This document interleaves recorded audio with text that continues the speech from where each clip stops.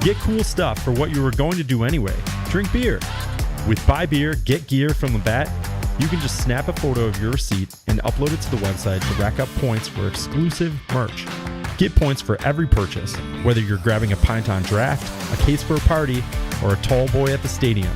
Any size, any product, anywhere you buy Labatt. Buy beer, get gear. Sign up now at rewards.labattusa.com.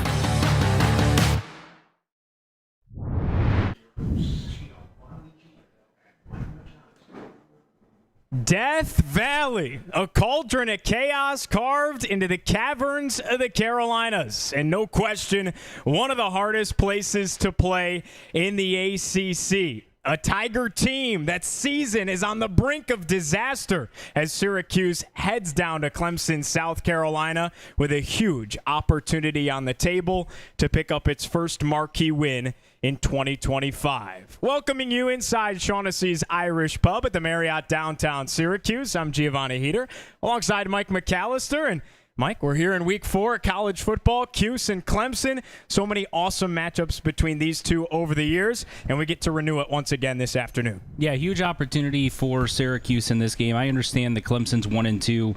I understand that they've fallen out of the rankings, but it's still Clemson. It's still a team that was supposed to be a national championship contender going into the year. They still have a ton of NFL players on their team.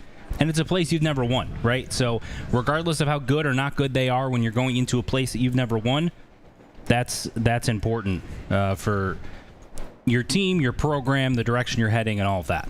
Again, it's the 2025 RomanoCars.com pregame show, presented all season long by IBEW, Local 43, and Shaughnessy's Irish Pub, our host today and for every home game.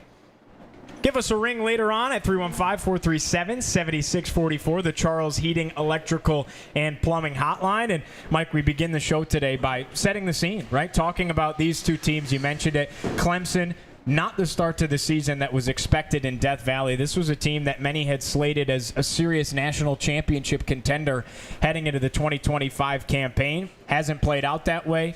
A season-opening loss at home in Clemson against LSU. They're now ranked in the top 3 in the country. So the Tigers are a great program, no question. Things were sticky against Troy in game number 2 for the Tigers. They trailed by 2 possessions at the halftime break at home in their own building. Were able to get things together and get things moving offensively in the second half and take down the Trojans. But then last week, they head down to Atlanta. Huge game that everyone had circled on the slate, Clemson and Georgia Tech. The Yellow Jackets assert themselves as serious ACC contenders, and the Tigers drop to 1-2. I don't think many saw that coming. They didn't, but at the same time, you lost to a top 5 team in the country, as you mentioned. You lost to a team that's now ranked inside the top 20. And I think that the thing that should give people the most pause isn't those 2 losses necessarily. It's the fact that you had Troy in your building right after losing a tough game where you didn't play your best and thought you let an opportunity to get a big early season victory slip through your fingers. You would think that in that game you'd be extra motivated to come out and make a statement. And instead of making one by beating a team like Troy, 56-10 or something like that, as you said, they were losing at home at the half, and that's not something I think anyone expected. And it was, I think, the first real red flag that maybe this team isn't quite what everyone thought they were going to be coming into the season. But even with that, they had an opportunity to go down to Atlanta and right some wrongs, get an important road win, and start yourself off on the right footing in conference play, and they weren't able to do that. So now they're behind the 8 ball inside the ACC. They're behind the 8 ball nationally. And, it's kind of the second or third year in a row where things have kind of gone that way for Clemson. And so if it continues to slip, you kind of have to wonder, where is this thing headed? Giovanni Heater with you alongside Mike McAllister. We're hanging out here at Shaughnessy's Irish Pub all day long. We're quite literally making an afternoon of it. We got our morning pregame show here. We're taking you all the way up to kickoff at high noon down in Clemson between Syracuse and the Tigers. And then we're going to have our Labatt watch party right here on Cuse Sports Talk. So be sure to check that out online or come on down to Shaughnessy's Irish Pub, grab some drinks, have some food, hang out with us, watch Cuse and Clemson, and then we'll have you covered post-game with our post-game show as well immediately following the action. So we're making a whole day of it. And, week one here, we had a jam-packed crowd. I anticipate another great showing here as the afternoon gets rolling, Mike. I hope so. I mean, it should be a game that Syracuse fans are excited about. Like we mentioned, a huge opportunity anytime you're playing a name brand like Clemson. It's big. It's important. I think Syracuse fans should be excited. You got the nation's leading passer for the second year in a row. Yes. I mean, why not be excited? Go support your team and, kind of see how it all plays out. All right, so we talked about Clemson a little bit to set the table. Let's talk about the Cuse and catch everybody up to speed if you haven't been tapped in the last couple of weeks. This is a Syracuse team that came into this season, and the dialogue, the narrative was, this is an incredibly difficult schedule for the Orange. And I think one of the nice things about that is that's in the preseason. This schedule maybe has eased up just ever so slightly. We knew Georgia Tech was going to be tough. Maybe Miami's a little bit tougher than we had originally anticipated, but then Clemson's falling off a little bit. And so you kind of pick and choose where the difficult games are on the Cuse schedule. Nevertheless, the Orange come into this thing at 2-1. Put up a decent fight down in Atlanta in the opener against Tennessee. Learned a lot about themselves. Have been banged up the last 2 weeks and have found ways to win. Last week, pretty comfortably against Colgate, and then the come-from-behind overtime win over UConn in week 2. So what have you seen out of the Orange through 3 weeks to this point that you like, and maybe that still concerns you? Well, I came into the season saying, expecting Steve Angeli to be Kyle McCord and lead the nation in passing wasn't realistic or fair to him. And here we are 3 games into the season, and he's leading the nation in passing, and he's 2 total yards off of Kyle McCord's pace from last year. So I think that's a positive, even if we think that, he didn't look the best at stretches during that UConn game especially, but looked much sharper this past week. I think from an offensive standpoint, they've got a ton of receivers, really good, capable receivers. You can kind of rotate those guys in and out, keep them fresh, and they can play well. I'm still a little bit concerned about the running game. They weren't able to run it real well last week against Colgate without Yassine Willis in there. I think they need him. I think that's important. But, and then, you still got some concerns with the pass rush. But defensively, they've been able to, kind of get off the field at certain times. And that second half against UConn, they were really good at allowing Syracuse to kind of hang in there until the offense got things together for that comeback. But still some concerns there about run defense and pass rush, no question. So I think that we've learned this has more to do with Jeff Nixon than we had originally anticipated, the Syracuse offensive coordinator. Now, I get it's only 3 weeks, but to your point, Angeli leading the nation in passing, and he's done it where at times we've quite literally called for his job.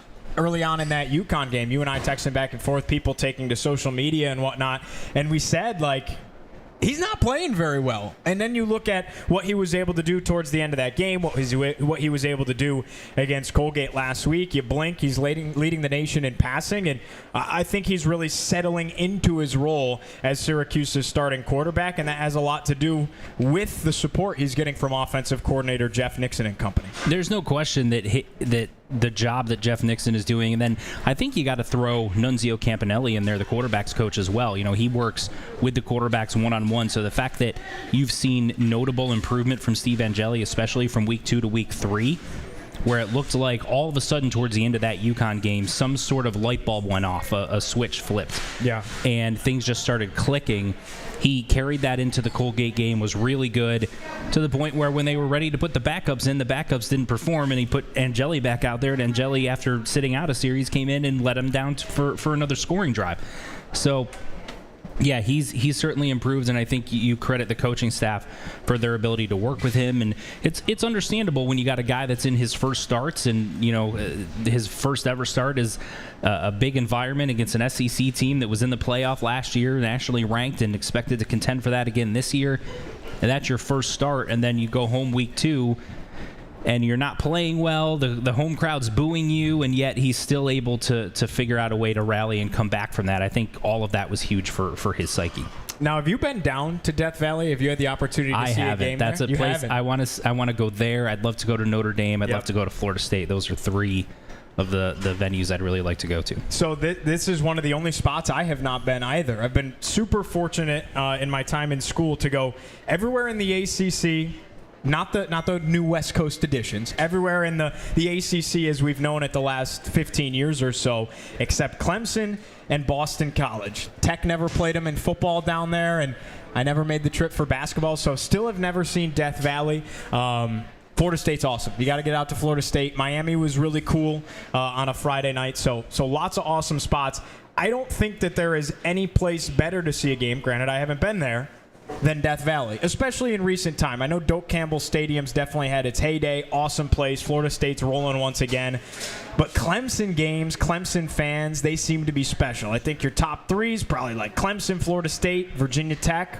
I said it. Great spot to see a game, but Clemson's different with the whole Howard's Rock, running down the hill, the balloons, the spectacle, driving the buses around, hostile environment, and Syracuse is no stranger to it.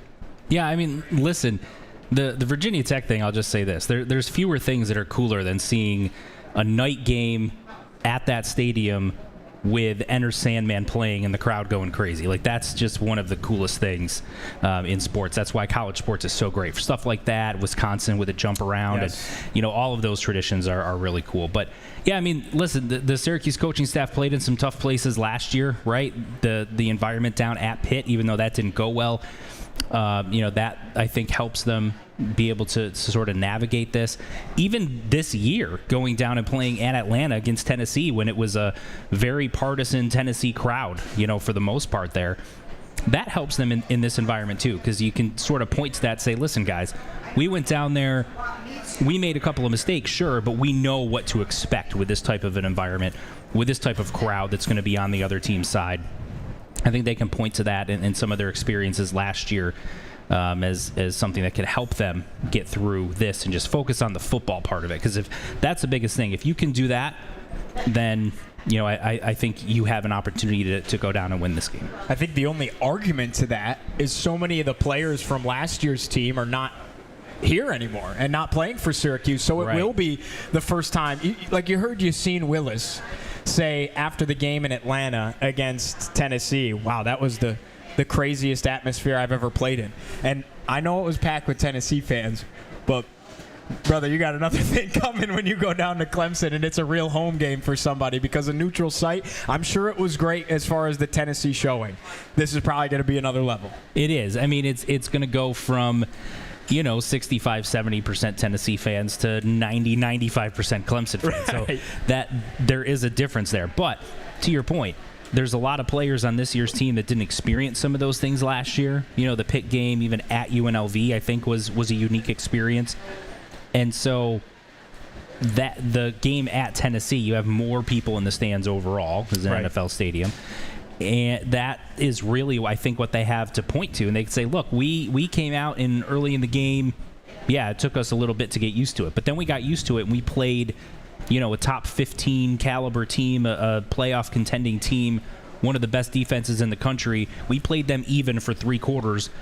And 2 of the scores that they had in that game, we handed to them by our own mistakes. Correct. And so if we can play good football, take care of the football, we can play with anybody. I don't care where it is. That should be the message from the coaching staff. And, worth noting as well, Fran Brown, obviously as a defensive backs coach, not a head coach, but he's seen everywhere there is to see in the Southeastern Conference. And they say it just means more there, so I guess we're going to have to believe him. With that, we'll take a short break here. We are live all day long at Shaughnessy's Irish Pub. Your Syracuse versus Clemson coverage all the way from 10 a.m. through postgame. Me and Mike got you covered. You're listening to Cuse Sports Talk and ESPN Syracuse.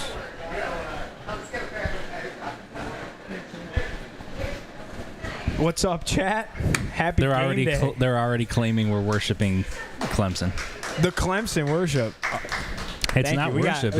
Mike, we got a great showing over here. That's my grandma. That's my Aunt Kathy. Look at friends, you, JD and Cindy. My parents are coming. We could have just hung out at my house. Right? Gio's got his own fan section here. Okay. Yeah. I'll send that right now, Jordan. What's a good email for you, Jordan?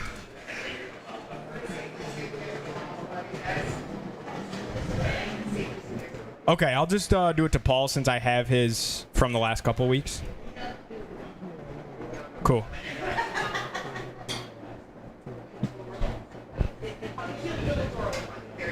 Yeah, it's exactly what's on Twitter. That's exactly what it is. Thank you, man. I meant to respond to your text. I'm sorry. I was setting up the decorations here.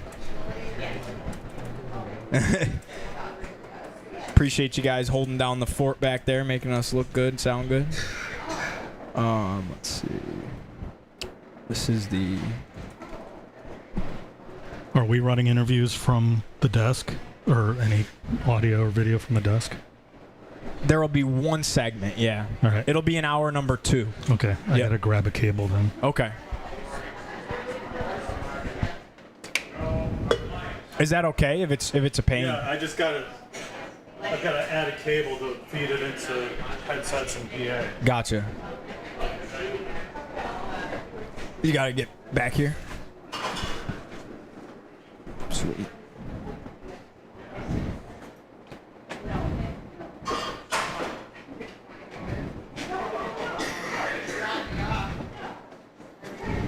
Syracuse.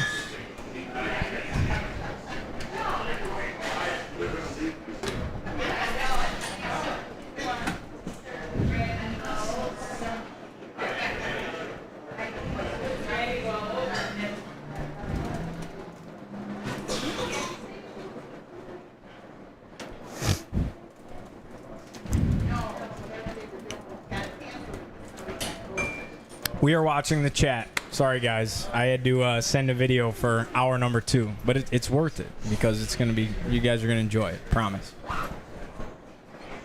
We will be watching the chat. You get to hear me complain about officials in real time. This is going to be glorious. Dude, the watch party is going to be a good time. That's what I'm saying. I'm excited for that. My question is it going to be on that? They're going to put it on that, I hope? Yeah, I assume so. Because they got a bunch of TVs around I'm here. sure that's exactly what's going to That's my hope. happen. Let's see. Take a look at my question Do you above. prefer an east or west, north-south running attack? North-south for me. Yeah, so I'll say this. In real life, north-south. In the video games, east-west. Look at that. Look at that. That's Is that from your old school? That's from the days in the basement. What'd you say, Jordan? I remember that. Oh, thanks, Jordan. That's beautiful. Appreciate that. Can I get 23, 12, and 4? This guy. Is that? That's a lot. Nah, just do his. That's fine. Just trying to be a pain. It's what I do. I know you would. Michael Antonio, I think Willis is at his best when he's going north-south. Nixon hasn't really been effective either way, and I don't know enough about the other backs, although my impression is that guys like Jaden Hart and a couple of the other guys are better east-west, but Willis, I think, is north-south. I think that's when he's at his best.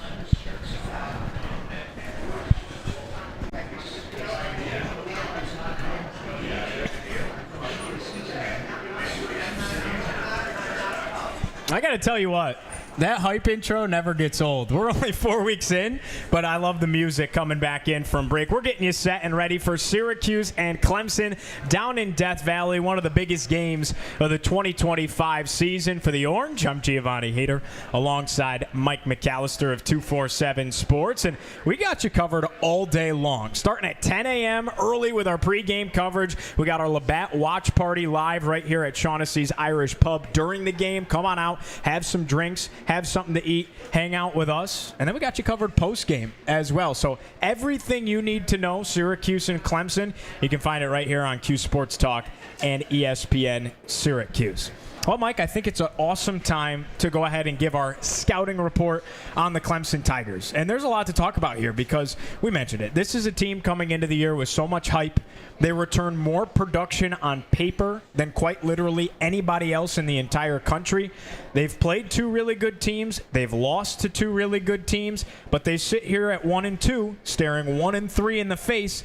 And this is a Tigers program that has not started a season 1-3 since 2004. They're quite simply on the brink of disaster, and they need to get it together today if you're a Tiger fan. They do. Now, looking at what they've been so far this season, it's really been the offense that's been an issue. I think they gave up 24 points against Georgia Tech, and they didn't give up very many against LSU. That was just a game, again, both of them were where the offense couldn't do enough. They've struggled running the football. They're averaging less than 4 yards a carry as a team, and that's not because Cade Klubnik has been sacked a bunch, and so that's taking away from some of those yards. He's only been sacked 3 times in 3 games. That's one of the positives is they've been able to keep him upright. But, 630 passing yards in 3 games is not great. Averaging less than 4 yards a carry is not great. That's been the issue. They've really struggled offensively. Now, they have a lot of talent on that side of the ball. They're getting some guys back this week, including a guy who is supposed to be their number 1 wide receiver. But defensively, they've been really good. I know they've struggled a little bit with the defensive line, but their defense is extremely talented. They have NFL caliber players at all 3 levels, and it's certainly going to be a challenge for Syracuse. Want to go ahead and break down some of the numbers for everybody to give you a bigger picture on just quite how dire this offense has been for Clemson so far in 2025. And honestly, Mike, I agreed with you on so many fronts that their defense has been good. And I know they played 2 really, really solid teams in LSU and Georgia Tech. But their defensive numbers would argue that they are not stacking up very well, even on the defensive side of the football. Now, Syracuse is still going to have its hands full personnel-wise, don't get me wrong. But here are some numbers to throw at you. First on the offensive side for Clemson, 108th in the country in first downs. 110th in total offense, 111th in scoring offense, 62nd in passing yards per completion, so they're not getting the ball downfield very well. 102nd in red zone offense. They're 15 of 37 on third down. That's good for 74th in the country.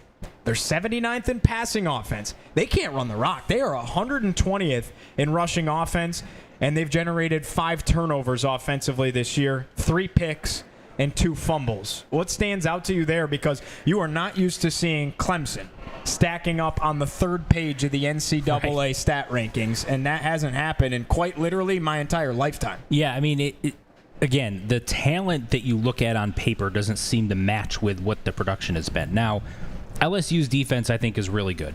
And they're going to do that to a lot of people all season. Might be the best in the country. Yeah, it's certainly in that discussion, right? Now, Georgia Tech, I think part of the reason they're so dangerous is because Haynes King is just a phenomenal quarterback. They've got some good players on the offensive side of the ball.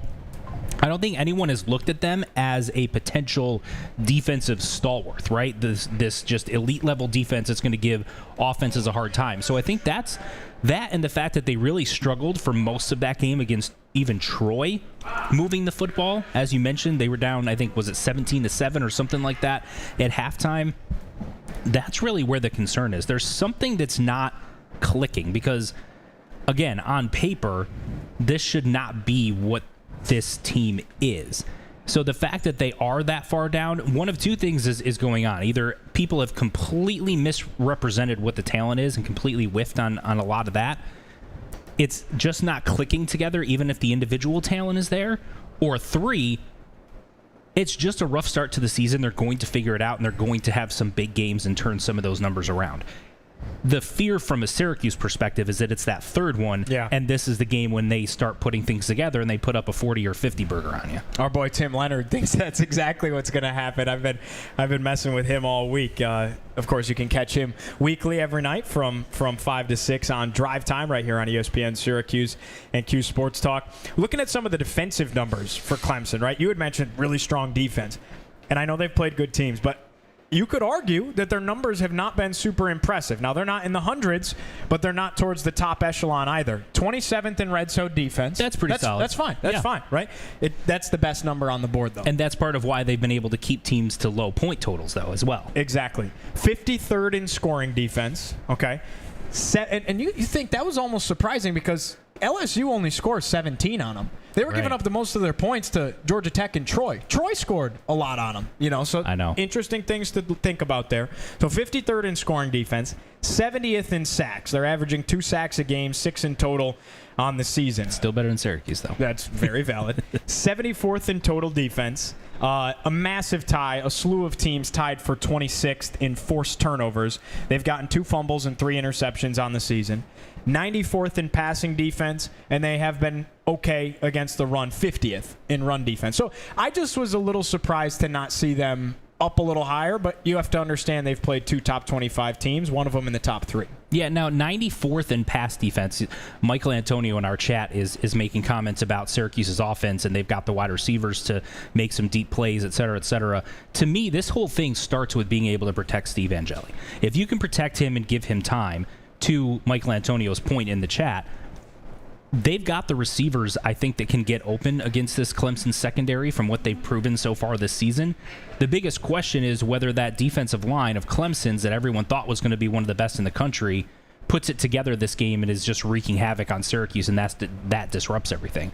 But otherwise, if you've got Yassine Willis back, and you can protect Steve Angeli, I do think there's going to be opportunities for this offense to make some plays. Yeah, I couldn't agree with you more. Syracuse and Clemson, it's coming up, noon kickoff, down in Death Valley. Place is going to be absolutely rocking. And this is a Clemson team that really has its backs firmly against the wall. Can you believe that Syracuse is playing Clemson and they're not ranked? It happened once. It was in 2021 in the Dome. Remember, it was sort of a down year for the Tigers. They were still towards the top of the conference, but Pitt and Wake ended up duking it out for the ACC championship. That was a weird year. Weird year coming off the heels of COVID. You kind of took everything with a grain of salt in a way. But other than that, when Syracuse and Clemson play, Clemson's one of the premier programs in the country. So pretty bizarre knowing what they came in ranked in the preseason and seeing them fall out of the top 25.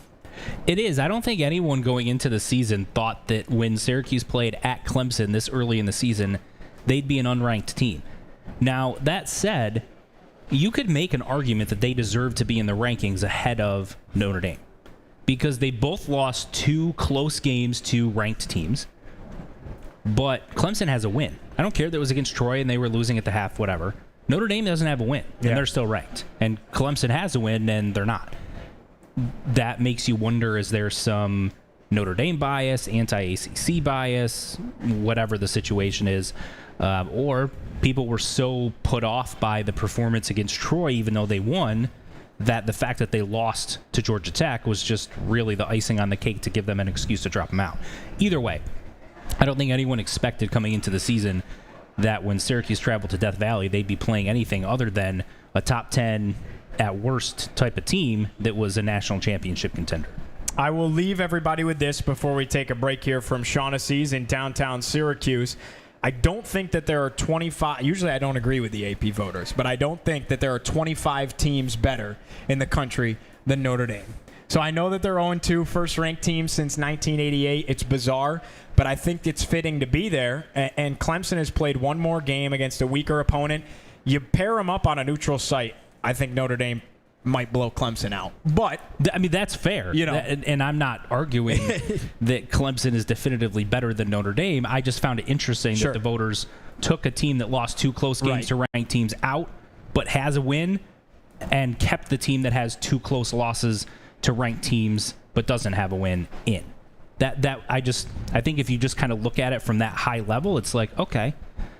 But again, to your point, I think if they played on a neutral field, Notre Dame would be favored. Mike and I could sit here and talk matchups and numbers in college football for the entire day, which is exactly what we're going to do. But we do have to take a break here. Syracuse and Clemson coming up at noon. We got you covered all day long from Shaughnessy's Irish Pub. This is Cuse Sports Talk and ESPN Syracuse. Sweet. Oh, my goodness. You guys got quite the crew. Yeah. Did you get a chance to eat? I ate something before I came. Yeah. I'll probably eat something once the game starts. I am good, thank you, though. Thank you, JD. Better cameraman around the corner. Sam, are you hungry? Couldn't eat if I wanted to. Oh, he's tied up.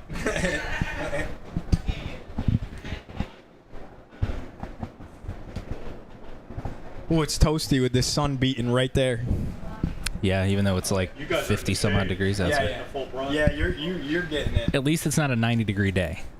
I had to make a. It's done now. I had to make a gaffer tape lens hood because the sun was right on. Oh, yeah. really? I was looking at that. I was like, did it break? It's gaff tape. There you go. See all these tricks of the trade. Yeah. Chat is buzzing today. Right. Especially for there only being. Does that say there's only 5 viewers? I'm getting the legitimate impression that Michael Antonio thinks Syracuse is going to win today. Like, Valid. and not just win, but like control the game and win. I actually haven't. I still like couldn't make a decision last night when I was putting my final notes together. So I still haven't made a prediction. It's going to be a vibes play right at kick, basically. I really haven't either, but total eclipse of the 80s. Family weekend here. Crowd will be huge. Crowd will be huge at Clemson or here at Shaughnessy's. I think he means at Clemson. We got to keep tabs on the YouTube chat too. We got people in the YouTube Oh, chat. I'm not Yes, even on we there. we will take we will be checking out both chats. Promise. Appreciate you, Noah and DMG checking in. We got viewership from Ontario. Our friends from up north international, are baby. locked in. We're international, We are international. worldwide, prestige That's right. worldwide. That's right. You ever seen that movie? Of course. Yeah. Step Brothers. Yeah. Great flick. Elite. Gio's hair doesn't move. He's not quite Mel You know Kiper what? Jr. but That we gotta give a shout out for that. That's a Big City Barber Shop. My good friend from high school, quite literally business owner, he's 22 and he owns both locations of that shop and he cuts hair, and he's been cutting my hair for so long. I would specifically wait when I was down at school, let it get extra long so that I could come home and get it cut by him. So that's Cooper Guido of Big City, and he gets me right. So shameless plug for Coop. What's up, Noah?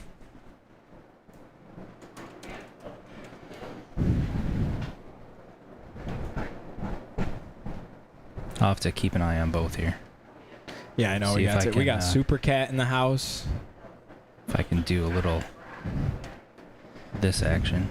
Super Cat, Jen. There's a handful of people that are here every show. They don't miss a show. Like, I'm talking Orange Jen doesn't Nation, miss anything. I'll Orange tell you that. Nation, Drive Time, Pregame. Jen is a diehard.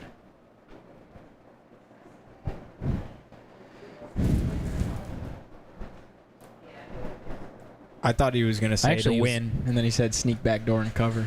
Sneak back to Actually met Jen once. We got Fort Lauderdale in the house on YouTube. Shout out Chris from Fort Lauderdale. I was in Fort Lauderdale last year when Tech played Miami.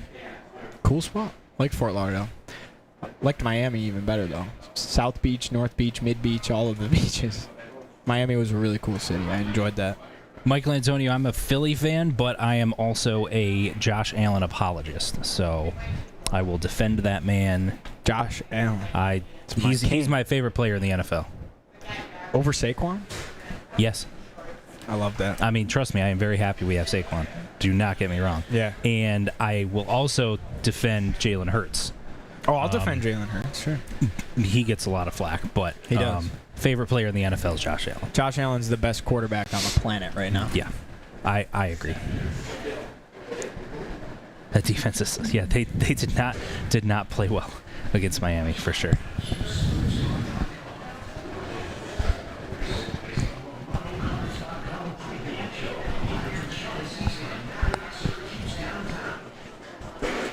Hey hanging out and having fun on a Syracuse football game day. The Orange and the Tigers, Syracuse and Clemson, going at it at high noon down in Death Valley. One of the biggest games on the slate, a stacked slate for Syracuse football in 2025. And we're here at Shaughnessy's Irish Pub getting you set and ready for kickoff all day long. Giovanni Heater alongside Mike McAllister at 247 Sports. And Mike, it's time for our keys to the game, brought to you by none other than Drivers Village. For keys to your game, shop today in Cicero or at dvoffers.com. Cuse and Clemson, big-time ACC clash, and something's got to give in this situation, right? Clemson backs against the wall, haven't been 1-3 since 2004. Syracuse on the other side trying to make a statement, assert themselves as maybe even possibly contenders in the ACC. That's the opportunity that's on the table here when you go play in Death Valley, especially with the ACC feeling pretty wide open. I mean, you may have your top three, but you could squeeze your way into that conversation if you win games like this. So feels like something has to give. The one thing I'll say, and it'll bring us into our keys to the game dialogue here, the pressure's on Clemson. The pressure is 100%. not on Syracuse in this game. The Orange are, in a way, playing with house money. And I think Fran would hate hearing that, and I think that the team does not feel that way, as they shouldn't. But from a fan base standpoint, from a media standpoint, from a journalistic standpoint, all of the pressure is on Clemson in this situation. They have to win this game. Yeah. And Syracuse would love to, but at the end of the day, you still got to sell out against Duke in the Dome next week regardless. Yeah, you know, the interesting thing is there's already been some chatter about Dabo Swinney and his job. Mm-hmm. And he had to answer a question about that this week. And, you know, kind of went through the resume like, hey, we've had, 7 of the last 10 years we've won the league or whatever it is. And, kind of going through we've been in the playoff this many times and we've won this many national championships, and was kind of like, I guess if that's not good enough for you. But there's always the what have you done for me lately type of situation, right? I mean, because you could make the argument when you look at the end of the Dino Babers tenure and say, well, they just went to back-to-back bowl games for the first time in how many years, and they had that 10-win season for the first. I mean, you can make your resume sound almost any way you want. Now, granted, Swinney's resume is impressive when you look at it overall. But there's no question that the program, in terms of where it stands nationally, has taken a little bit of a step back the last few years. So if you now take that background, that last year they kind of snuck into the playoff in kind of a backwards way, and then, kind of the year before was a little bit of a down year, and then you start this year 1-3, I mean, he's going to have more questions about that. It's just going to keep growing louder and louder. And it's something that you wonder how much of an impact that has on the team. They're going to respond one of two ways. It's either going to make them play tight, or they're going to come out and play with their, like their hair is on fire because they're ready to go out and prove all of these commentators wrong. I think that Clemson has one of the best head coaches in the entire country, and Dabo Swinney, and his resume provides that. But the dialogue has been, okay, he doesn't put an emphasis on the portal. Remember 2 years back, he didn't have any portal additions. Right now, he's started to accept adding players out of the portal and things like that, and get with the times a little bit. But you can't diminish the accomplishments that he's had. Walking you through it a little bit, 8 conference championships. This is all in like the last 11 years. 8 conference championships, 2 national championships. I mean, they are one of those top-tier programs. They've fallen off ever so slightly, but his resume is pretty unmatched, especially when you think about who's left in college football right now. Who can match that with Nick Saban not there anymore and things like that? Dabo's pretty at the top. Yeah, I mean, maybe Ryan Day, now that they just won a natty, could They won one. But they won one. And they didn't win the Big Ten in doing it. Right. I mean, that's the thing, is Clemson has been consistently at the top of the ACC. And, with expanded playoffs, if you had expanded playoffs for longer, then perhaps those 7 out of 10 in the playoffs would be a little bit larger, right? Because they've had some teams that were, maybe ACC championship caliber, but didn't quite make the playoffs. So they could be 8 or 9 out of 10, if that were the case. But to counter that, they're not in the playoff last year if it hadn't been expanded. So there's that part of it too. But, yeah, I mean, overall, his resume is fantastic. I think part of the issue where Clemson has taken a step back is previously being unwilling to embrace the transfer portal. Yeah. Because I think that has left them with some holes on the roster that they hadn't anticipated and, weren't able to fill with just, throwing in the next 4 or 5-star guy. So that's part of it as well. We'll see how it goes today, but overall, it certainly would be hard to fire a guy just based on his resume overall. But if Clemson is expecting to be national championship contenders every single year and they start 1-3 after what they've been the last couple of years, I certainly understand why that chatter would become a little bit louder. All right, let's start with our keys to the game. And I think to get us going, my biggest key to the game, no question about it, is both teams, particularly Syracuse, but both teams need to get off to a fast start, because both of these teams have started games incredibly slow so far this season. You look at Clemson. Klubnik has 0 first-half passing touchdowns this year. Cade Klubnik has averaged just 6.8 yards per completion in the first quarter this season. That's 5th worst amongst power conference quarterbacks. Cade Klubnik has averaged just 4.1 yards per attempt in the first quarter this season. That's 3rd worst amongst power conference quarterbacks. And then on the other side, when you look at Syracuse, sputtered out of the gate against Tennessee and essentially gifted them 17 points and dug a hole right off the bat before you really got playing. And then in the following game against UConn, really didn't arrive until midway through the 4th quarter, it felt like, in that game. So can't do that again. Whoever gets off to a hot start in this game, whoever can get the scoring going, I know both teams have showed resilience and ability to fight from behind, but I think it's going to be the crucial difference maker, whoever gets off to the strongest start this afternoon in Death Valley. Yeah, and Syracuse did start fast last week. Now, I know it was Colgate, but they didn't start fast last year against Holy Cross, and that was a game longer than it should have been. And last year's team was really good, but they had that issue all of last year where they could not start fast. And it seemed like as the game went along, they got into more rhythm and then were able to take, control of games. But this is not a place where you can afford to start slow. Now, the counter to that is, what if Clemson also starts slow and you end up middle of the first quarter and it's 3-0? Yeah. I mean, that's better than the alternative of being down 24-3 at that point, no right? Question. So there's a little, give and take there, but certainly you want to try to keep some of those trends that you just mentioned with Clemson in the first halves and the first quarters. You want to keep some of those consistent.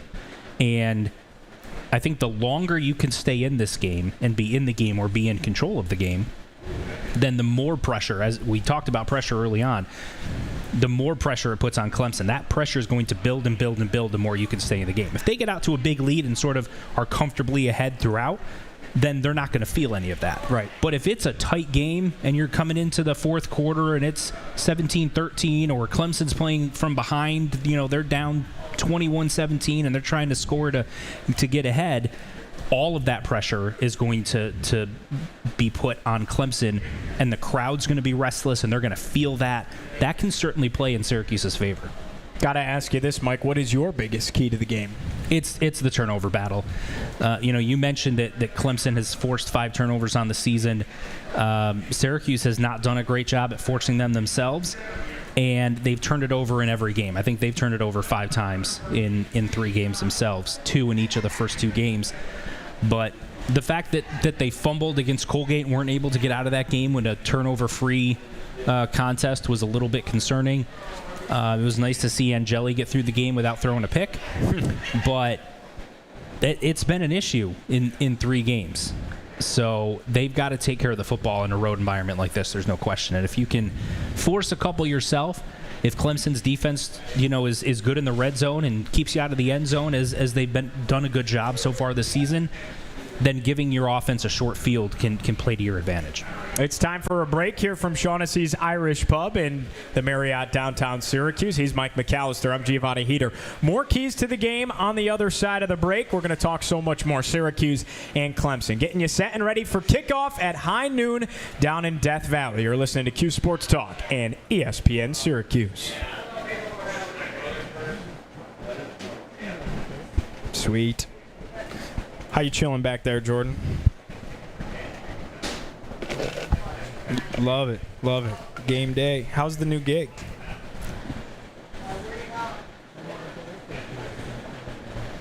Paperwork. Yeah. Yeah.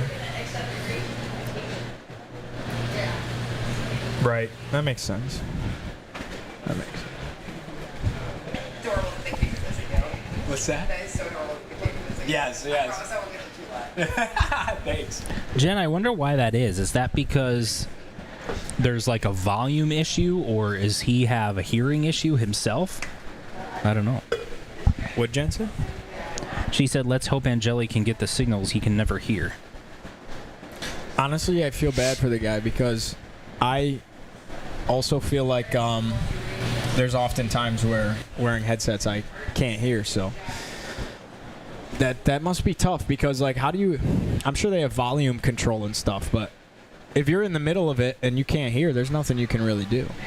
Yeah, you just got to go out there and call a play yourself. Like, all right, I guess I'm the offense coordinator right now. Right. Just don't screw it up like Chris Sims used to do in those Right. viral clips with him and John Gruden. You really need a guy that's a future coach. Yeah. You know? That's, Yeah.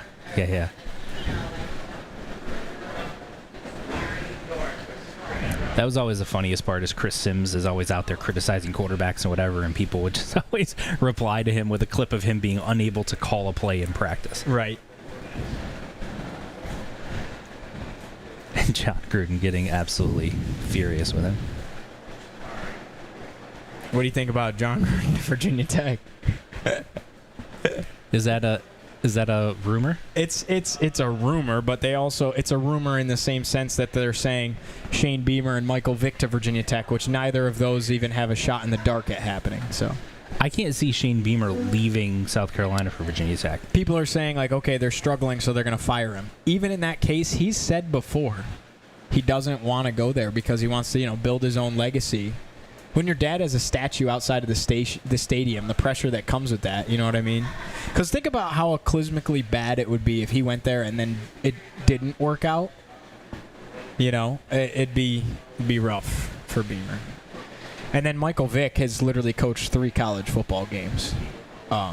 So I know there's no, as cool as that would be from like a media standpoint, I think football-wise, it could be a disaster. And they just hired a first-time head coach that far from succeeded. So they need to go get a guy with some serious proven coaching chops. And hire a general manager so he doesn't even have to worry, just serious coaching chops. That's my Virginia Tech rant for the day. Sorry, chat. I'm sure everybody was thrilled with that.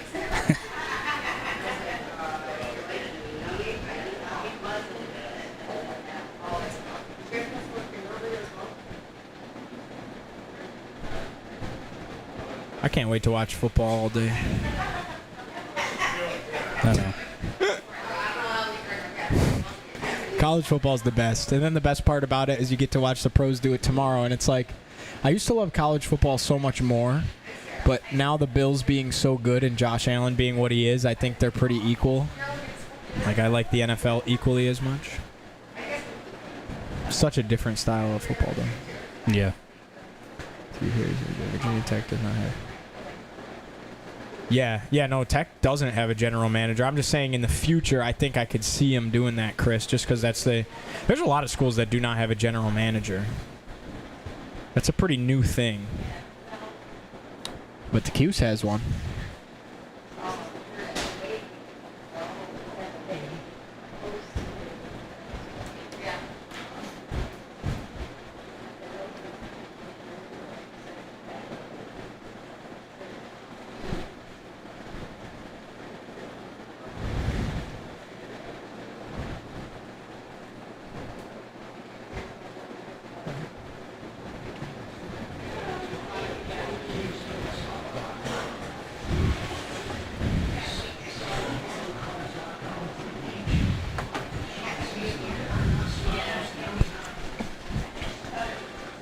Syracuse and Clemson from Death Valley coming up at noon. Giovanni Heater alongside Mike McAllister with you, getting set up for kickoff. And we got you covered all day long downtown at Shaughnessy's Irish Pub. Pre-game coverage began at 10. We'll take you all the way through kick.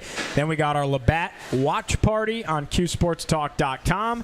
Flip back over to the radio or stay on QSportsTalk.com, and we'll talk to you post-game as well and break everything down between the Tigers and the Orange. Huge opportunity on the table for Syracuse to go down to Death Valley and win a game that really they've never won before. Going to Clemson, taking care of business, it's never happened. You had the 2017 magical game in the Dome.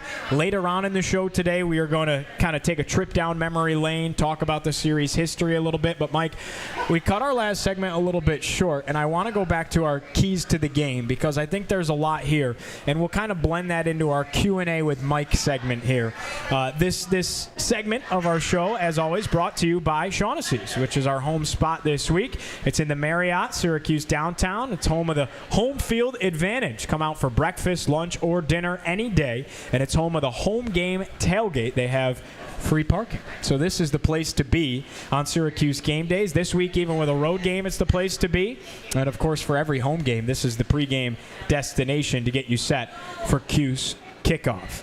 All right, Mike, I got to ask you this. Syracuse and Clemson, if the Orange are to go down there and get this done today and come away with a win against the Tigers, what is the biggest reason that Syracuse is able to make that happen?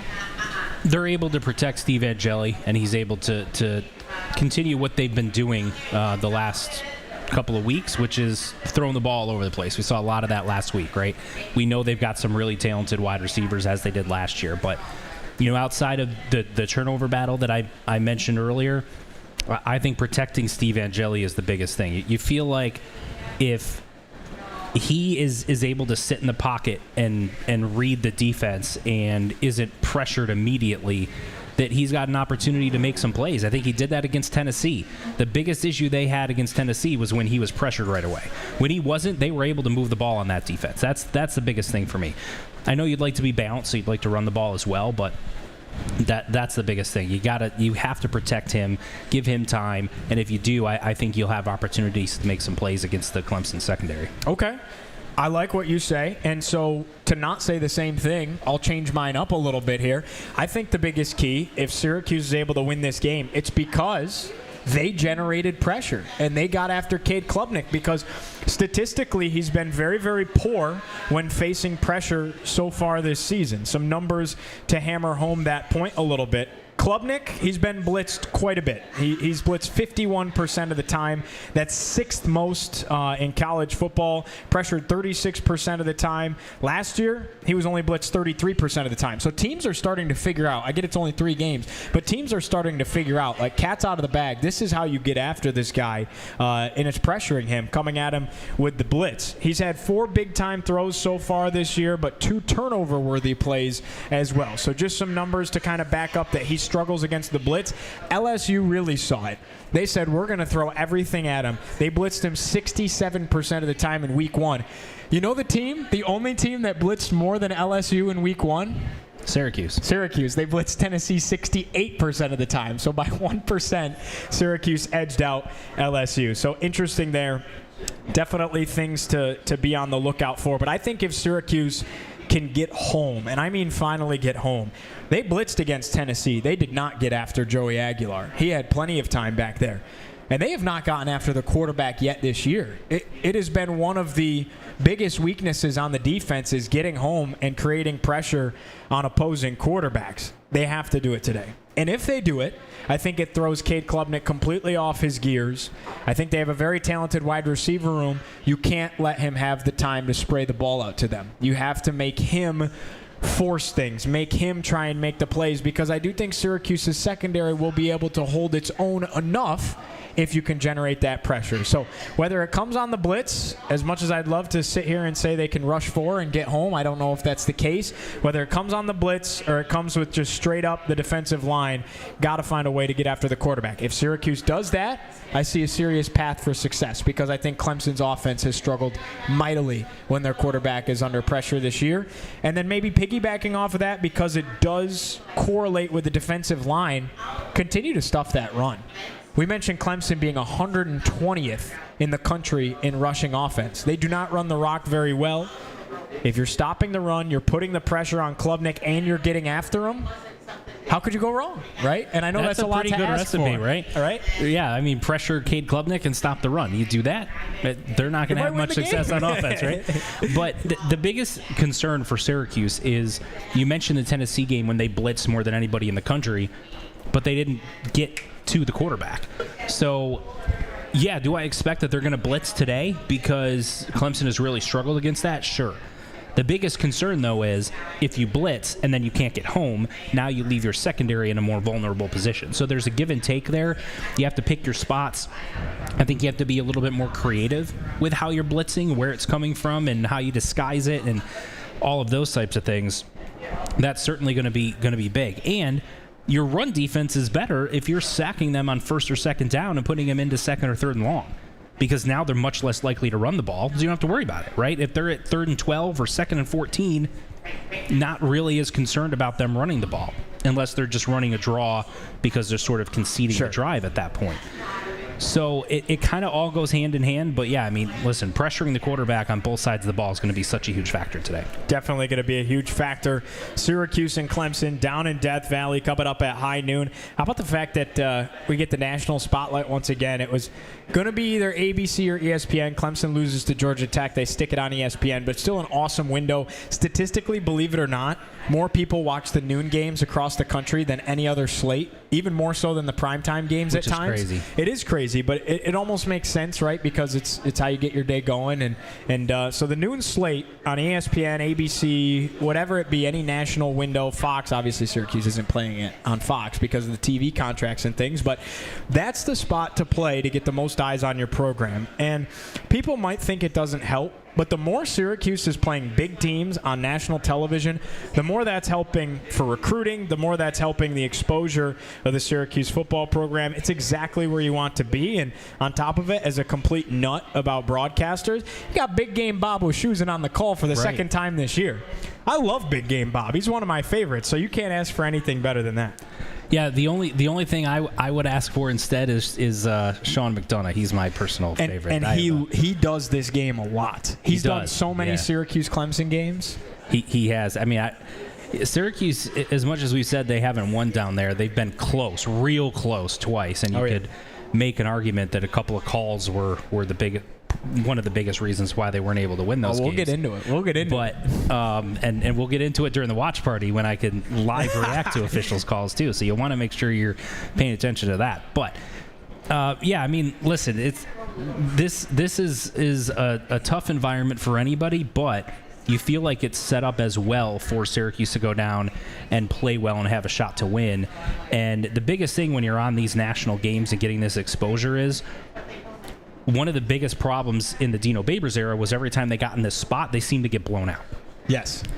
Whereas you played pretty tough against Tennessee for most of that game. I think anyone who actually watched it didn't feel like a blowout. Right. If you come in this one, again, you want to win, you don't want to lose, etc. But if you lose a close game, but you're playing tough with Clemson when they're trying to get things turned around and they're kind of in a desperate state, and you go down and play well, I still think, to your point, that's good exposure for the program and for recruiting and all of that. We have to take a break here. Syracuse and Clemson. We got an hour left of our pregame coverage before we kick off our Labatt watch party here from Shaughnessy's Irish Pub. We got you covered all day long. Pregame, during the game, postgame. This is the spot to find it. He's Mike McAllister. I'm Giovanni Heater. We'll step aside and come right back. You're listening to Cuse Sports Talk and ESPN Syracuse.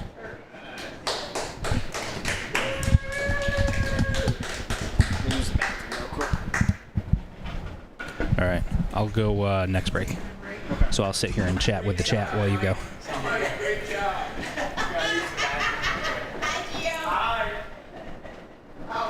Gio's got his own fan section here, so. Now they're saying they love me, so we got a dual fan section here. Yeah, Chris, I didn't watch the Oklahoma State-Tulsa game last night, but I did watch Iowa at Rutgers for whatever reason. Maybe I'm a degenerate with college football, I guess, but I watched that game.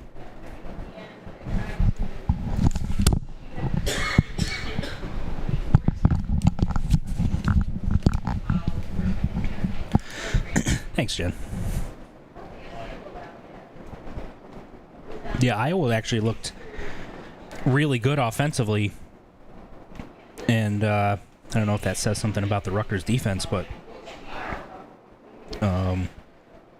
just kind of looking at Rutgers' schedule, they kind of needed that game to feel like they were going to be in a good spot to make a bowl game. But you know, they opened the season with Ohio, Miami, Ohio, and Norfolk State. So again, Shiana with a riveting non-conference schedule, as he usually does. He just tries to get 4 easy wins on the schedule so that they can only need to go 2-6 in conference to get to a bowl game. Problem is, their next 2 games are on the road. They've got at Minnesota, at Washington. Washington's better than what people thought. Then they've got Oregon at home. Oregon's much better than what Rutgers is. Then they go play at Purdue. Like that's a game that Rutgers could legitimately win. But then at Illinois, they get Maryland at home. Maryland is 3-0. They haven't played anybody yet, though. They play Wisconsin today. We'll learn a little bit more about them. But then they play at number 1 Ohio State and then at home for number 2 Penn State.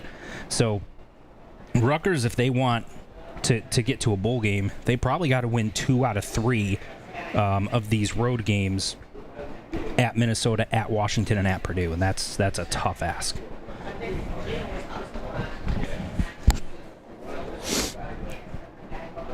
I haven't looked at Penn State's schedule.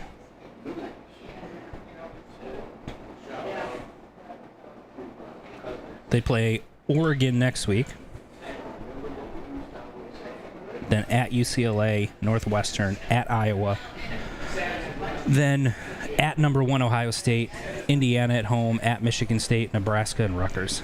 So they've really got 2 games. Because I don't think Indiana's that great. So they've got Oregon at home. That's a massive game. And then at Ohio State. But if you take care of business against everyone else, even if you lose at Ohio State, you're still in a good spot.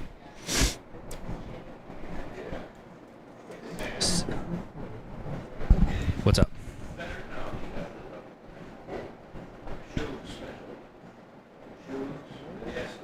He ran to the restroom. He'll be right back.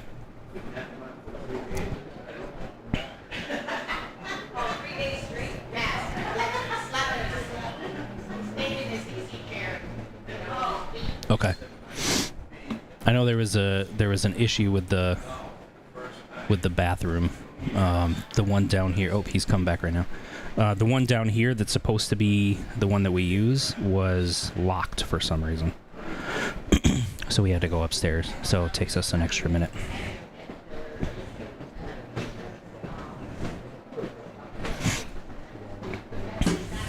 I know, I gotta go extend my parking after this break. Oh, okay.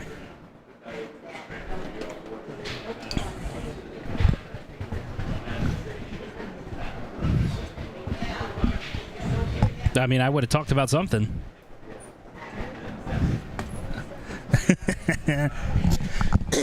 You're on in 4. How much time do we have, Jordan?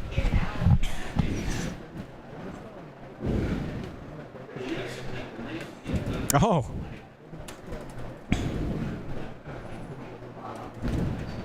Oh, nice. Well, thank you, bro. I appreciate that. Yeah, I thought I had 4.5 minutes. My bad.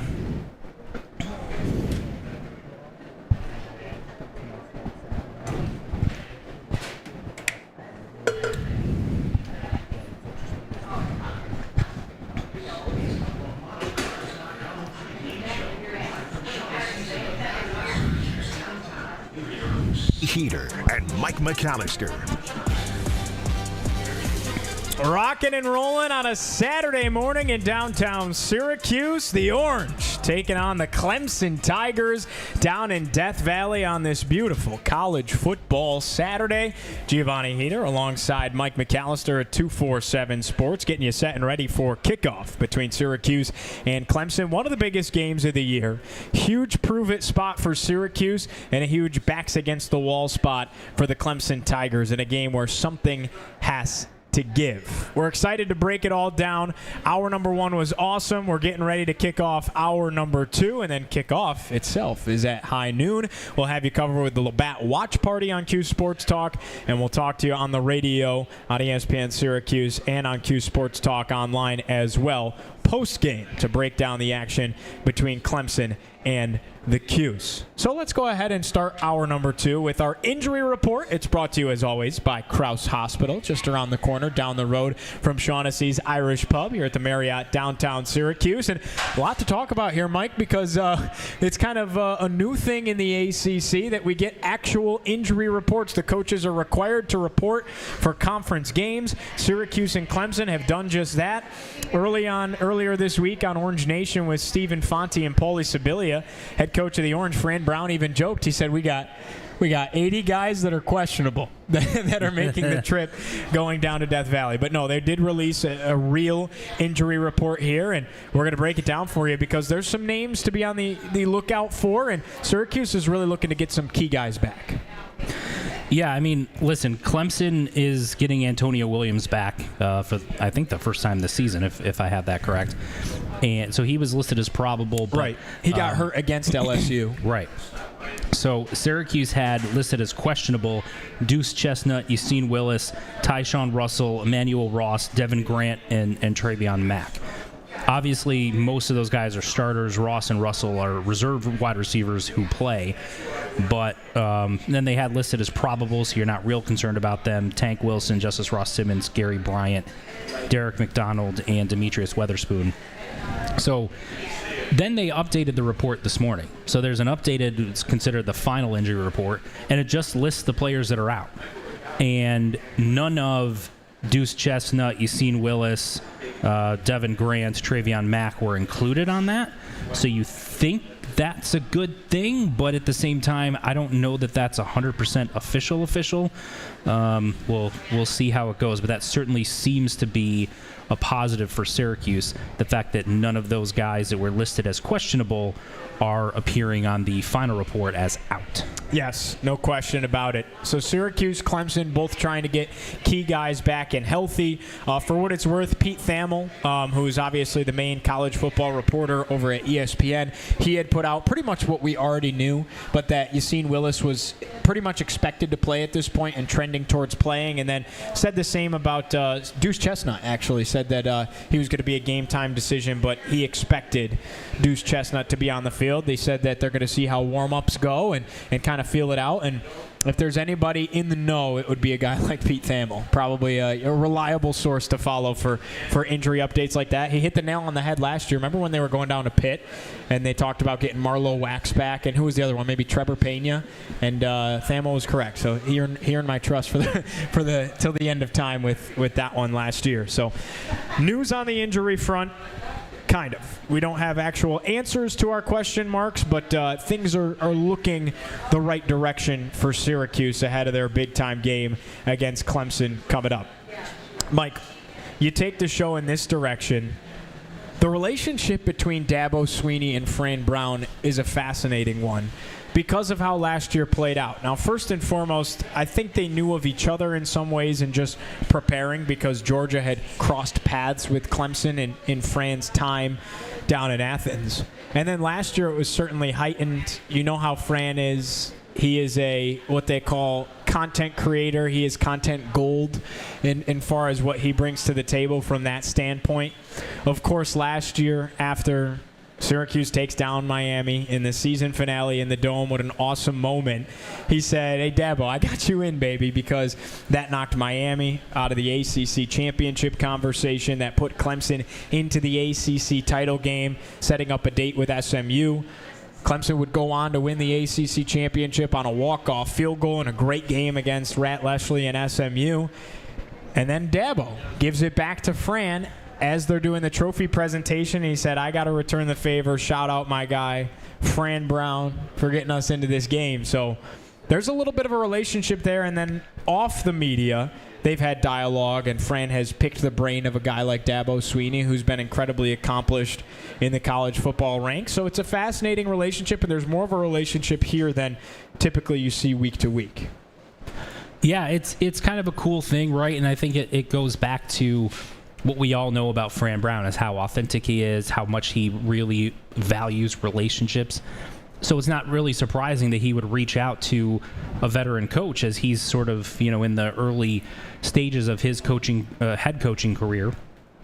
And so he reaches out to someone that he knows has had a ton of success to pick their brain and get some ideas and bounce some ideas off of. And the fact that Dabo is willing to take that call and have those discussions with someone that's in his conference that he's competing with every single year, I think that says a lot about both parties. But I think Dabo certainly feels a certain type of way that Syracuse was able to help them out last year, and maybe he should return the favor and throw the game today. What do you think about that? There we go.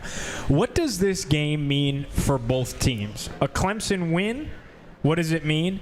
And a Syracuse win, what does it mean? Let's start with Clemson here, because I think a Clemson win, it depends on the fashion they do it, first and foremost. But if their offense all of a sudden goes out there and has that fire that we expected going into the season, and they light Syracuse up for 40, 50 points, you're probably looking at Clemson saying, okay, this is the Clemson we expected. They've woken up. And now the road ahead is difficult, but they're still in that conversation for going to the ACC championship. And at that point, with a 12-team playoff, who knows? Maybe we're still not talking about them as national championship contenders, especially not after one game, 1 week against Syracuse. But they could reinsert themselves back into the conversation with an impressive win today. They could. Now, I think, to your point, it really does depend on how it looks. If they win a game 21-17, for example, then I think you're going to home. Yeah, it keeps them on pace for still being in the mix for the ACC championship game, and therefore earning an auto bid into the playoff. But it doesn't do much in terms of what the national narrative is around this team and the issues that it has. If you win a game 45-17, then it could make some people think, well, maybe some of the issues were related to injuries and missing a couple of guys, and now that those guys are back, then we're good to go, right? So it could correct some of those narratives. Now, part of the problem from a Clemson standpoint is that this is Syracuse, and there aren't a lot of people from a national perspective that have respect for what Syracuse football is this year, meaning a blowout win over a Syracuse team that really struggled with a UConn team that lost to an FCS team, if you can follow all those steps there, right? Then I don't think that moves the needle all that much. If you had beaten the Kyle McCord team from last year that was nationally ranked and had the, all of those things, all those players that people recognized, I think that would have had more of an impact. This year, even in a blowout, there's still going to be some questions, but it sort of keeps them on track, right? For Syracuse, I think a win like this is a statement. I think a win like this, I don't care that it drops Clemson to 1-3. I don't care that they're out of the rankings, all of that. It's still Clemson. It would still be the first time that you won a game at Clemson, and it gets you to 3-1, yes, 1-0 in the conference. And I think you're sort of sending a statement that, guys, we won 10 games last year for a reason, and we're not just a pushover just because Kyle McCord and Jackson Meeks and Fidel Diggs and LaQuinn Allen and all those guys are gone. We're still good. You still need to take us seriously.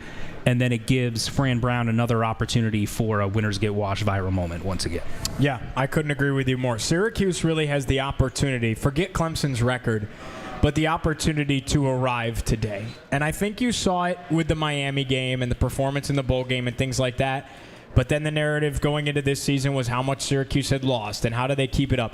If Syracuse wins this game today at Clemson, they've arrived. And it's almost like, wouldn't you rather arrive towards the beginning of the season rather than like you arrived the last game of the regular season last year? Nobody was paying deep attention. They weren't ranked until they won that game against Miami last year. Like, I'm not saying Syracuse is going to be ranked, maybe receiving some votes because Clemson's not even ranked, but it sets things up the whole rest of the season to be really interesting. Duke the next week. Of course, Georgia Tech when you go down to Atlanta later in the year. When you go to Miami. When you go to Notre Dame. You're looking at opportunities for top 25 tilts here if Syracuse continues to win and have this upward trajectory. And you have the opportunity to make a statement and put yourself in that conversation and into the upper echelon of the ACC if you can go win a big game today. So there's a lot on the line. The pressure's certainly on the side of Clemson like we talked about, but a huge opportunity for Syracuse. And nevertheless, it's time for a short break here. We're live at Shaughnessy's Irish Pub. Come join us all day long. Pre-game coverage rolls on after this for Syracuse and Clemson. Catch us all day on Cuse Sports Talk and ESPN Syracuse. John. I gotta go change my parking. All right, go change it. Oh, you gotta go to the bathroom. No, you're fine. No, go do sure? it. Yeah. Okay. I'm trying to figure out how to do mine from the app, and it's like not letting me add to it. I don't know if I have to wait till it hits 0.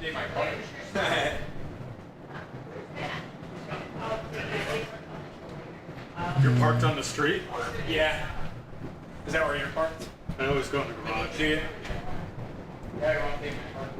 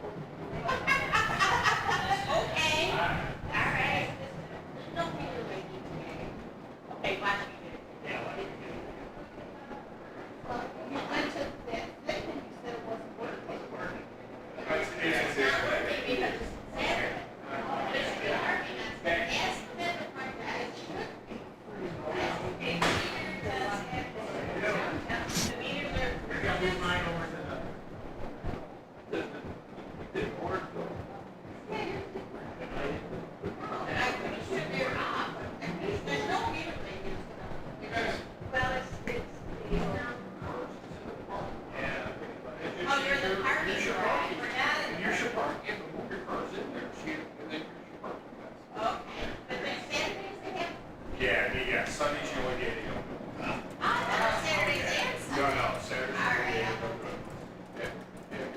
You got two take both those?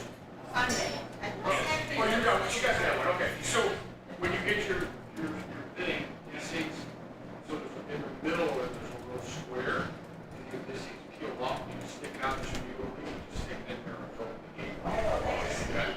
Yeah, so it's just, if you watch Bring Your Thing back in, I'll put it up. Yeah, just bring your ticket. What do you guys put that? Bring your ticket back in, and I can put that up. Okay. Yeah, shoot your part. Yes. If all goes according to plan, I should be sufficiently blackout drunk by 2 p.m.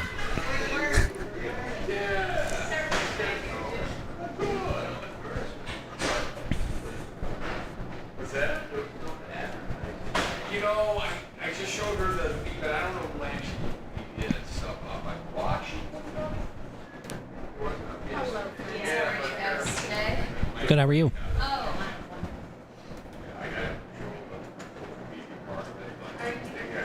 Can you think it's worth it to bring the table in? Yes. I run shots, but she'll know. I think my wife is in the chat. I run shots. I don't know how big it is. Go off my son. 45 minutes to kick off. So I have had a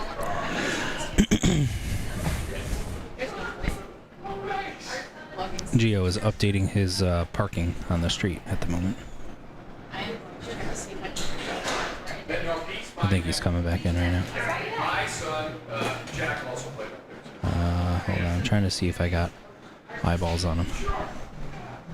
He actually was my varsity coach. Nope, he's coming in right now. Yeah, that was it. You're good. 15 seconds. But it worked out. By the time you show up. It's not my wife, it's my son saying 97.7 and 100.1. Watch live on CuseSportsTalk.com. This is the RomanoCars.com pregame show, live from Shaughnessy's in the Marriott Syracuse downtown. Back like we never left, getting you set and ready for Syracuse and Clemson coming up in just over 45 minutes from Clemson, South Carolina in Death Valley. I'm Giovanni Heater alongside Mike McAllister, and we're up in downtown Syracuse getting you ready for the big game at Shaughnessy's Irish Pub. We're here every home game throughout the 2025 season, and we're doing a live watch party here for this huge matchup between the Cuse and Clemson. Hang out with us for the Labatt watch party during the game. Come on out, have some drinks, have some food. This place is awesome. And then we're going to talk to you post-game as well right here on Cuse Sports Talk and ESPN Syracuse. A lot to unpack still with Syracuse and Clemson. And the big thing here is the series history between these two. Clemson leads it all time. But, of course, you take things back to that 2017, what a magical night in the Dome. You were not there, right? We've talked about that before. No. So the story goes, every year I get interns from Syracuse University to help me cover games, different sports, et cetera. Like we got some covering volleyball and the soccer teams, et cetera. And, gives them a great experience, takes a little bit off my plate. So it's a good relationship. Yeah. The way it works is before the season, I take all the interns that I have and myself, and I sort of divvy up the games. I'm going to cover these games. They're going to cover these games. And I kind of looked and went, yeah, that Clemson's a big game. They're the defending champs, but there's no way Syracuse is going to win that game. So I gave it to one of my interns and then was watching at home saying, yeah, I blew that. But at the same time, I gave one of my former interns an experience I'll never forget, being able to go and cover that and watch it. So was a cool experience for them, but certainly an opportunity that I missed. Yeah, I'm sure they certainly appreciate that, no question about it. Cuse has gone on the road and played two really, really tough games against the Tigers in recent history. 2018, the Orange started the season 4-0. It felt like it was an opportunity to arrive. Went down there, led by as many as 10 points in the fourth quarter. Clemson backup quarterback Chase Bryce comes in after, of course, Trevor Lawrence, who was just a freshman at the time, gets knocked out of the game. He engineers this incredible comeback. Clemson comes back to win the ball game. Syracuse fans leave heartbroken. The Orange end up winning 10 games that season. You sit here wondering still to this day what could have been if they win that game against Clemson. And then you flash forward to 2022. The Orange start the season at 6-0. It was a top 15 tilt. Number 14 Syracuse at number 5 Clemson. And the Orange go down there, get their hearts broken again. They knock DJ Uyunglele out of the game. And Cade Klubnik, who's going to play today, comes in as the backup quarterback, just a true freshman, 5-star sensation at the time. He engineers this comeback. The Orange led 21-10 in the fourth quarter. Clemson comes back to win the game. So our hearts have been broken a few times, my friend. They have. Now, that game with Cade Klubnik was highlighted by a questionable roughing the passer call that allowed Clemson to go down and score a go-ahead touchdown. Otherwise, they would have been punting. Or I'm sorry, I don't think it was a go-ahead touchdown. I think that cut it to 21-17. But they would have been punting, and Syracuse would have had another chance to run some more clock. And they called it on Syracuse and then had a very similar, if not exact same play the next possession where Garrett Schrader was running out of bounds and got hit late, and they didn't call it. So they called it for Clemson that extended a drive and gave them points. They didn't call it for Syracuse, which prevented a drive from being extended and potential points. And that was one of the biggest gripes from Syracuse fans coming out of that game, was the seeming inconsistency with the way they called roughing the passer.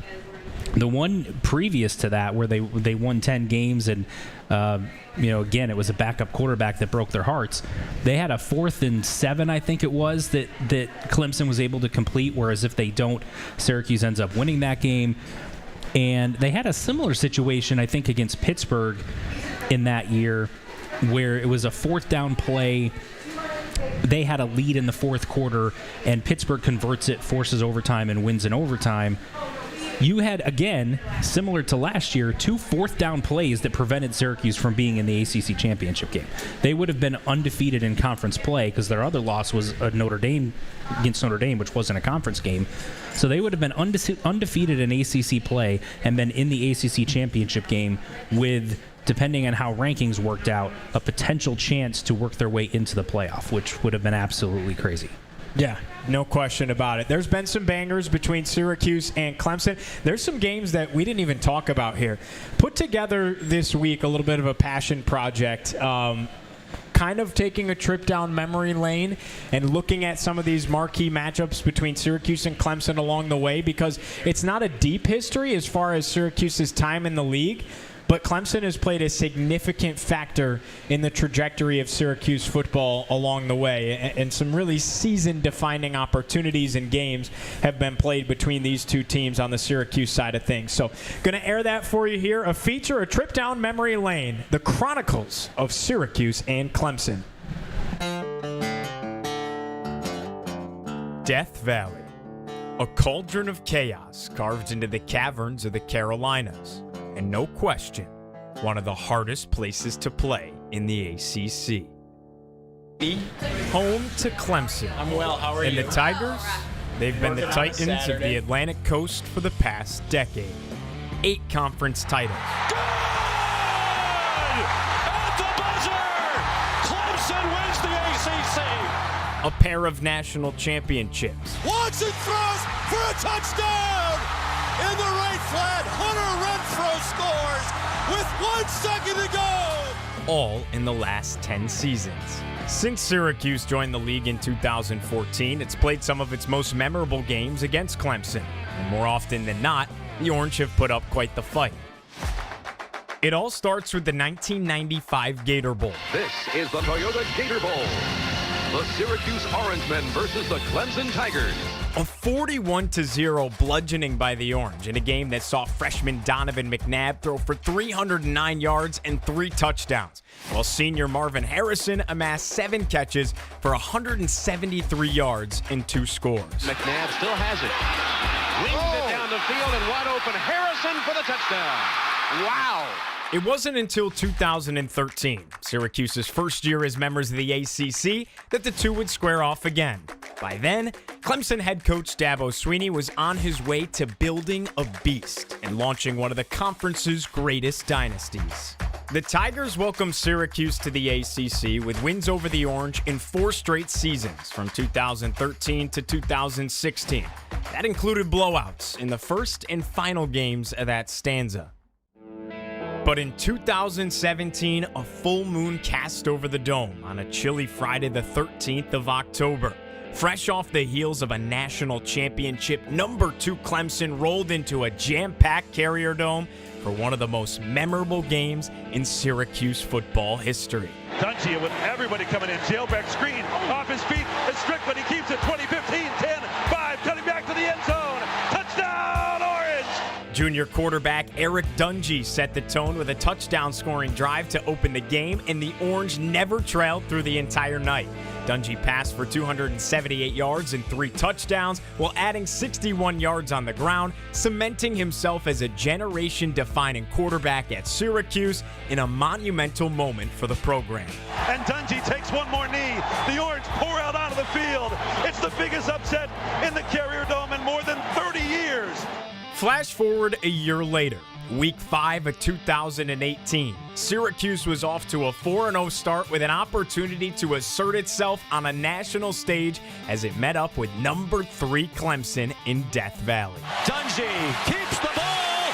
Got denied originally and then got in for a Syracuse touchdown. Leading by as many as 10 points in the 4th quarter, it felt like the Cuse was well on its way to a program-altering win. But then, the game flipped on a dime. After Syracuse knocked freshman sensation quarterback Trevor Lawrence out of the game, Clemson backup Chase Bryce wound up a hero, leading the Tigers in a triumphant 4th quarter comeback that still haunts the memories of Syracuse fans to this day. Bryce with lots of time. What a throw! A strike for a first down to T. Higgins. Travis Etienne walks in 94 yards. And the lead for Clemson with 41 seconds to go. We all know how that year ended up playing out. A 10-win season for the Orange with a Camping World Bowl victory as the encore to an incredible career for Eric Dungy. It felt like Syracuse was back, and you can't help but think what could have been if the Orange had beaten Clemson.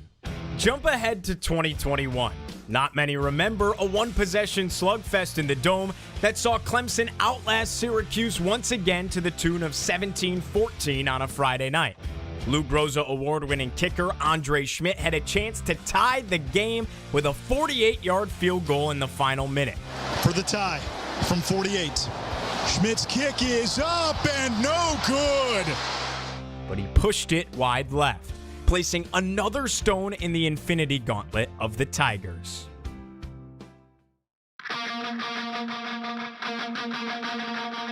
Remember that hype that we talked about from 2018? It felt like the fan base took another swig of hope in 2022 after the Orange got off to a 6-0 start, led by dual-threat quarterback Garrett Schrader and star running back Sean Tucker.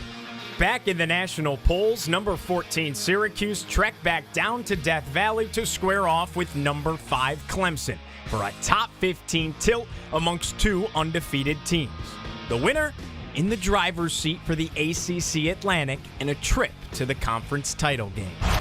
Big game in the ACC and with major national implications as well. On homecoming here at Clemson on this gorgeous day, we say hello. Clemson struck first before Syracuse responded with a 5-play, 75-yard drive to even it up at 7. Syracuse on the move for the second time. They're trying for Tucker. He's open on a wheel route and has a touchdown. In the second quarter, it was Clemson driving in the red zone before Syracuse forced a fumble on Tiger quarterback DJ Uiagalelei that Jihad Carter scooped up and took to the house, putting Cuse in front by a touchdown. And Uiagalelei fumbles the football. It is scooped up by Syracuse. It's Jihad Carter, and nobody is going to catch him. There are no flags on the play. Touchdown, Syracuse. 90 yards. After a Garrett Schrader scamper for a score and a stalemate in the third quarter, Syracuse took a 21-10 lead over the Tigers into the final stanza. With the game on the line, Dabo Swinney turned to Clemson true freshman quarterback Cade Klubnik to give the Tigers a spark. And for Syracuse, it was deja vu all over again. And here goes Shipley. They could not get him down. Clemson takes the lead on a 50-yard touchdown run by Will Shipley. With the help of a controversial no call and late game heroics, the Tigers roared all the way back to take the lead in the fourth quarter. Down 6 with 24 seconds remaining at the Clemson 30-yard line, the Orange were in position for something special, but forced to try and make a play. 1st and 10, Syracuse. Schrader throws into traffic and intercepted. R.J. Mickens seals the victory for Clemson. It was as if Syracuse had relived its worst nightmare all over again. Another trip to Memorial Stadium and another heartbreaking defeat at the hands of a Clemson backup quarterback. And yet, for an almost inexplicable reason, this time it feels different. In just one short year, Fran Brown has revolutionized a Syracuse football program that's on the prowl for its first marquee win of year 2. Now, we all know it's not easy to go into Death Valley and win. Just ask Coach. Clemson D-line? Clemson's D-line, yes. Nice. But on Saturday at noon, the eyes of the ACC will once again be fixated on a sold-out Memorial Stadium as they run down the hill and touch Howard's Rock. Another chapter in the chronicles of Syracuse and Clemson. For ESPN Syracuse, I'm Giovanni Heater.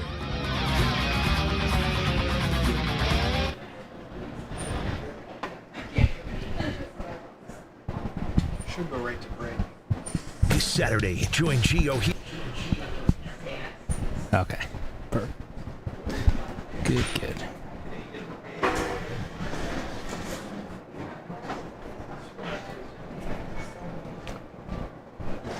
Syracuse, Gio did that all himself. I had nothing to do with that, so he deserves all the credit for that. But you're right, it was fantastic. Glad you guys enjoyed it. Thanks for checking it out. Would have been better if there were 2 Syracuse wins in there. That would have been losses. Nice. I know. But how could you not talk about those games? How about I know. There were 2 Syracuse wins. The 1995 Gator Bowl.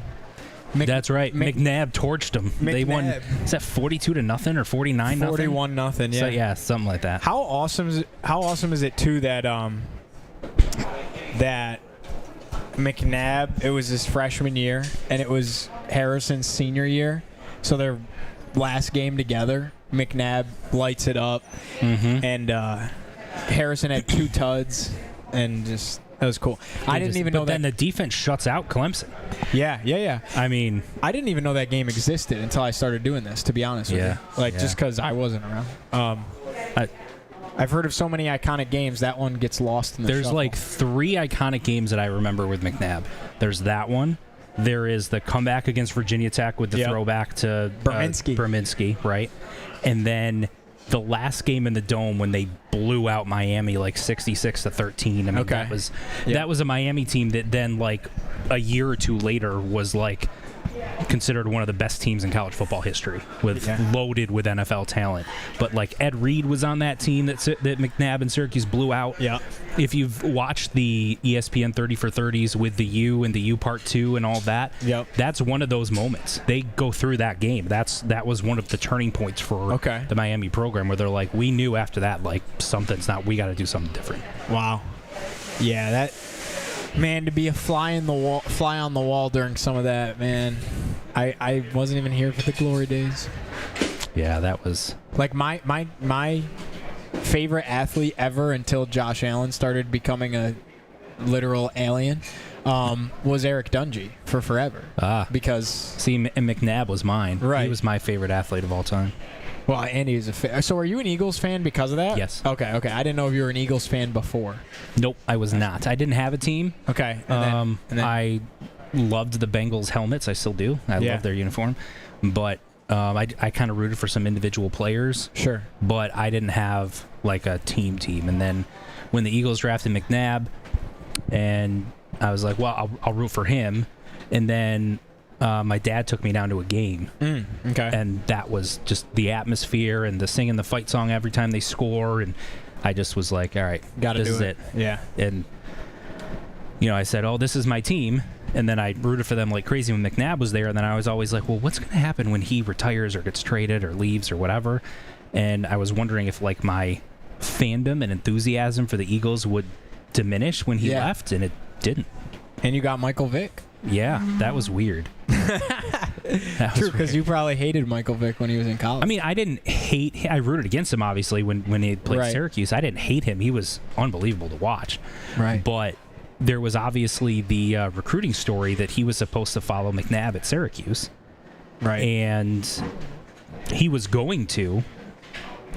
And then apparently his mom didn't like something about Pasqualoni or something, and he ended up going to Virginia Tech because that was home. That was in the Vic 30 for 30. Yeah. But you wonder if Syracuse would have fallen off if they had gone from McNabb to Vic, because you think about when Syracuse won 10 games or whatever it was, they went 10-2 during Dwight Freeney's like junior or senior year, and he set the sack record and all that. Right. They didn't really have a great quarterback. Vic was supposed to be the quarterback of that team. Right. Imagine that team with Vic as the quarterback. Are they a national championship contender? And it's crazy, too, what Tech ended up turning into. Yeah. Virginia Tech would be like ECU or Marshall right now. Like, that's what Vic did for that university. I know. They were so good for so long after that because he has to get the recruits for a long Syracuse time. Sports Talk shows on CuseSportsTalk.com. This is the RomanoCars.com pregame show, live from Shaughnessy's in the Marriott Syracuse downtown. Syracuse and Clemson coming up on a college football Saturday. We're hanging out at Shaughnessy's Irish Pub. Giovanni Heater alongside Mike McAllister with you on Cuse Sports Talk and ESPN Syracuse. The Tigers and the Orange down in Death Valley. One of the biggest games of the season for Fran Brown and Syracuse football. Mike, we were just having a conversation about what could have been if Michael Vick chose Syracuse instead of Virginia Tech, which he came on a visit to Syracuse, was at one point committed to Syracuse, I think verbally, before making the choice to go to Blacksburg instead. And that really does transition us right into our next segment here quite nicely, which is a look around the ACC and looking at the scoreboards across the conference for this Week 4 slate. Of course, the big one at high noon that everyone's going to have their eyes on is this Syracuse-Clemson game, especially mostly because people are very curious to see what's going to happen with the Tigers. Do they end up falling off and having this fall from grace and drop to 1-3 for the first time since 2004? But we got some decent games throughout the slate across the conference, no question about it. Another noon kick, you got Wofford at Virginia Tech. Can the Hokies finally win a football game? I guess we're going to find out. They're going to have an interim head coach in doing so. We don't have to spend much time at my old stomping grounds in Blacksburg. I hope the Hokies can find a way to get a win. At noon, you got a really fascinating game. SMU is going to go in-state to play on the road at TCU in Fort Worth. TCU is a good club. They're 2-0 on the season. They've had a bye week already. Sonny Dykes is obviously running a great program there in Fort Worth. Played in a national championship a couple of years ago, right? Lost to Georgia. Had a rough year the year after, but since then they've still been steady, and they're picked to be a possible contender in the Big 12 this season. We'll see how it all shakes out. And SMU trying to kind of get back on the right track a little bit after a tough loss to Baylor in a shootout. That is a big non-conference game, I think, for the ACC as well. So TCU is interesting because I think a lot of people had some high hopes from North Carolina coming into the season, and then the way that first game went, North Carolina kind of fell off everyone's radar. And TCU, 2 weeks later, they play Abilene Christian and had a harder time with that game than they did at North Carolina, and actually lost the second half of that game. That was a 41.5-point spread, and TCU only won by 21. Yeah. So it makes you wonder, like, how good is TCU? But it's on the road for SMU, so that's certainly an interesting game, and I think a potential big spot for the ACC. Bowling Green at high noon will head to Louisville at L&N Federal Credit Union Stadium and take on the Cards. Louisville looks to make it a 3-0 start to the season. Had a bye week this past week after a little bit of a dicey game against James Madison in Louisville, but they were able to come away with a win a couple of Fridays back. 3:30 kick between Kent State and number 7 Florida State. That's down in Tallahassee. Should be a comfortable win for the Noles. North Carolina on the road. They'll play at USF. Bill Belichick and company 2-1 on the season. USF off to or UCF, I should say. Pardon me. Central Florida off to a 2-0 start. Of course, storylines there as they get their head coach back in Scott Frost, who obviously left Nebraska under interesting terms. He's back at UCF. People didn't think they were going to be very good, but they're off to a 2-0 start. So we'll have our eyes on Orlando and see if Carolina could win a game against a now Big 12 opponent. Here's a fascinating one. 4 o'clock window. NC State at Duke. Duke is 1-2. I was pretty high on Duke coming into the year.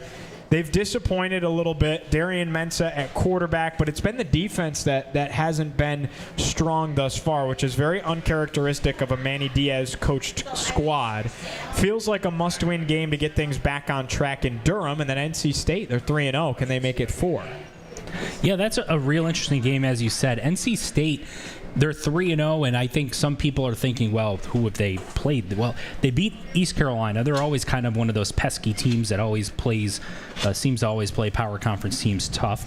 They beat Virginia in a non-conference game between ACC teams, which is really weird, but that's the way it happened. But that was a 4-point game. And then they won at Wake Forest in a 10-point game that was close throughout. So it was tied going into the fourth quarter. So they played in 3 close games against 3, I don't want to say fantastic opponents, but certainly not playing FCS level opponents either. So that's a real interesting one, because as you mentioned, Duke is going to be desperate for a win. This is a rivalry game, as all those North Carolina, between North Carolina schools are, but NC State has certainly played much better so far this season. Continuing to look throughout the ACC, Temple on the road at Atlanta. They'll play number 18 Georgia Tech, who's ranked in the polls this week. Georgia Tech 24.5-point favorites, so we'll see if the Yellow Jackets can take care of business with the big spread. Stanford on the road at Virginia. How about the Cavaliers? 2-1 start, probably should be 3-0 after they coughed up a game a couple of weeks back that a lot could argue that they probably should have beat NC State. And instead they didn't. Led in that game, kind of gave it up late. Stanford off to a 1-2 start. Going to be a rough year, I think, in Palo Alto. But I think there's a lot of positives with that program. Andrew Luck and company, they're going to go find their head coach. They got the interim situation with Frank Reich right now. So we'll see if Tony Elliott and crew can win a game in Charlottesville against Stanford. They should be able to do that. 10:30, California going to go out to San Diego State and play San Diego State. The Aztecs are 14.5-point underdogs against Cal. Cal looks pretty good, Mike. They do. And, San Diego State is one of those teams that usually figure is pretty solid, right? They've got a pretty decent history and all that, but Cal has looked pretty good. They have an impressive 20-point win at Oregon State. Yep. They beat Minnesota, a Big Ten team at home by 2 touchdowns basically. So they've had a good start to the season. They're starting a true freshman quarterback in. I'm not going to try to pronounce his name because there's no way I'm going to pronounce that correctly, but. I remember his whole recruitment where he was committed to Cal and then he flipped to someone else and then flipped back to Cal. Sure.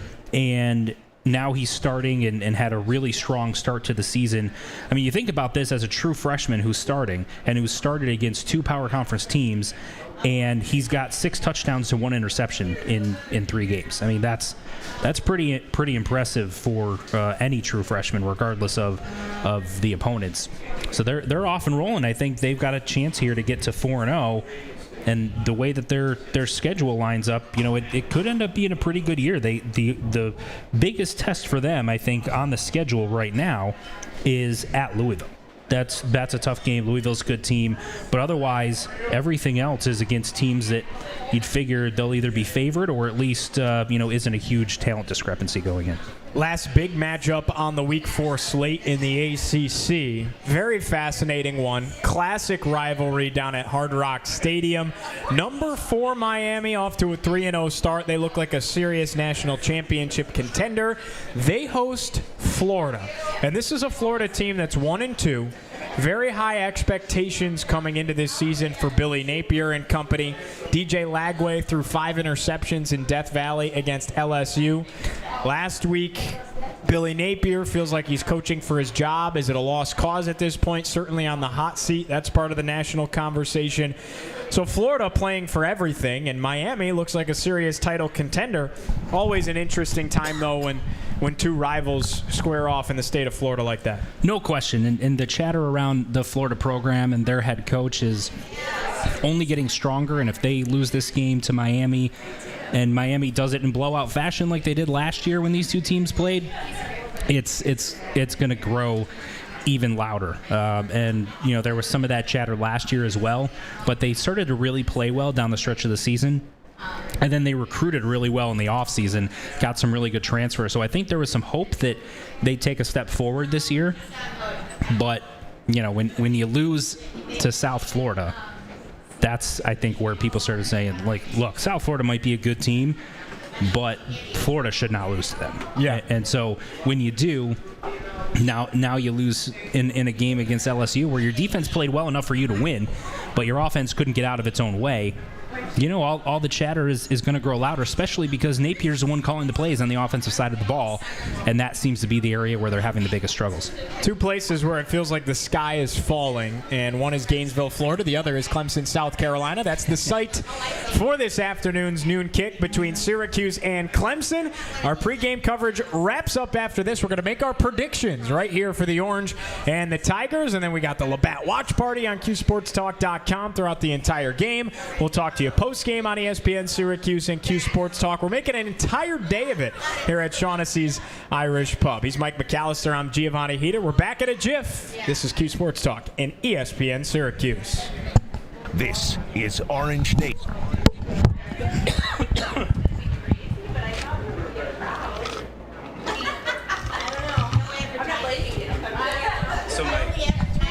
son just did the political thing in the chat. He said if Clemson wins, it's going to be 31-14. If Syracuse wins, it's 24-21. Interesting. I mean that's kind of where I'm at. That I think if Clemson wins, it's going to be a multiple score, fairly comfortable win. But if Syracuse wins, it's going to be a tight one. I think I have my score prediction. Is Jif the best peanut butter? No, the best peanut butter is the one that you can get within jelly. Nah. Ah.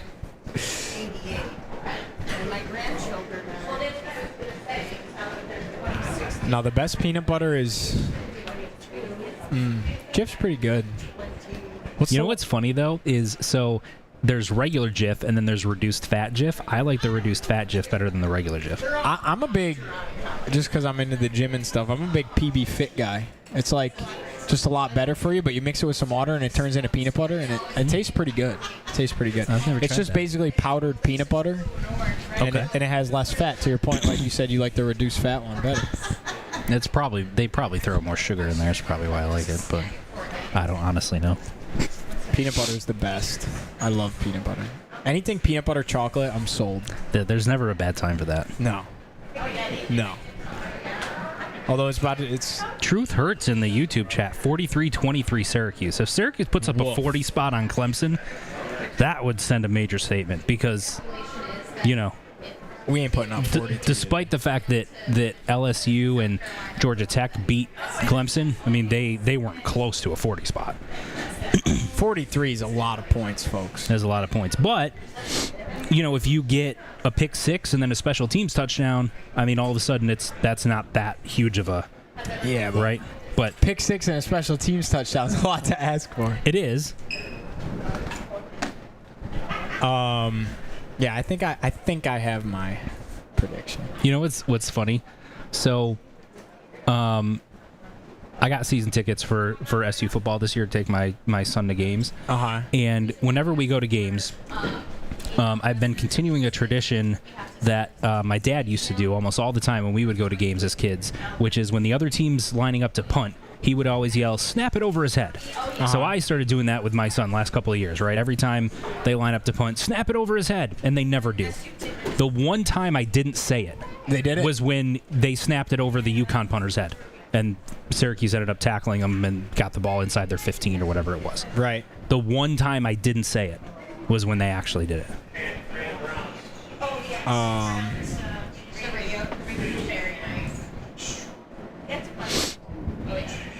Should I start my reverse jinx thing now? Should I do it now? Do it. Yes, start it already. All right. Syracuse has no chance to beat Clemson today. When I wasn't with the Times yet. After I had just gotten back in town, and Mike was tweeting that, and I was like, "This is crazy. These are crazy things to tweet, Mike." And he was like, "You've been gone for too long, my friend." That's right. Tickets right now, Joe. I figured.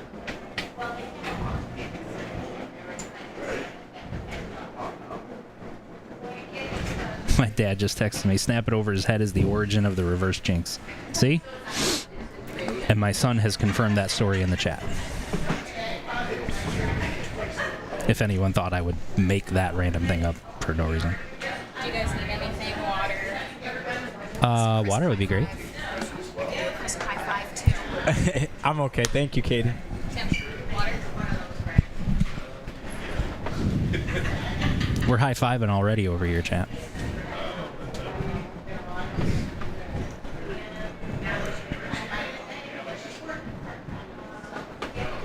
Paulie goes, "How's the crowd?" I said. Yeah, pretty much. There's not much here at this point. Also, he said if you want, you can stick around, so totally up to you. All right. I might do 7.7 and 100.1. Watch live on CuseSportsTalk.com. This is the RomanoCars.com pregame show, live from Shaughnessy's in the Marriott Syracuse downtown. Wrapping up our pregame coverage ahead of Syracuse and Clemson down in Death Valley. Giovanni Heater alongside Mike McAllister with you. We are live from Shaughnessy's Irish Pub at the Marriott downtown Syracuse. Come hang out with us for the game. We got the Labatt watch party. You can watch it on Cuse Sports Talk. We'll be here. We'll be having drinks. We'll be having food. We'll be watching the game and talking about it live and in person. And then join us post-game as well right here on ESPN Syracuse. Free high fives if you come hang out with us. Indeed. So come on out. Shaughnessy's Irish Pub. It's the spot to be for Syracuse and Clemson. No question about it. All right, Mike, it's that time. It's time to make our predictions for this huge marquee matchup in the ACC. It's our Liverpool Pool and Spa Dream Outcome. Don't just dream it, live it with Liverpool Pool and Spa. I'll let you go first and take the floor, my friend. Cuse, Clemson, who's winning the game? Give me all the reasons and break it down for us. Well, my son apparently is an aspiring politician because in the chat he has said if Clemson wins, it's 31-14. If Syracuse wins, it's 24-21. So he's playing both sides. Yeah. I don't think I have the luxury of doing that, unfortunately. But I think this is a tough spot for Syracuse. I'm going to predict that Clemson wins 31-21. They don't get back offensively like they're putting up 40 or 50, but I think they do take a step forward on that side of the ball. I think Syracuse keeps it close, and it's close going into the fourth quarter, but a late score from Clemson pushes it to a two-score game, and that ends up being the result. Until I see Syracuse play a game where they don't turn it over, it's tough for me to predict that that's what they do. So I'm going to say they turn it over once or twice, and that ends up being a big reason why they lose the game. Okay. Interesting. Fair enough. I'm going to go 28-24 Syracuse. Oh, here we go. The Orange go down to Death Valley, pull off the upset. I think in order for that to happen, these three things need to take place for the Orange. First and foremost, got to get off to a hot start. Syracuse has to be the aggressors, have to go down and score, have to show that they can start a game with some serious buzz, some serious energy. So I'm doing it last week against Colgate, get points on the board quickly. I think Syracuse is going to have to do that today, and I think they're going to be able to do that today. I love a situation where Cuse gets the ball first, Jeff Nixon has a beautifully scripted opening drive, and they're able to dink and dunk their way down the field and put up 6 points to get things going early. I think another thing that needs to happen, we talked about it in our keys to the game, they have to get after the quarterback. They have to make things difficult for Cade Klubnik. Something's got to give this week, right? Either Syracuse is going to find a way to generate some pressure, which they haven't done all season long, or Clemson's offense is going to start humming, which it hasn't all season long. Give me Syracuse's defense to apply some pressure, get things going on the defensive side, whether it's blitz packages, whatever it may be.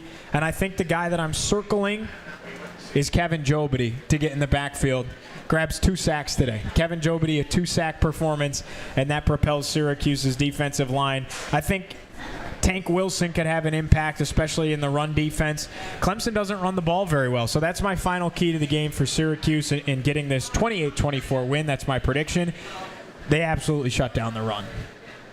I think Antoine Delorier is a huge factor in this game, not only for stopping the run, but he also might be one of your better blitzers on this team. And that might be part of why he won the starting job over Derek McDonald, because that's not really McDonald's forte. But we saw Delorier make some huge plays at the end of that UConn game, and he's someone that I could see them utilizing in various fashions to rush the passer and get some pressure on them today. And if he's blitzing, to your point, that could leave Jobity in some one-on-one situations, or if there's some miscommunication, could leave him as a free rusher at times. Fran Brown is 8-2 in one-score games. That's incredible. It's unreal. I feel really confident in his ability down the stretch to find ways to win games. So late game situation, 28-24. Who has the ball last? Give me Cuse to have the ball last and for them to find a way. I also like the concept, though, and we saw it a lot last year, of you were leading, you're warding off a little bit of a comeback from the other team, and you end the game on your own terms. How many times did Syracuse's offense last year end the game with the ball? And it wasn't the Kyle McCord show down the stretch. They'd turn around and hand it to LaQuint Allen, and he would take over the final couple more minutes and run out the clock, and they'd take knees. How many times did that happen? Yeah, I mean, if Yassine Willis is fully healthy and ready to go today, that could be a huge factor. Is he is a more powerful runner than what LaQuint Allen was, even though LaQuint, I think, was underrated in that area. If he's wearing on you for 4 quarters and then you've got a lead late in the game, it's tough for the defense to muster up the strength and the energy to try to bring him down. That's a situation where you could see him running the ball, picking up a couple of first downs so they could run the clock out. No question about it. All right, that wraps up our RomanoCars.com pregame show. We're going to have you covered from kickoff all the way through our postgame coverage on CuseSportsTalk.com. You can join us back on the radio for the postgame coverage. But now we're going to turn things over, of course, to our Labatt watch party as we view Syracuse and Clemson from Death Valley. Thanks so much for joining us. Come and hang out with us the rest of the day at Shaughnessy's Irish Pub. For our producer Paul and Jordan behind the scenes, taking care of making all the magic happen. For, of course, our engineer Tim, we really appreciate you guys. Show doesn't happen without you. And, of course, go Orange as they take on Clemson down in Death Valley. For Mike McAllister, I'm Giovanni Heater. Syracuse and Clemson coming up next right here. It's Cuse Sports Talk and ESPN Syracuse. This Saturday, join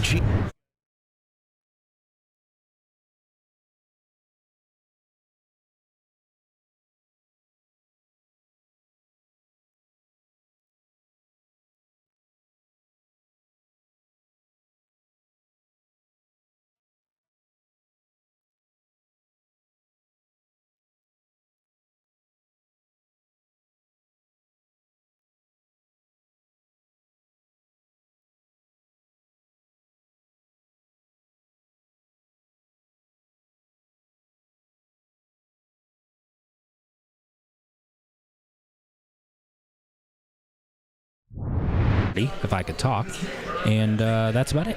Yeah. Oh, hold on. Do we know who can change the channel on that? Because that's ESPN2. We need ESPN for the game. Do we know who can change the channel for that television? Okay. Huh?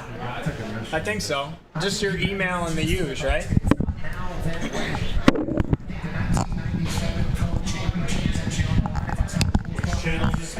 ESPN. It's on ESPN2 right now. I did see on, is there a channel thing on there? Sometimes they'll like tape a remote back there. They had, they were doing a segment on whatever ESPN2 show was on, and they had like, I'll tell them to delete it. who was on Upset Alert or whatever, and Desmond Howard put Clemson on Upset Alert today. So, for whatever that's worth. Former Heisman Trophy winner. Are you guys doing a watch party too? Yeah.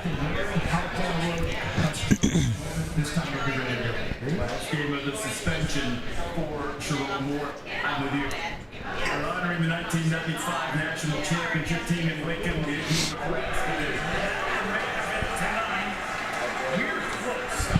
Who's Nebraska playing today? What? Who's Nebraska playing today? Michigan. Oh. At Nebraska. They're looking for the remote. Okay. Sweet.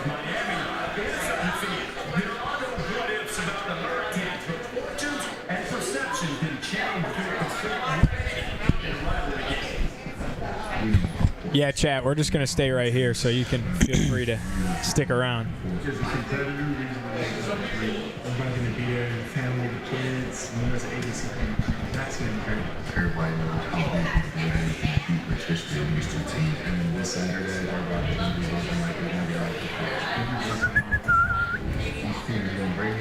Who's hype? Let's go Cuse.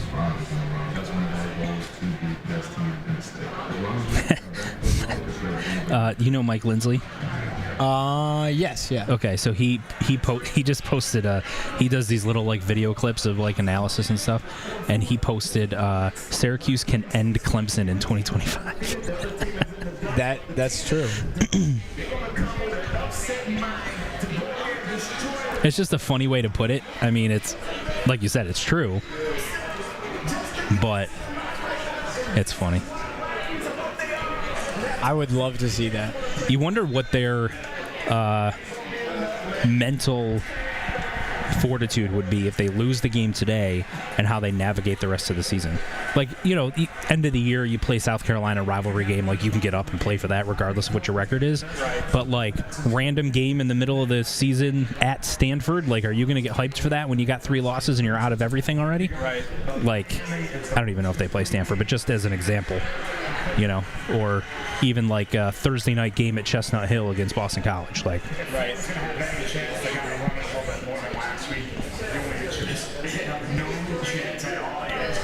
That looks like ESPN over there. For some reason, Yes is on over there. I don't really know why.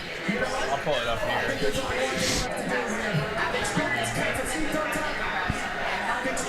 Virginia Tech, Wofford. Luckily, I could not care less about this. And they're 0-3, dude. I know.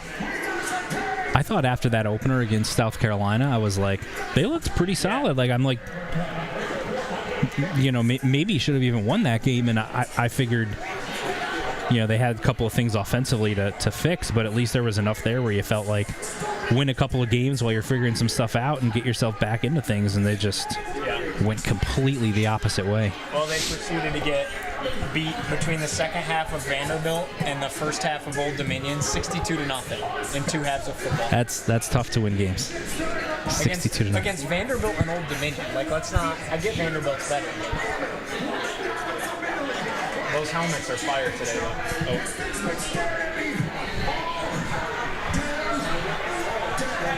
What are they doing over there? Lane Stadium's still packed. Good. Insane fan base. I'll put it in. I'll see if I can. Oh, this is the Skycast.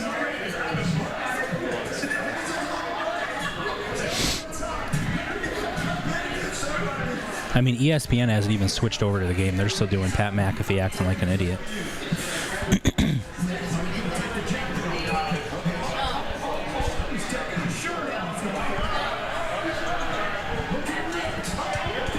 How does it not start? I'm assuming that kickoff is actually scheduled for like 12:05, mainly so that they give ESPN Game Day a few minutes to go over.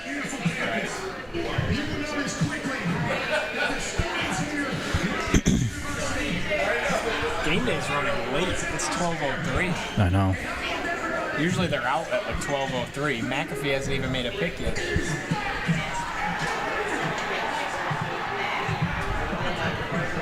Oh my God. Yeah, he's acting like a buffoon. Crapafee. It's called McAfee Crapafee.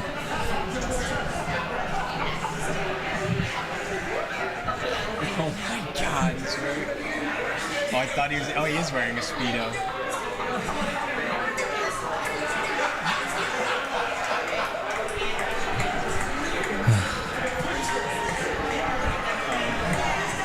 Can we get to the football game and knock this off, please?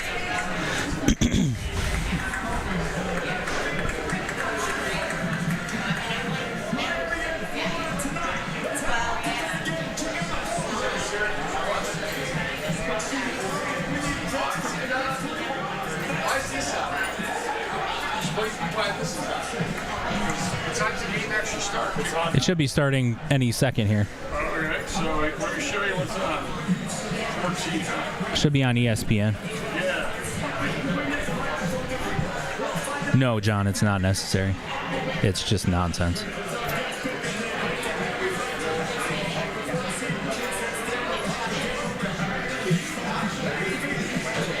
There we go. Yeah. Oh, there we go. It'll be on this channel. All right. Are you sure? Yeah. Game Day's just running late. It's the end of college game day. Okay.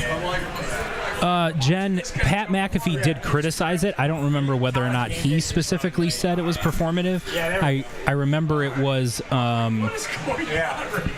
Greg Olson who said it was performative. I don't remember whether Pat McAfee used that exact word or not. But my response when Greg Olson said it was, anyone who would call anything that Fran Brown does as performative doesn't know anything about Fran Brown. He doesn't do anything for performative reasons. That's not who he is. That's not the person he is. Pat McAfee jumping into a pool at Miami with the Speedo on. Now that was performative. That was 100% performative, completely unnecessary, and I am scarred permanently for having to see that. That was great. I love McAfee on game day. I mean, if you're going to do that stuff, at least do it, like, before the show ends. That's fair. But Clemson's still running down the hill, so everybody's behind, apparently. Clemson's buses got stuck in traffic, apparently. You're right. Jen, exactly right. Fran is not a performative guy.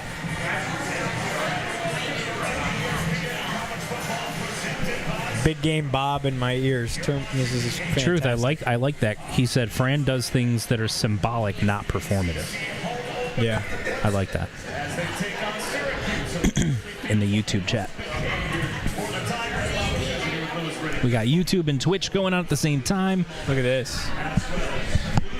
Hey, we're 6 minutes into the watch party and there hasn't been a single bad call yet, so there's that. The game hasn't started, but that's beside the point.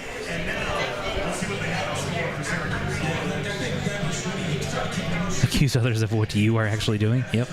Pretty much. All right, I'm going to keep an eye on my phone on SMU TCU.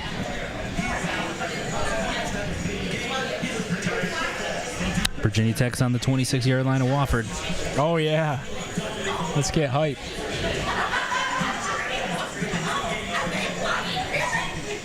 Virginia Tech's running back's first name is Marcellus? Or is it Marcellus? Marcellus, yeah. Oh, it's Marcellus, okay. They haven't even attempted a pass yet. Marcellus Wallace, and that's not his name, but remember from Pulp Fiction? The guy's name's Marcellus? Yeah, he lost the yard on... Well, okay, so it was 7-yard run, 26-yard run, 10-yard run. Those are the first 3 plays. Nice. Big start for the Hokies. I went to high school at Marcellus. You did? I did. They won last Mustangs. night. They beat Solva. Wow. This is, by the way, chat, worth noting, this is the first time of the Fran Brown era we are not wearing our traditional uniforms. Yeah, all white today. The Stormtrooper uniforms or the ice uniform, whatever they want to call them. So far, it's always been at home, orange, blue, orange. Syracuse gets the ball to start. Cuse, let's go. All right. I said fast start. I have it set that way. I'm looking at the chat like it's here. It's there. Yeah. Fast start. I have it set that way on College Football 26. I always take the ball first. Always do. And the other team always kicks first. So I always get it first. You always get the ball? Yep. Because I want to go. You want to start fast? I want to go down and score right away. Orange is the new fast? That fell off majorly the last few years. Orange is Their the new tempo was so slow. I feel like they literally only used that for the first year. I know. Okay. All right. 4 yards. We'll take that. Yassine is playing. For those Willis that is don't know, in. Yassine Willis just took a handoff. Yeah, I agree, Supercat. I like the all whites. I think they're pretty sharp. And that could have also something to do with the fact that Clemson's wearing, that they've got, the orange helmets and the orange jerseys and whatever, just to avoid confusion from Syracuse's perspective when you're looking at things real fast is you don't have to worry about, wait, which orange helmet is that? Okay. Oh, yeah. Oh, yeah. Oh, there he goes. Woo! Go. All right. That was a huge run. Is there a flag? I always expect a flag when Syracuse makes a big play. Okay. Yassine Willis, baby. Into Tiger territory. Did they say that, Jen? I can't really hear the announcers all that well because I got the headset on. But did they say that he had a concussion? My cousins at college and him and the boys are locked in on us. Right? Shout out to the college friends. Shout out to the boys at Brockport. That's fantastic. Oh, Again, yeah. Now Will Nixon. Let's go. Tote the rock. They are, this is power football right here. My dad's got to be loving this. My dad played offensive line in high school. And, oh, really? Where'd he play at? Corcoran High School. Corcoran. Yep. Nice.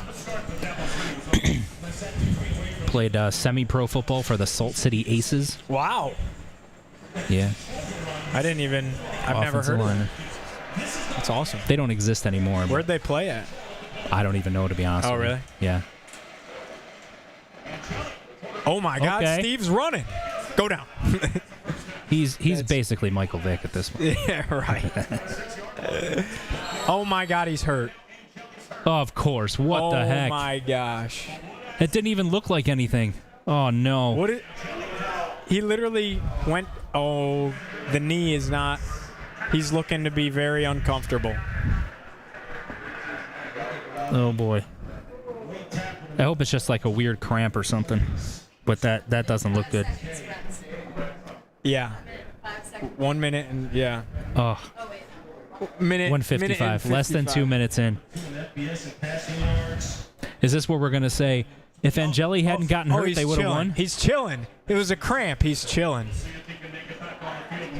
They're going to take him into the tent. They got to do that. That's kind of standard protocol. He did walk off all good, though. Well, not all good, but we saw enough from Ricky Collins last week to be confident, right, chat? Ricky time.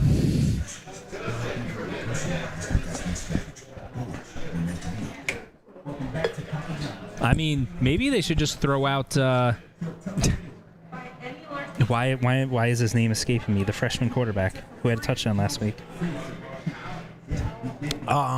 Ben. No. What is his name? Luke Carney. Luke Carney. Yeah. He's played one snap of college football and has a touchdown. So if he's averaging a touchdown per snap, wouldn't it make sense to put him out? You'll score a lot of points.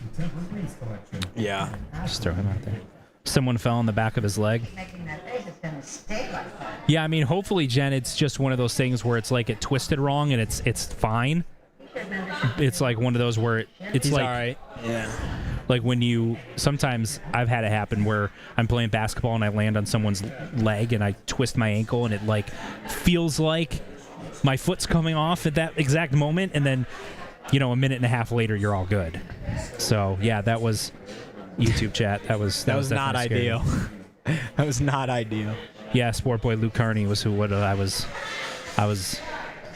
struggling to find the name of. Look at Dabo and Fran hugging it out. There you go. True story. My son won a national championship with Ricky Collins as a starter in college football 26. Did he? He did. That was pre-Angeli era? Yeah. So you know how you can't change, if you're already in a dynasty mode and stuff, you can't change their numbers? Yeah, I hate that. And I hate that too, because we started our dynasty mode like with my friends before the season started, so like the roster update wasn't there or whatever. So Angeli's 19 in mine. Daryl Gill is still 82. 82. And they had Jonte Cook is 1. Jonte Cook is 1. Yeah, a bunch of stuff. Yeah, so what I did was I wanted to play.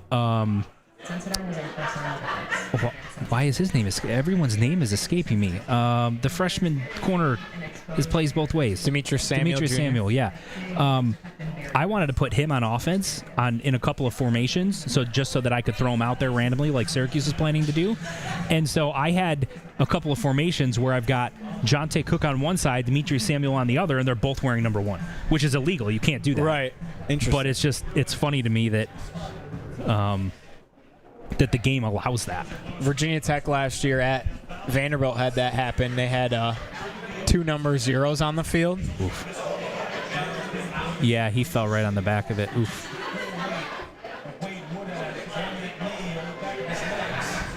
All right. Target aim, eject him. He seems to be all right. Ricky's going to take a handoff. Oh, false start. Oh, my goodness. That was Travion Mack. Dude, we had so much momentum. Ricky Collins is going to be like, really? I get a snap in a real game and you false start? Now Angeli's going to come back in. We had so much. Cuse had so much momentum going. Oh, I know. That's this injury is a momentum killer. Here he comes. Angeli's back in he's like half limp running. Yeah, he's limping a little bit, but. In a little bit, yeah. Thanks. Got some more people at the bar here. Yeah, people are starting to roll in a little bit here. Yeah. Come on out, Shaughnessy's Irish Pub. Don't watch us on YouTube. Come hang in person. Mike will buy you a beer. Oh, wait, Ricky's still in. I think you have to sit out a full play. Oh, yeah, okay. So a false start, a penalty doesn't count. Right. Okay. It's not a snap. That would make sense. Now, if you don't want to risk Ricky doing something dumb, then you're either going to run it or like quarterback draw or quick swing pass or. Instead, they're gonna quarterback draw. Makes sense. Okay. Yeah, I guess you can't turn and hand it off. Everybody would have expected that, right? Yeah.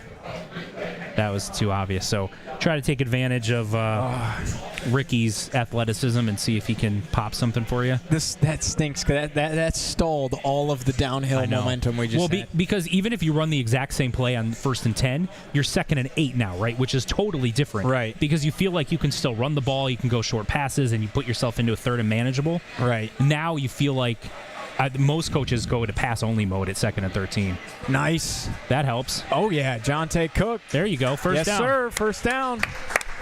Inside the 15. So, basically, Gio's a genius. Because he said Syracuse needs to start fast. And so far, so good. And you're taking time off the clock. This is good. Syracuse's red zone offense this season, 63% touchdown is 73rd out of 136. That's not great. All right, we have a spammer on the YouTube chat. I was going to say, I saw that. Is there a way to, I'm going to report them. There you go. Oh, my goodness, what a catch. Oh, my. Okay. Justice Ross Simmons. Woo. Wow. What a catch.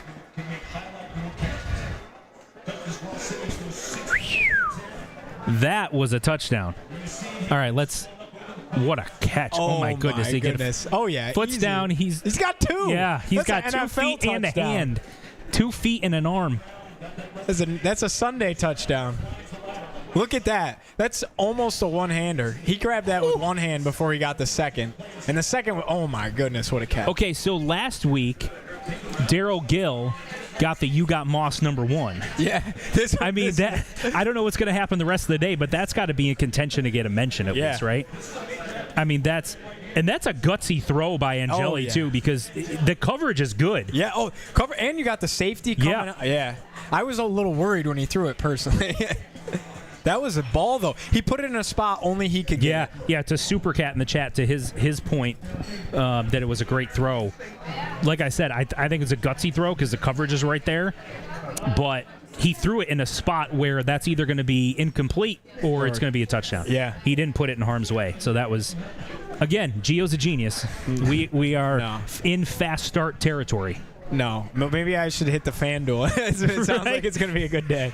Run over and play the quick draw real fast in between drives. And to Jen's point, too, they are not intimidated. No, they just went in there and... That was not in awe of the environment drive. Not even all. Close. That was we're here. We think we're better than you drive. Honestly, is what that was. That might be the best drive in the history of Syracuse's existence playing football in Death Valley. I mean, hard to contest that. Yeah, I know there's been good games, but I was watching that 2018 game, and it was like they were scoring these touchdowns. Like there was no like highlights, if that makes sense. It was just like 5-yard plays, 6-yard plays. You know. Yeah. And then 2022, there were a couple more highlights, so to speak, but that was impressive right there. Man, Sean Tucker was so good. Mm-hmm. Schrader had that one play, too, where he dove at the pylon for the touchdown on the scramble. I remember that play because it felt like at that moment it was like Syracuse might actually win this game. Like they're here legit. Dude, our receiver room is pretty legit.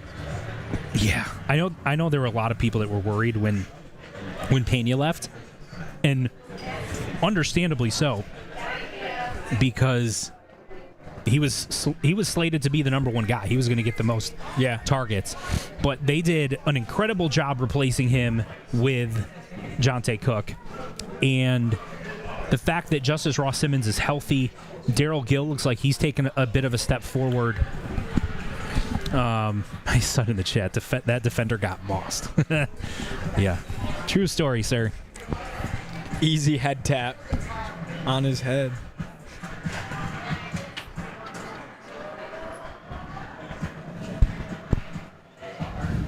What's up, Zachary? How you doing? How's the YouTube chat doing?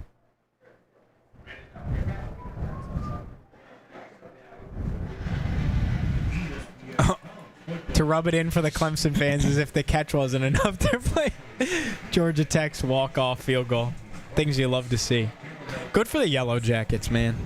They're going to be good as long as Haynes King can stay healthy. That's been their issue the last couple of years, is when he gets hurt, they're not nearly as effective. They fell off considerably last year because their quarterback play went way downhill. And everything else plays better when they've got Haynes King out there because the whole team believes if we've got Haynes King, we can beat anybody. Yeah. And when he's not out there, that same belief isn't there. And so everything else takes a dip as well as quarterback play. He makes such a huge difference for them.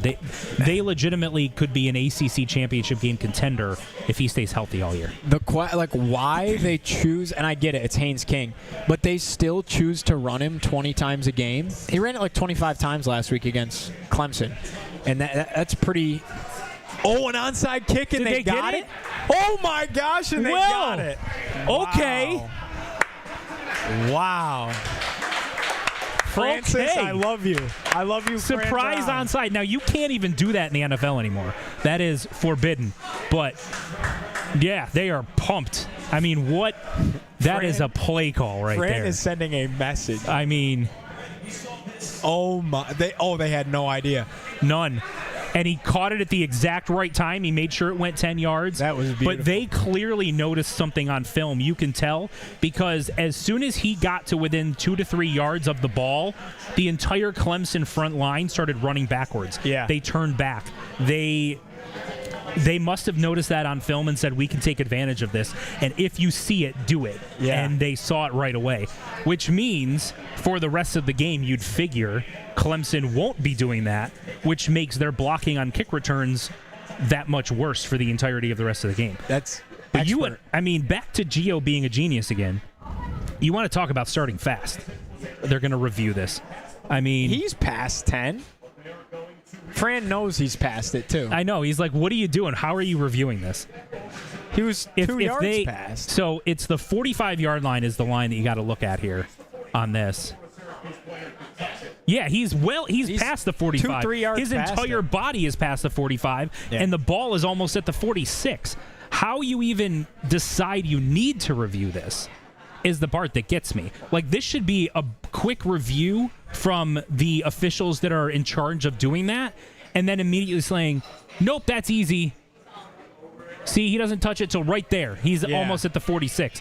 That you should look at that real quick and say, nope, that's easy, that's good, and then move on. Instead, you're stopping the game, which does two things. One, it gives them the opportunity to try to make a case here that he didn't get it. But then two, Syracuse has all of the momentum right now, and you are stopping that, giving Clemson a chance to sort of reset themselves mentally, and that is a complete disservice to the momentum that Syracuse has created here.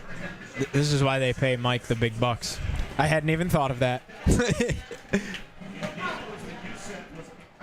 All right, luckily it was a very quick review. Yeah, thankfully they did that pretty quickly. But it should have been, in my opinion, that quick when you review it in the booth. Nope, quick, buzz down, we're good, play on. All right, so they got the ball almost at midfield at their own 44 here. I said in the 46. chat, I'm blind, I'm deaf, I want to be a ref type review. Yeah, absolutely. Oh, all right. Clemson batted ball, dig line. Man, if you could go down and score here, even just a field goal, like, back to your fast start situation. You score twice before they even get the ball. Yeah, that'd be nice. That'd be really nice. Angeli not able to hear again. I don't know what the issue is with that. I mean, yeah, they are. Yes, sir, Super Cat. Absolutely. I taught him well. Oh, yeah. Oh, he caught it. Good catch, Jonte Cook. Little bobble, reeled it in.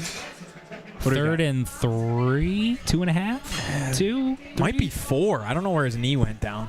We'll see. Probably 3.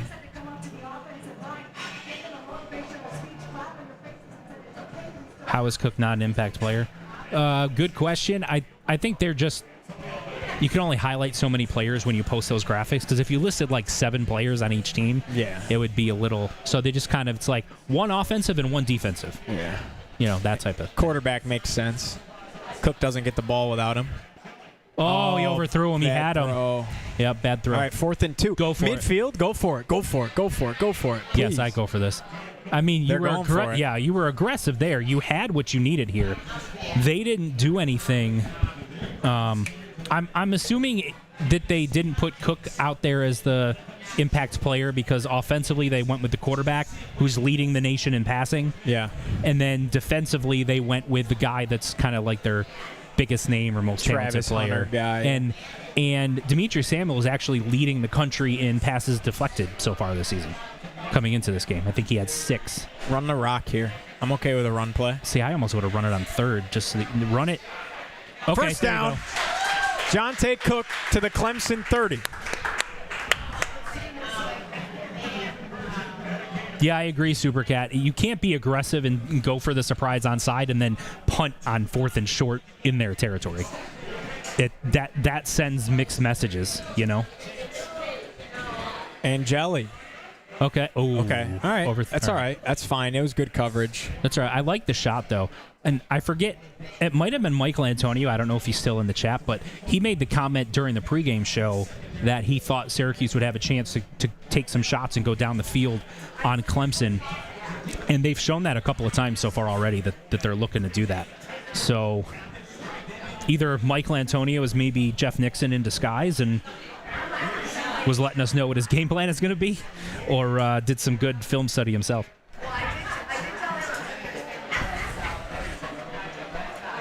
No running back in the backfield. Interesting. Okay. Villari, first down in the red zone. You know, Dan Villari got completely shafted by College Football 26. Did he? He can't catch anything in that game. Anytime I throw it to him and there's anyone near him, it's a drop. Yeah. The only time he gets a catch is if there's nobody within about 10 yards, and then he can catch it and take like 5 steps before anyone gets there. Got to update the rankings. He was not, to their defense, he was never a big pass catcher before this year. No, I get it, but man, he's. Oh yeah, nice. They what are a throw. in rhythm here. They are. That's Justice Ross Simmons down to what, the 5? Yep, it looks like I can't tell if he's right at the 5 or if he's slightly outside of it. It's hard to tell by the angle there, but first and goal. He should be just inside of it. Yeah, maybe at the 4.5. Yeah, I think they marked it right at the 5 though. They are in rhythm. Didn't though. have a great. This looks very like just the pace of it too. Yeah, they look in rhythm, confident. Like whatever it was when they were reviewing film and coming up with a game plan. They marked him just outside the 5. That's insane. Yeah, that's a terrible spot. They missed almost a full yard. All right. Okay. Willis.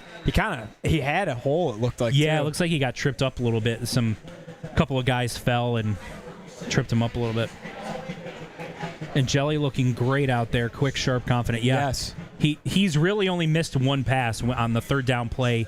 He had Cook open on an out and overthrew him a little bit. But his decision was correct. That was the correct place to throw it. And he's looked like he knows exactly what he's looking at.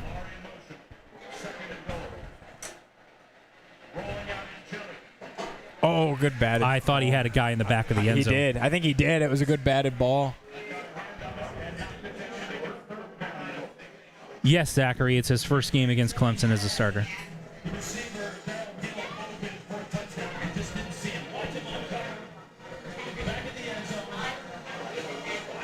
He had him. A lot of traffic before it, though. Yep.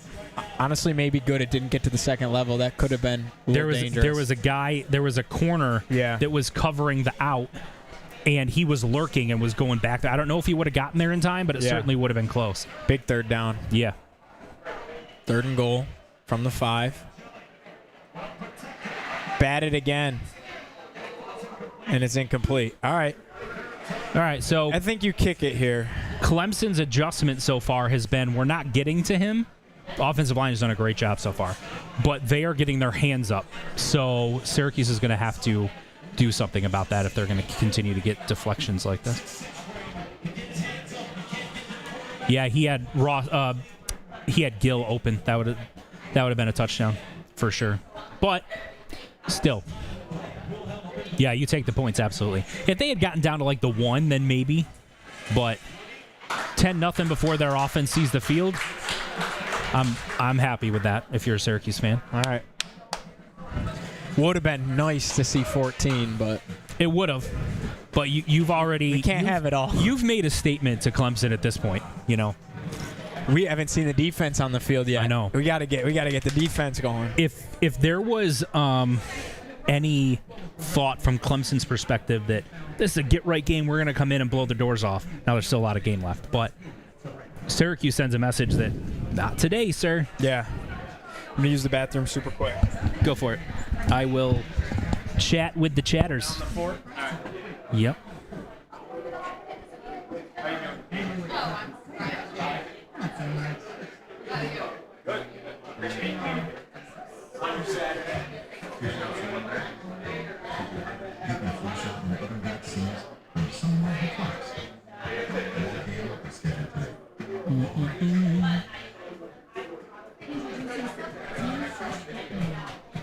I got one of my writers at the game down in Clemson. Must be a cool experience for him. I chat with you every day, dude. Chatted with you this morning. Chat with you later.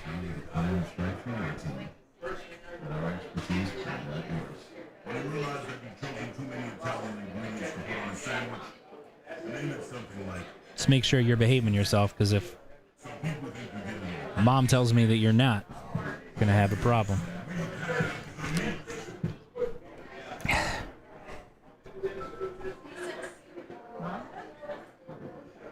True, my bad. You're good. I'm sure you are. She probably would have kicked you off the chat if you weren't.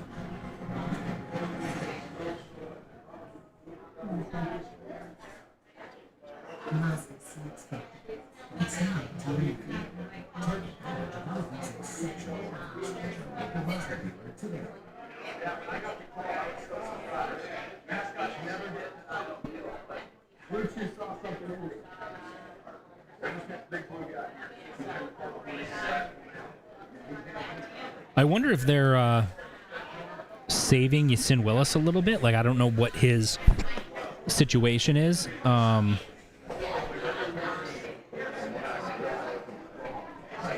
You know, with his injuries and whatnot. Like, if he's dealing with stuff, they could be. You know, they could be looking to try to not ease him in. That's probably the wrong word, but sort of save him for later in the game. If you can keep the pressure on, wear their defense down a little bit, and then, you know, second half you start running him more consistently. You just kind of run him here and there early, then perhaps that's what the plan is. I don't know where he is, like, injury-wise, like how close to 100% he is. All right. TCU's beating SMU 7-3. Bowling Green is up 3-0 late first quarter on Louisville. And Miami of Ohio is beating UNLV 7-0. That's a little unexpected.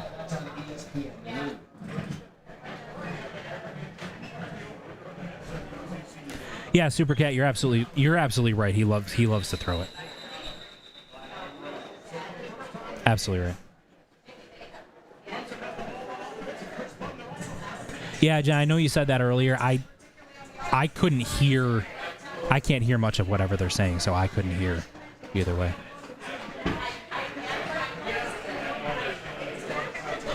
All right, let's see what happens here.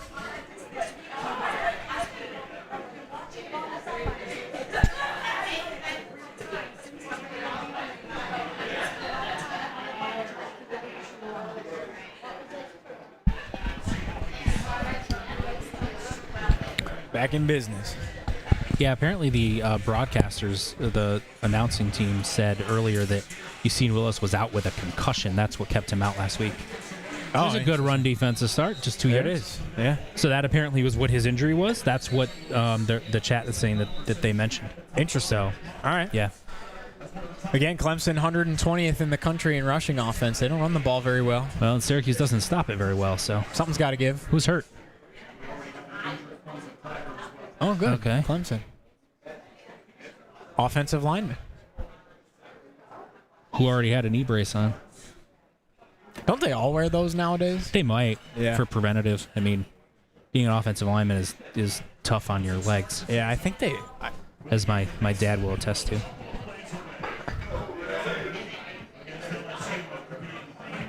Yeah, I mean, it's funny. They're like almost 2 plays away from being 3-0 and They like are. ranked number 2 in the country or 3 or whatever. Yeah. Might be time for some food soon, Mike. Might be. Rooting for another Flubnik performance today. I like that. I like that.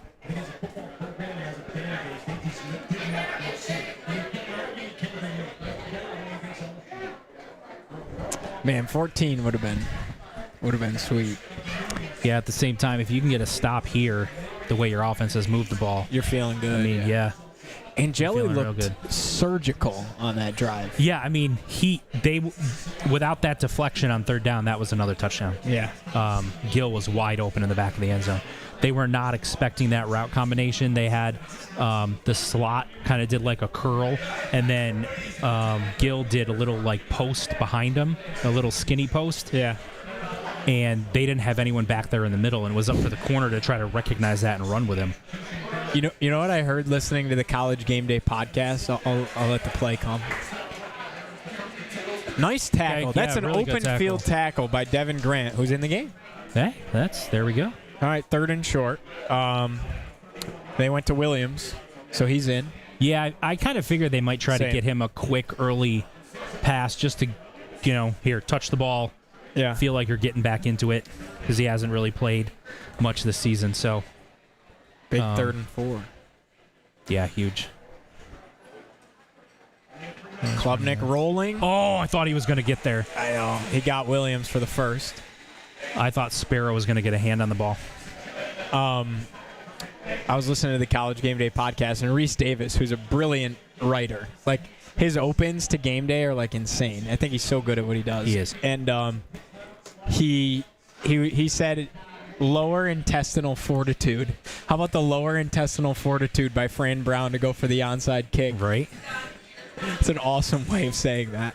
Oh. Picked the wrong guy. Yeah, that's those open field tackles too. That should have been a 6-yard gain. The ball? Fumble? Yeah, Clemson got it. Oh, okay. They did rip it out, though. Yeah, he went for Klubnik instead. That's one of those where like it feels like if you go for the running back, Klubnik's going to pull it back and keep it. It's like... Yeah, it's 1-on-2. I wonder if you just stand there and stand in front of him and wait. Right. Just like, pick one. Right. I'm here. False start. 1,000%.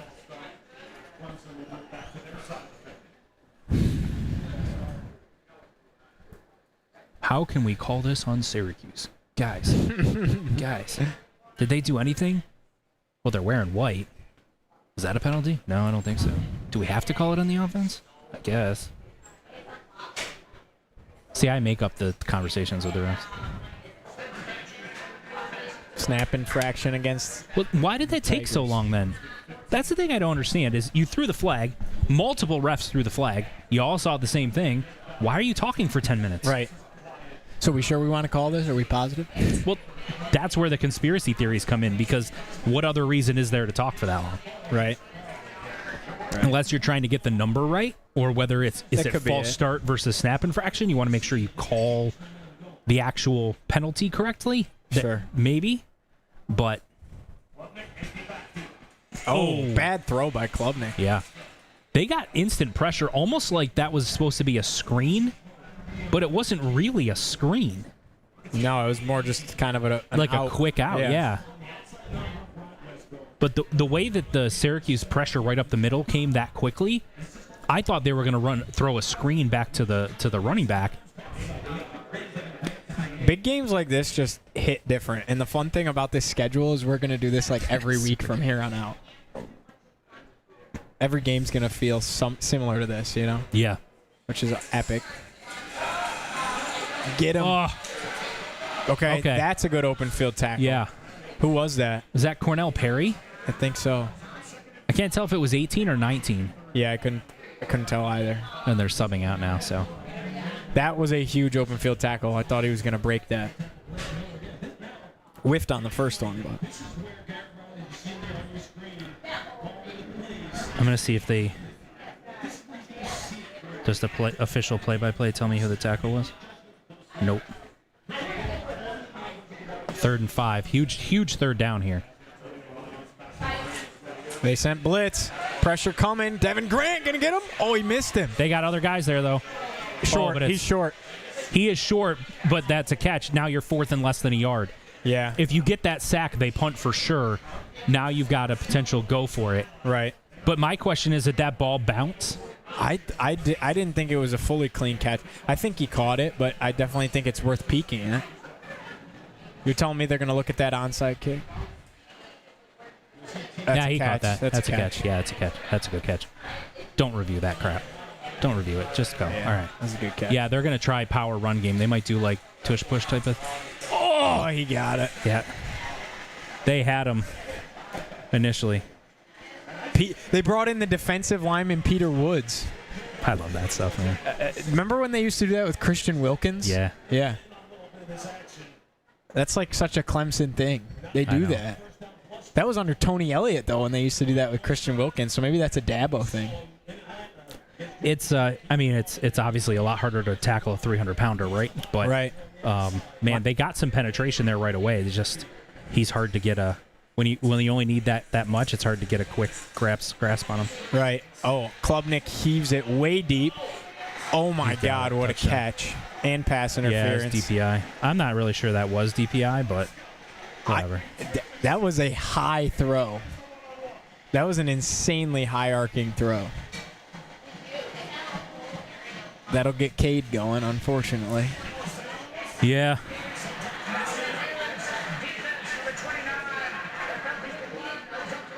Well, there wasn't a 29 on the field, so.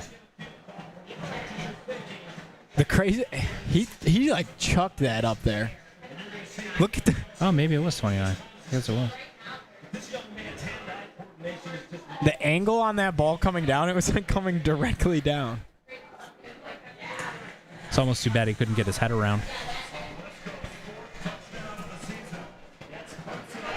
That was a tough defense. Yeah, Supercat, they showed a replay. Oh, they bit. Demetrius Samuel came on a blitz, and then the safety got cooked. Yeah. He took a bad angle on that. Because he was running a go, Buxton ran straight over. He needed to run back, and when he started to run back, he wasn't going full speed right away. He was concerned about like a curl or an out where he wouldn't have been there, and because of that, once Wesco turned on the gas, he was flat-footed and couldn't run with him. I hate corner blitzes. It just takes so long for the corner to get there. Yeah. Like, I really have never liked corner blitzes. How am I? I'm not a football coach, but I feel like if you're going to do that, your best bet is to run it with the slot corner because he's much closer. Yeah. So he's got a better chance to get there quicker. Yeah.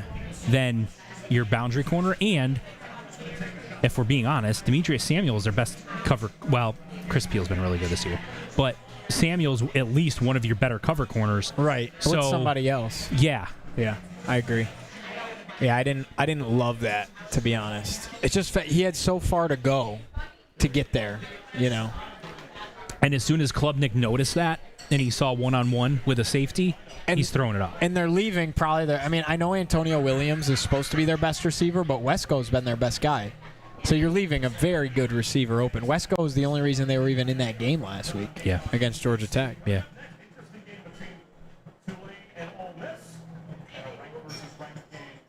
But see, that's what having a guy who's mobile like Klubnik can do for you, because you went from having a sack on 3rd and 5 and getting them off the field to nothing. Lost 5. That was Wildcat for Willis. So you went from having them off the field and punting to he keeps the play alive, gets you to 4th and short, which allows you to go for it and get the first down.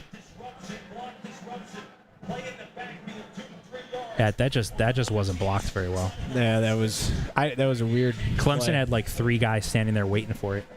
And they had Willis or Angeli line up like a running back. Yeah, I mean, when you were running the ball in the first couple possessions, it was just normal running game. Line up, hand it to him, let him run up the middle. Like there wasn't any of this trickeration. Nice catch. Caught it. Nice catch. That's a heck of a catch. Daryl Gill. Woo. Angeli, too, stepping up in the pocket, evading the pressure. Oh, he's in. What a catch. That's not an NFL catch, but that's a college catch. Only matters today. Only matters today. Nice. All right, 3 yards. That was a really nice catch. That was, yeah, they've had 2 or 3 really nice catches so far today already. It's been a season full of nice catches. You remember, like, middle to Dino Babers era, and there were issues with the wide receivers dropping everything? They have, like, the opposite now, where everybody seems to be catching it. I probably just jinxed them. Someone's going to drop an easy catch now, but... Well, they have a couple drops against Tennessee. That's about it. Oh, why did he go that way? Okay. Right. Oh, he's such a bowling ball. Into Tiger territory down to the 40. So Nixon doesn't make that run because he goes down at that initial contact. Right. But this is, to your point, when you have a power back that's a bowling ball like Willis is, you know, he can run into a lineman if they don't wrap him up, take his legs out, he's going to keep going. Dude's already... I just keep going to him, man. I mean, there he is. Oh, my goodness. That's 10 yards. He's not just powerful. He has that footwork in the hole there with a couple of defenders. I mean, that's fantastic. He's got 6 carries for 60 yards right now. That's insane. Feed him. 6 carries for 60 yards. We'll do as much as I hate the Dallas Cowboys, Ezekiel Elliott. There you go. Right? The eat. Yeah. Just plunge forward. 3 yards. That's an extra, that should have been 1 yard. Exactly. More, please. Absolutely, Super Cat. That was the thing that was the most disappointing to me in week 2, was after Willis's great game against Tennessee, Fran Brown says after the game, yeah, we need to give him the ball more. He's our best player on offense. And then in week 2, he barely touches it.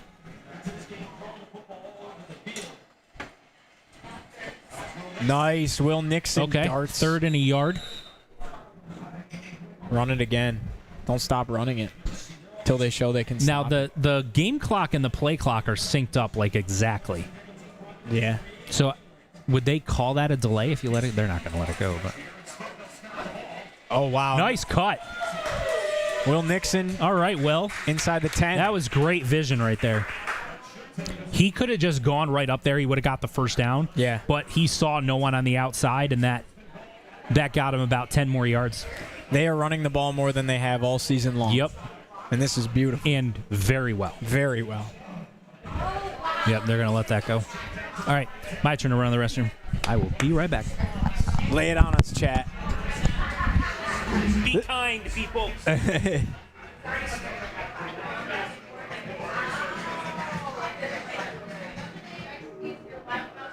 expenses, big financial fund experience.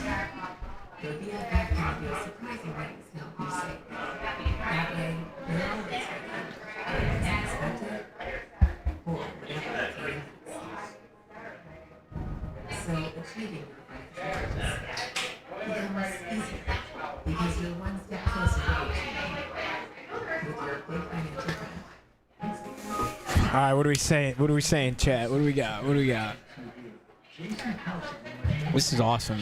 Cuse is playing nice.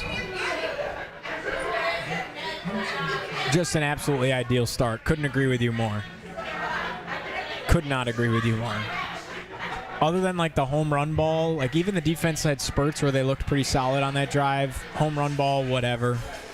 But offensively, this is the perfect start. And I think Fran's a genius for the extra possession on the onside kick.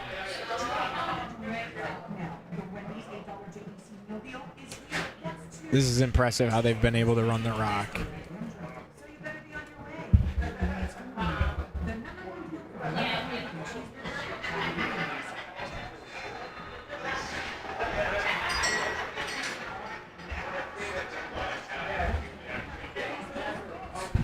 Sure, you eating? I'm gonna wait for Uncle Chris. He's on his way. Who's gonna come down? I'll wait till you guys order. What you doing? Just hanging out. You're gonna be on camera, but sure.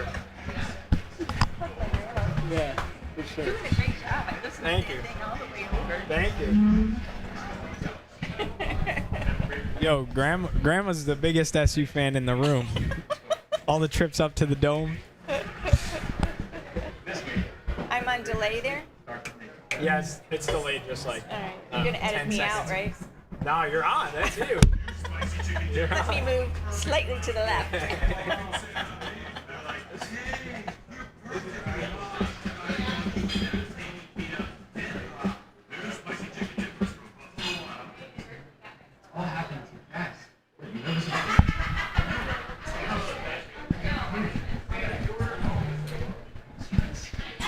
Plugged in.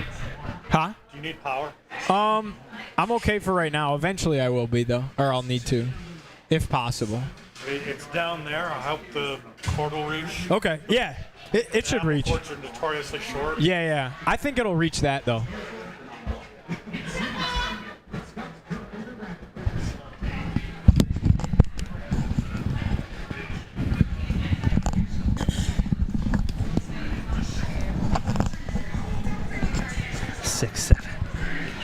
I woke up feeling the cheesiest, coach. The Cuse is cooking. Wow. What? 4 out of 5 people on game day pick Cuse? To cover the spread. Oh, what? Why are they going against the spread? I don't know. Since when do they do that on game day? Clemson will blow Syracuse out, Kirk Herbstreit said. Well, okay, Herbie. I see how it is. If Syracuse wins this game, he's going to get a lot of people in his mentions. Yes, he will. He probably gets people in his mentions every week. Ooh, Fran.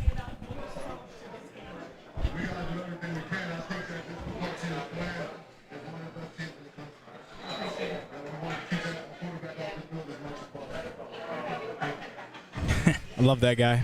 Yeah. His fit is top tier today too. He's got the white polo with the orange and white hat. Mm-hmm. Fran knows how to style. He's detailed. Yeah, he's detailed. Well, Zachary, Pat McAfee's a West Virginia guy, so of course he doesn't like Syracuse.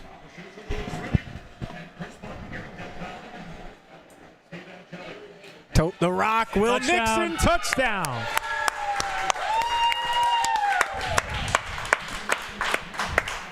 On the first play out.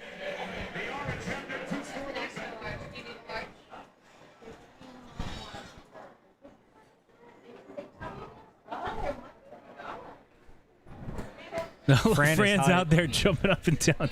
I mean, I don't know if you guys saw this. There's a guy who does a podcast who's apparently a Clemson alum, former Clemson football player, and he did an interview with Fran Brown and just came out of it gushing about how authentic Fran Brown is, all of that. Yeah. That's the newest podcast thing that came out? Yeah. I got to check that out. Like, he tagged me in it. Let me see if I can find.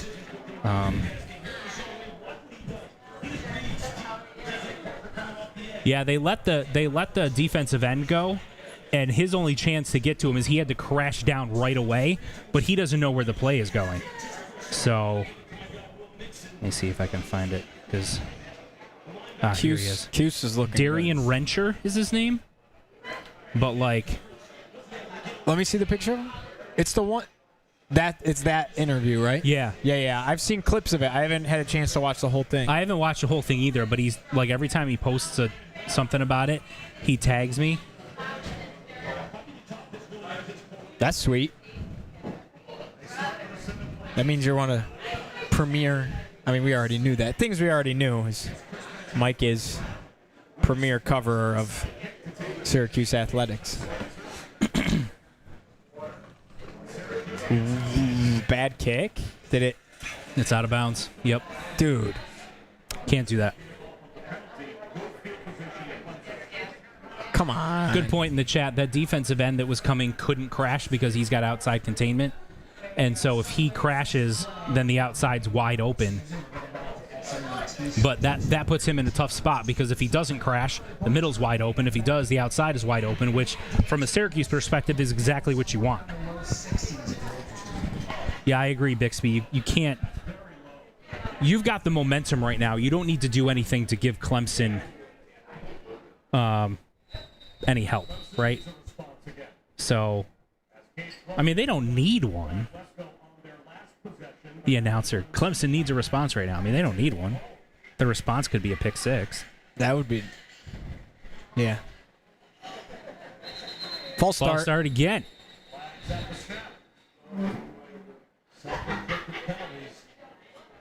Why is Klubnik pointing at Syracuse? They're calling it on Syracuse. Ugh. Disconcerting signals. Disconcerting signals. I don't know that I've ever heard that penalty called ever. Really? I've seen it. Like, I was down on the field one game for Virginia Tech, right? And I knew as soon as it happened, I was like, you dummy. I was like, they're going to call that. One of the defensive linemen was, like, talking crap and getting so excited that he went like this, like, stood up and clapped in the guy's face, and they called disconcerting signals because you can't, the clapping. Ugh. There's the run defense.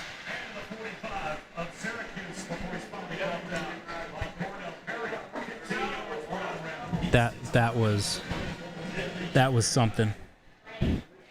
It looked like, trying to read lips, what Fran was arguing was that they were calling out adjustments for themselves. Right. But, you know, there's a fine line there. But, of course, play action. That's. Oh, you got to get him. Good defense. As soon as he touched it, you tackle him. Yep. Chris Peel with excellent defense right there. No, Zachary, he did not like that call. He's not one to scream at every call. Like, if I was a head coach, right, every time that there's a call against my team, I'm yelling at the ref. Every time. So it's like the boy that cried wolf. Eventually, you screaming about a call has no meaning. Fran Brown doesn't do that. He doesn't argue most calls. Or if he's yelling at his players, right? If you false start or you jump off sides or whatever, it's like hey, you know, we got to be smarter than this. That wasn't the case here. He was not doing anything about his players. That was yelling at the refs for a stupid call. Yeah, Bixby, I agree. That's something that you don't call almost big anywhere tackle. else. What a tackle. Huge tackle, Devin Grant. Man. They missed him last week for sure, last couple of weeks. Glad they saved him, though. At least last week. Didn't need him last week. 3rd and 11. Devin Grant's probably, from what I've seen, probably the best player on the defense. He's the best player on the defense so far today. He's the best player on the defense right now. I think Samuel, by the time he's done, will be better than what Grant is. Like, That's I think fair, his ceiling is higher, but he's 17. He's still gaining experience. But right now, I mean, all things considered, and even intangibles, it's Grant. Samuel's gaining experience. He's still gaining weight, too. Another one. Nice tackle. Who was that? That was Tremble. Yeah. That was Jamie Tremble. So weird seeing a defender wear 82. I know. Because I think he was wearing 13 at one point. Yeah, he's 13 in the video game. Yeah, but they changed it to 82, I think, because there was another player on defense that was also wearing 13. Oh, okay. And so in order to have them both out there at the same time. WTLA North Syracuse, WSGO Oswego, W249BC Mattydale, W261AC Oswego, WTKWHD2 Bridgeport, ESPN Radio. I have no idea what that was. I'll tell you. Oh, thought they were going to block that for a second. Oh, that's Get over his head. Oh, he's in. No, that's touchback. Did they touch it? Touchback. Yep. Yeah. Touchback. Okay. They should have. They screwed messed that up big time. They that messed was that up.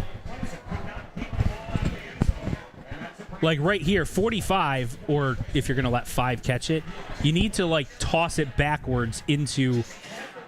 It took a high bounce, but yeah, you don't. But he need to caught catch it and then I don't know what he was doing with it. You just got to go up and tap it instead of, hey, we'll take it. We'll take it.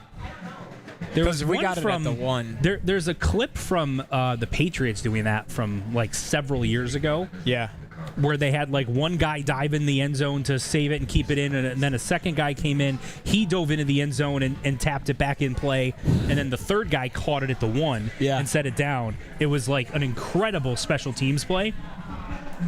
And not to say it needed to be quite that extreme, but one of those 2 guys that was right there at the goal line just needed to jump up and tap it forward. Yeah. And then you've got 3 other guys down there. One of them should be able to get it at like the 2 or the 3 at least. Right.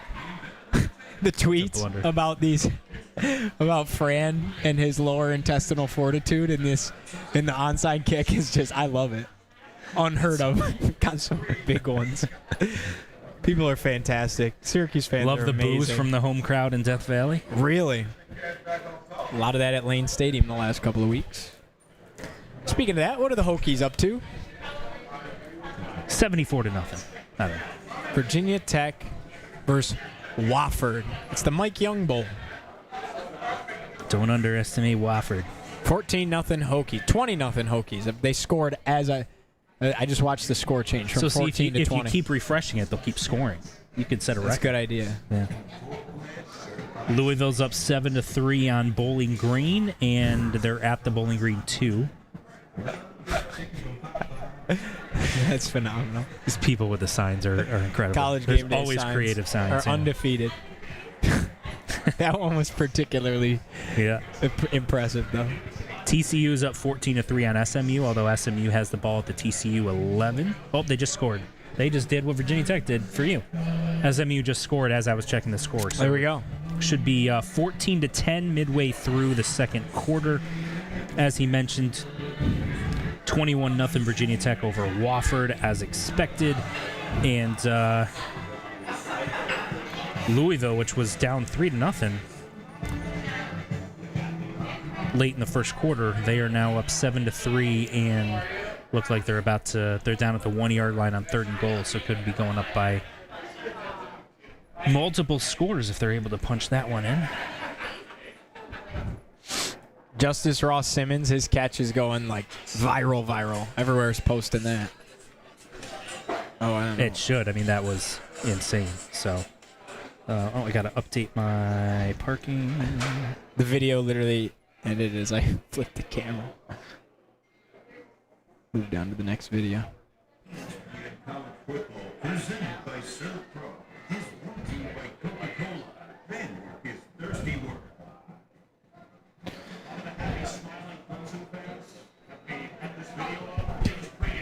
Bob Wischusen talking about the smiling Clemson fans pregame at the tailgate footage they're showing and how that is not the tone in the stadium at the moment. It is not. All right, to set the table for everyone, second quarter, 12:52 left to play. 1st and 10, Syracuse from its own 20 to start the drive. Angeli throws down the sideline, another great catch. He's out, yeah. I saw his foot hit the boundary. Yeah. I mean, Cook thinks he's in, but I think he's out. That's the way it looked to me. It was a little high of a throw. See? He's out. He's out. Good call.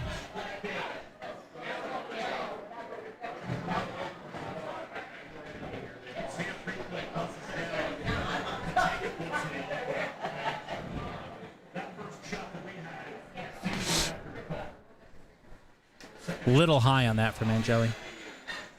But he's also trying to make sure he keeps out of harm's way, too. I don't know how he got that off. Oh, my goodness. That's a heck of a throw. I thought he should have ate it. Oh, there's a flag. Roughing the passer. They going to call that targeting? Okay. That's a makeup for 2022.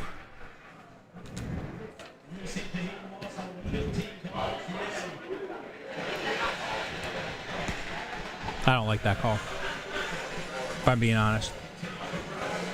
Like, he hit him right as he was throwing. And I get that Angeli kind of got slammed at the end of it. But I don't know what else the defender's supposed to do. He wrapped him up, he hit him in the middle, and brought him to the ground. That's a bad call. He didn't seem to be slamming him. I think Dabo Swinney's got every right to be upset with that. Yeah, that's a bad call. I agree. Yeah. Not to say Syracuse doesn't deserve to get some calls going their way at Clemson, especially with roughing the passer.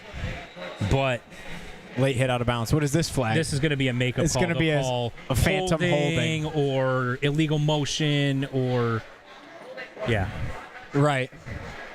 This is that's a makeup call for the. See, and Fran just pointed up to the booth, was like, "This came down from them, didn't it?" Like, that was a bad call. You better make up for it. Yeah.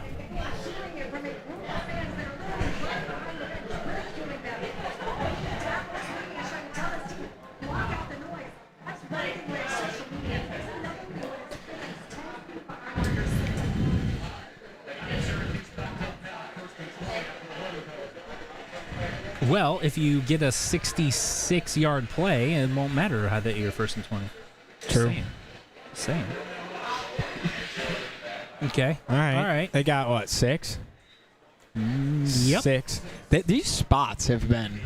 I mean, interesting. They are reeling the spots back as far as humanly possible. I feel like, and I'm not even just because we're obviously rooting for Cuse, but it just feels like they're putting the spots as far back as possible. There was a game last year. I don't remember which game it was, where it looked like every single spot. And it wasn't like towards one team, it was both teams. They were spotting at a yard back from where they got, like, consistently. It's so weird. Was it the Virginia Tech game? I don't even know. Angeli just got sacked. He got back to the line of scrimmage, but I don't know. It might have been a half a yard sack. Zachary, I think there's some Syracuse fans there. It's hard to tell in the crowd because Clemson wears orange, but like I think there's a little section there where there's some Syracuse fans, but it's not very many, and it's hard to tell, and you're not going to be able to hear them on the broadcast, I don't think. Far way to go and a hard ticket to get. So yeah, you're not bringing a huge crowd to Clemson, unfortunately. 3rd and 15. I mean, they're going to run a draw. Yeah, I wouldn't be shot. Oh wow, going for it.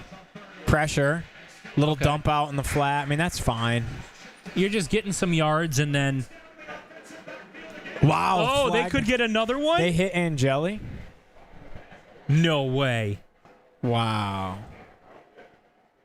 Targeting on Dabo Swinney ejected. Wow. Roughing the passer. They said targeting. Wow. Targeting under review. Is it on Woods? No. It's not Woods. It's whoever that guy is. See. That was a nice move. Ooh. I mean, yeah. He didn't need to go at it. He's done. Because he's already wrapped up there by Parker. Yeah. And he threw it. Yeah. That was bad. He's going in trying to hit the quarterback as he's throwing. Like, I don't think he was trying to lead with the helmet and hurt somebody. But the problem is when the other one's bringing you down, if you're aiming for the chest and then the other guy brings his head down, then all of a sudden it's helmet to helmet. But, yeah, like, you can't overturn this. This has to stay targeting. If you're serious about protecting player safety, helmet to helmet, I mean, that's the definition of it. Definitely launched, too. Yeah, he launched. The launch is the big thing here, I think. Because it wasn't a ton of helmet to helmet. It was like helmet to chin, shoulder to neck. But launching. I think the way that Angeli's head snaps back too is part of it because it makes it look like he's hitting him right under the chin, which is considered the head. Right. This has to be targeting.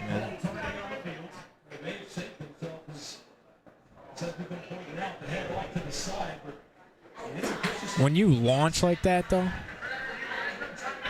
Wow, no targeting. Dude. Of course they're not going to call targeting. Of course.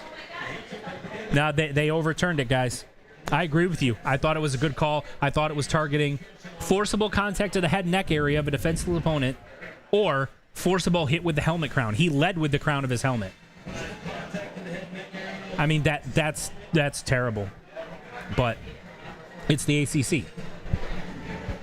I mean, the good thing is for Syracuse, at least the roughing stands. Yeah. So you've still got a first down instead of having to punt. That was targeting, though, dude.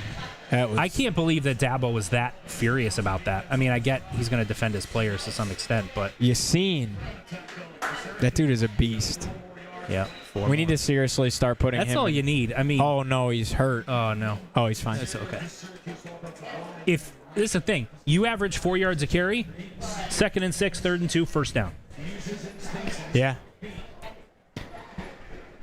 We got to start talking about Yassine Willis. So I don't think Dabo legitimately thinks that it was a bad call, but he's acting that way because he's hoping that gets him another call somewhere down the line. There you go. Nice. First down. Wait, the career-long field goal marker, is it the I guess Trip Woody's longest field goal is 38 yards. He's only had a couple of games, so I guess that's possible. It just seems weird to be down to the 20-yard line, and that's where the field goal marker is. Right. Where's the field goal marker for the Cowboys kicker? Like his own 30? He's insane. Yeah, you got to make him pay for the penalty. You got to punch this one in. I'd keep running the ball, man. Make him stop it. Okay. Touchdown. Got it. Touchdown. Woo! What a play call. Daryl Gill, baby. Perfectly thrown. The mascot helped him The mascot up. helps him up. That's beautiful. fantastic. Hey, good sportsmanship from the Tiger. Beautiful sportsmanship. Fantastic. I mean, Shock, that's a meme right there. Yeah. That is a meme. That's a meme. He almost overthrew him. That's a heck of a catch. Yeah, he did. It's the Randy 1, gloves. 2. Oh, yeah. That's a Sunday touchdown. That would have been even better if he had those Randy gloves on. Yeah. Oh, look what he fell into. They're like push-up board thing. Yeah. Actually, probably better than the brick wall that's It right might there. have been. That's Yeah. a good point.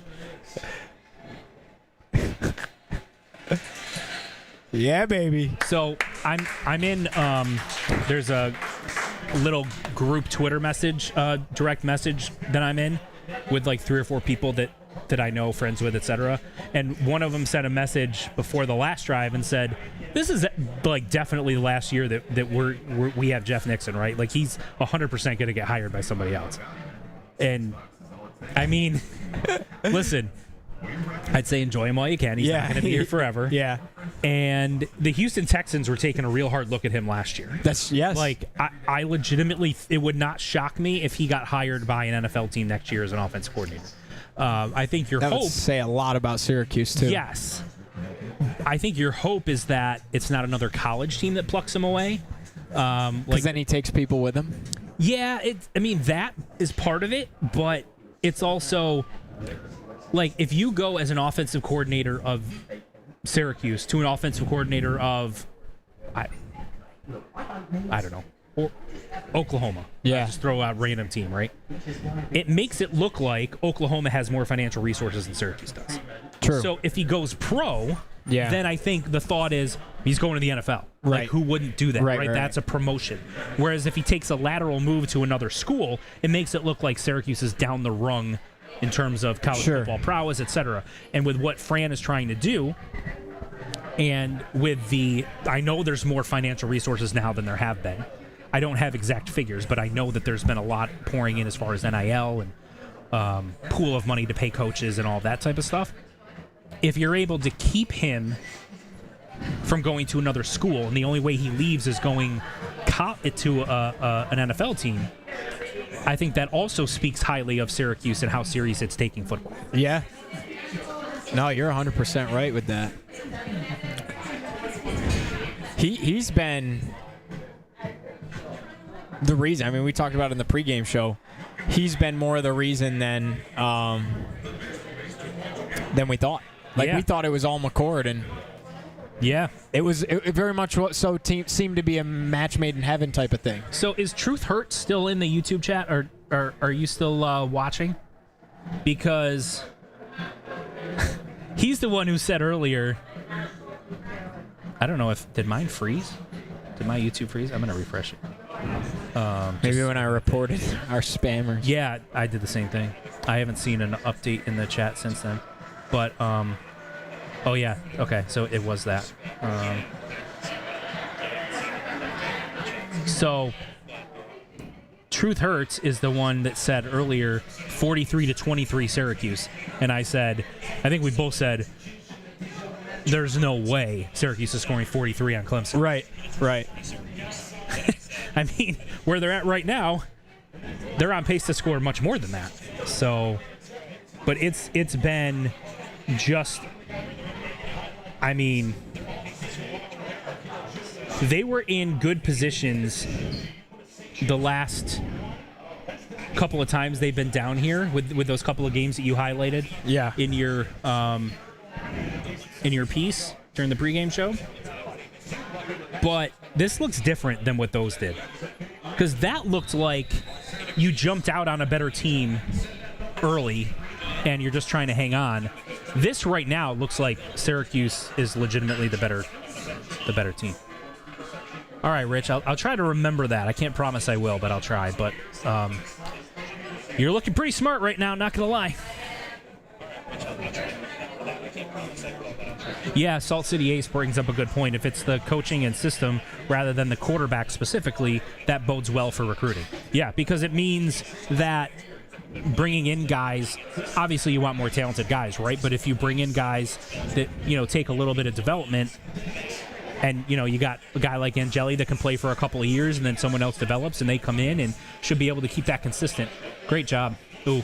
Nice tackle. Yeah, they played that real well. That's tough to defend. Keeping that to 5-6 yards is pretty good. Or as my son would say, 6-7 yards. 6-7. That's tough to defend.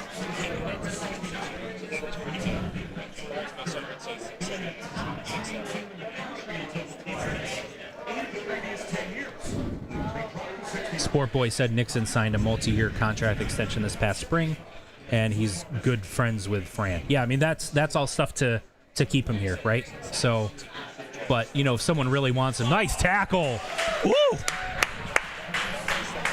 If someone really, really wants him, then, would they be willing to throw tons of money at him? I could see that potentially, but, I mean, to Sport Boy's point, sometimes you're happier even with making a little bit less. And he's here. He doesn't have to worry about Syracuse needs to go undefeated every single year. He can come have fun, play for his good, work for his good friend. I think that stuff matters. And plus, where else would you get to be covered by me? That's it. Oh, we lost him. Oh, they got secondary contained. They got him. Great defense. That was an excellent defensive series. They are looking real sharp. It's their one defensive, I guess, called mistake from having Clemson shut out right now, which is that 3rd and 5 that they couldn't get Klubnik down. Yeah. And they ended up with a 4th and 1 instead of a 3rd and 12. They're that play away from being 24-0 right now. And they're about to get the ball. And a deflection from Clemson from being 28-0. This first half is flying, too. Yeah, it is. They're running the ball, that's why. Cuse. That helps. Which you want to shorten the game. Samuel returning punts. You want to shorten the game in games like this. Yes. So when you're the quote-unquote underdog, although right now it doesn't look like they should be, yeah, you shorten the game. 17.5-point favorites. By the way, 17.5-point favorites was Clemson. 17.5. I felt like that number felt gargantuan. It did feel like a lot, but I kind of felt like, I know you were talking about Tim Leonard, felt like this was a game where Clemson could hang a 40 spot on. Yeah, I need to go bully Tim. Right? I would wait till the game is over. Don't jinx it yet. Yeah, true. But this is all you, Mike. Remember you said you were like, Syracuse has no chance to win this game. I told you. But it felt like a game coming into this where if Syracuse was going to win, it was going to be a close game, and if Clemson was going to win, it was going to be a blowout. Yeah. Because of how desperate Clemson was and all that. But again, this could be overvaluing what talent Clemson has on the field, on paper. It could also be sometimes you have great individual pieces, and when you put them together, it just doesn't work. Yeah. And they still have NFL caliber players on both sides of the ball. But something just isn't working. And I don't know 100% what it is. Sometimes it's also line play. I mentioned earlier that my dad played offensive line. When I would watch games with him growing up, he taught me the game from the inside out. And so when you're watching, Syracuse's lines are dominating this game, right? And so Clemson, even if they have better players on the outside, even if they have an NFL caliber running backs or whatever else, if Syracuse's defensive line is controlling everything, that's going to make it more difficult for that to come to fruition. On the flip side, even though Clemson on a couple of plays last possession got better pressure, the offensive line has done a real good job at run blocking specifically, but at protecting Angeli. And if they continue to do that, it doesn't matter if they've got 2 NFL caliber linebackers and 3 NFL caliber defensive backs, because you can't cover people for that long. Right. My biggest key to the game. Oh no, he's asking my son. He's not asking me. My son is more popular than I am. Where are we? Are we hearing ourselves? Where's that coming from? What? Oh yeah, I can hear. It's really faded in the. Oh, I think it's coming out of your computer. Maybe. There we go. There we go. That's where it was. I thought it was in here. Oh, I know why. Because I've got us live here. I need to pause. Oh, there you go. That's fine. But I muted it anyway. Chat, how we feeling? There's still that little piece of me that thinks Clemson's gonna have a run in them. Yeah, I'm not. I wouldn't say I'm comfortable yet. Yeah, but 24-7 is with the ball late in the second or the first half. Like you're feeling good. Yeah. Yeah, I mean, like, I remember obviously anyone in the chats that knows me knows I'm an Eagles fan, right? So I remember in the Super Bowl when the Eagles were up 24-7 or 31-0 or whatever it was, and thinking, I'm still not comfortable yet. Right. And even though everything to this point has been completely dominated by Syracuse, there's still 2.5 quarters left. Yeah. And there's a lot of football left to be played. Syracuse already has 122 yards on the ground going into this drive. And they've run it 18 times.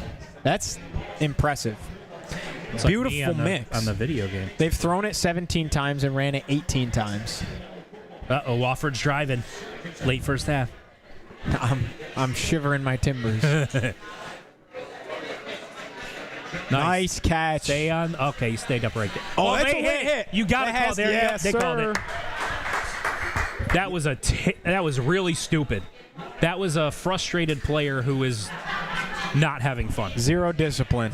Dabo's lost the locker room. It's over. So bring him to Virginia Tech. Hannafin. More like Jerkafin.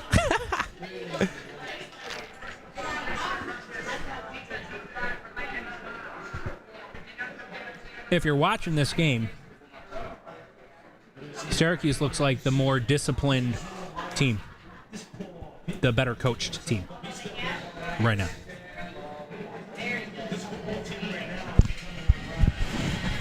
Late hit on Clemson, but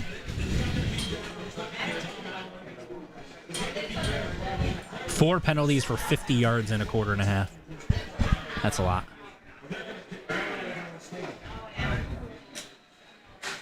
Play action. Okay, smart. Oh, Justice. That was a little high, but he's got to catch that. There's the drop. He was looking.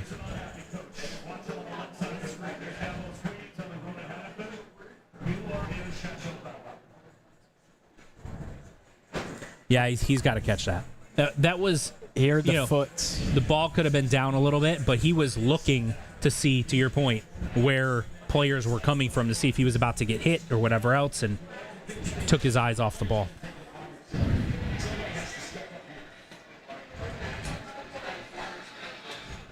Okay. Dan staying on his feet. Third and half a yard. And that should have been 3rd and 4. Instead, Dan stayed on his feet. Great play. I'm an Eagles fan, so you know what this should mean. Tush push. Tush push. Tush push time. Do it. Oh, wow. They're literally doing it.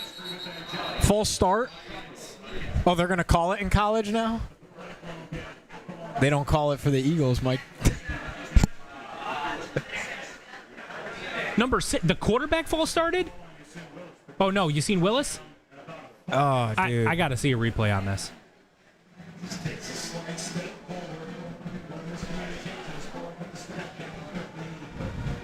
That's bad. Oh, yeah. Yeah, he moved. He did. It was slight, but he didn't need to either. No. That's unfortunate. Yeah. That's that takes a incredibly first down away, but 3rd and 6 in plus territory. They're going to run it? No. Tipped again. Oh. Go for it? Man, this is a tough spot. If it was like 4th and 4, I think you're going for it. I wouldn't be shocked if Fran went for it, but...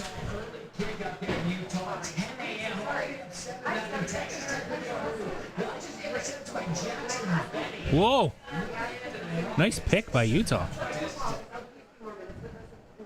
They got the offense out there. Utah's good. Both those teams are good, honestly. Texas Tech's quarterback has been tearing it up. Could be a preview of the Big 12 championship since Arizona State might not be as good. I mean, yeah, Mississippi State's not an easy place to win. Yeah. There. Oh no, pooch kick. Nice. Stop. Nice. Let it roll. Okay, now down it. All right. I mean, okay, that's pretty good. Field position game. That's pretty good. It's 24-7 Syracuse right now. That's actually that smart. That false start because there's no chance of that getting blocked. Right. And you're not going to give up a big return. That's fantastic coaching. And so you have the ability to kick it so that it hits short and rolls forward. Right. That was excellent coaching. Yes. They did that. I don't remember which game it was. Was it UConn or was it Colgate? I don't think it was Colgate. I think it was against UConn where they did that. Still 14-10 TCU over SMU. Virginia Tech held Wofford to a field goal. All right, here we go. All right. Just what you don't want to do is give Clemson some life here at the end of the half. Yeah, 90-yard drive here. Right, because Clemson's going to get the ball to start the second half. So if you let them go down and score, it's 24-14, and they get the ball, they're going to go in and say, guys, everything went wrong, and we're right here. Right. Ugh. That's the off coverage. I mean, Bixby, I think he's listed at like 6'3".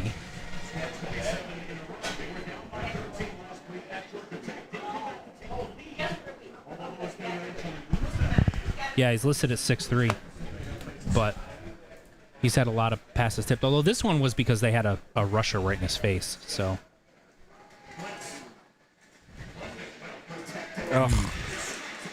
now they're in rhythm. That's a problem when you blitz and you don't get there. So, since we're just reacting to things people aren't seeing, they're now driving, and they took it from around their own 10 to now their own 39. Zipped over That's the middle. Offensive pass interference. Number 0 was contacting a Syracuse corner while the ball was in the air. That, to me, should have been offensive pass interference. I hope they show the replay, but even though the ball went to a different guy? Yeah, because you're restricting Syracuse's DBs from being able to react and try to make a play on the other. Because how many times do you see someone who's covering one guy and he comes off and jumps a route or is able to get a deflection, even though that's not the guy that they're covering on that play? Sure. But he legitimately knocked over a Syracuse DB while the ball was in the air. Right. Nope. Nice, incomplete. Nice defense, Demetrius. Great job. Heck of a play by the 17-year-old. Sure was. So now he's up to 7 passes defense this year. That was a heck of a play by Demetrius. Yeah. He's so good. Yeah, I thought it was UConn where that pooch kick happened. All right, 2nd and 10. Ball spotted at the 49. Got to keep him at 3rd and long. They blitz again and still not really getting home, and it's tic-tac for a first down. It's like they're concerned about them going deep, so they're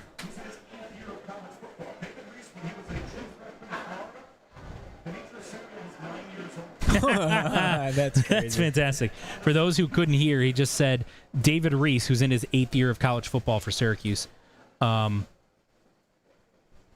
when he was a freshman in college, Demetrius Samuel was 9 years old. That's hilarious. That's insane. That's absolutely preposterous. So it was, I think, 2 weeks ago when they played UConn, and UConn's quarterback was in his 7th year of college football, and I said, if David Reese can sack Joe Fignano, that's 15 years of college experience between those two players. That's true. That's insane. Did Reese get a sack? He might have. I think he did. No, not in that game. It wasn't Reese. Who did? Jobity. Yeah, Jobity did. That was late in the game. College football rankings, no Clemson. Shocking. Penn State and Ohio State both have byes this week. I love how it says idle instead of bye. Or off. Like, why does it say idle? I don't know. Or say bye. Right. I know they're trying to, like, get rid of the word bye, but just say, like, Why? off week or something. What's wrong with... I don't know.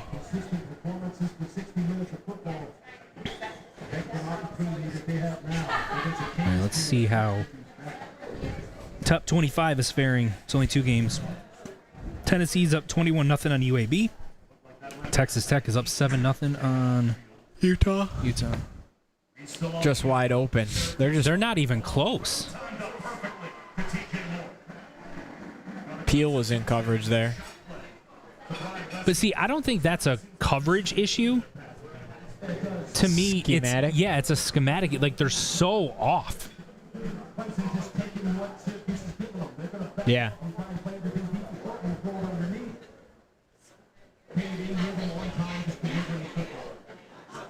It's like they're just letting them get down to the red zone, and then they'll tighten up. But I just... Get home, get home. Oh. Good D.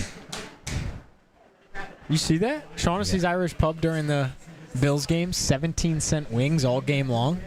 17-cent that's wings? Fantastic. You can't get 17-cent wings. No, it's 2025. That's like a 2015 or 2010 type of... Usually wings are like almost $2 a wing nowadays. I know, that's insane. 17-cent wings. I'm coming here for the next Bills game. Should, man. Too bad they don't play tomorrow. You can get 2 dozen wings for like $5. That's beautiful. Oh, it's a touchdown. Oh, they stopped it. It feels like the audio is delayed. It does. I was going to say that. The video. They're going quick. Good defense. It's nice. Is that Bryant? All right, 2-minute timeout. This is a huge red zone series right here. My dad's looking at me like, where's the defense? I wish we knew. It was good up until this drive, and they just started backing off and backing off and backing off, and I don't really understand. It felt like they were at their best when they were putting pressure and being aggressive. And right. They did continue to bring blitzes, but the corners are so far back. I don't know if they're worried because of the touchdown that they had was on a deep pass. If they're just... I thought you could get 6-7 wings for 67 cents. Crazy. Let's see what else we got going on here. Arkansas is beating Memphis 27-10. Maryland is winning at Wisconsin 17-0. That's a little surprising. North Texas is beating Army 28-14. Army's not very good this year. They lost to who'd they lose to? They lost to an FCS Tarleton team. State. Yeah. But they beat Kansas State. Kansas State's bad this year, though. It's such a weird 2-week stretch, right? You beat a Power 4 team and then lose to an FCS team. Kansas State was supposed to be good this year, but Avery Johnson and company are not putting it together. So Tarleton State is currently 4-0. They won 42-0, 59-3, 56-10, and then beat Army 30-27. I still can't get over that throw. That throw from Klubnik was just a moon ball. Yeah. Look at how he just chucks it all the way up there, and it literally falls down like almost a 90-degree angle. I know. North Texas is undefeated. They beat Western Michigan 2 weeks ago. They beat Washington State 59-10 last week. It's crazy. And for those wondering, Central Michigan is beating Wagner 14-0. I know that's a game everyone was wondering about. So locked in. Just letting you know. Virginia Tech's helmets are kind of dope this week. What do you think, Mike? Cool helmets. Yeah, those Not are bad. cool. Not I bad. like those. It's their military day, which is why they're wearing all white at home too. I actually don't like wearing all white at home. Although No, I don't LSU like wears the when white teams at do home. But that's an LSU thing. I also might partially be jaded on that because of Dallas. The Cowboys always wear white at home. Yeah. I was like, why are you so special that you're the only team that does this all the time? Sure. Who do you think you are? Makes sense. Divisional rival.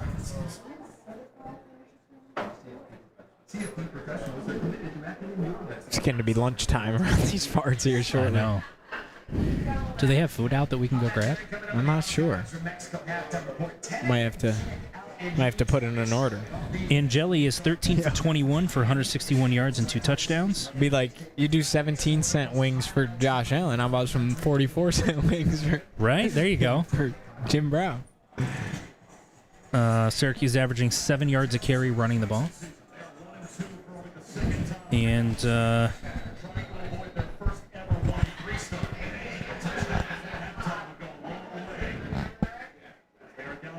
Syracuse doesn't have any sacks today, which seems odd. All right, play action. Good defense. He tripped him. Nice tackle. Nice defense. Great tackle. That was excellent defense all around. That was awesome. The outside defender stayed with the receiver, and they were able to stay with Contain on his rollout, and then came up and tackled him. Perfect defense all around. TFL for about a yard. Who called timeout? I'm guessing Syracuse. Fran is yelling at something. There's a flag down. Are you serious? What? He tackled. He didn't do anything. Fran's yelling at the player. Oh, that? Are you serious? Really? That happens after every tackle the entire game. That's terrible. That's an awful call. He's basically telling him you don't need to do that. That's a terrible call, though, in my opinion. Yeah. Awful. That- That's an atrocious call. That happens, like I said, every tackle the entire game. Someone does that where they slap their helmet. But that completely changes this. Instead of 3rd and goal from the 6. Garbage. That's garbage. And they still stuff them. I'm sorry, that's a terrible call. I know. There's celebrations like that after literally every play. I know. This is, I'm sorry to get into the conspiracies, but this is the ACC. We can't have our prized possession go to 1 and 3. If you're a good official, you walk up to Raheem Long and you say, listen, none of that anymore. I'm going to have to call it. I don't want to call it. Yeah. But that's the first tackle he made all day, too, so you know he hasn't heard it yet. yeah. That's what a good official does. Right? Like, you don't just, let me completely change this drive. The official should False not start? change the game. That was such garbage. Ball don't lie, Mike. But see, now Syracuse has a player that's clapping. Is that taunting? Not a conspiracy. It's real. I mean, honestly, Super Cat, the evidence all points to it. I mean, that was a terrible call. Garbage call. In my opinion.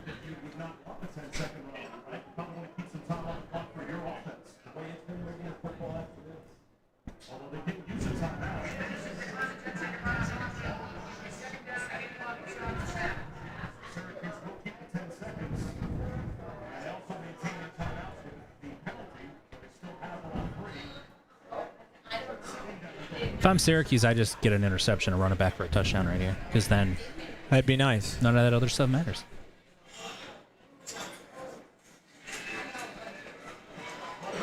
He's got all day. No. That was, I mean, they held up for. They had good coverage for most of that. You and can't then hold up that for happens. forever. Someone's got to get there. That's part of the issue when they don't blitz is they don't have it. They can't get there. Right.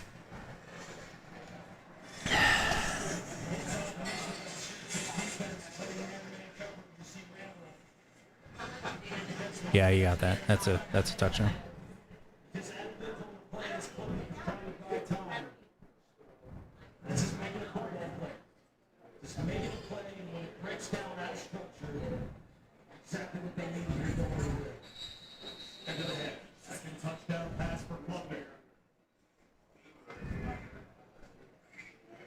Syracuse still has a minute 6 on the clock. They have all 3 of their timeouts.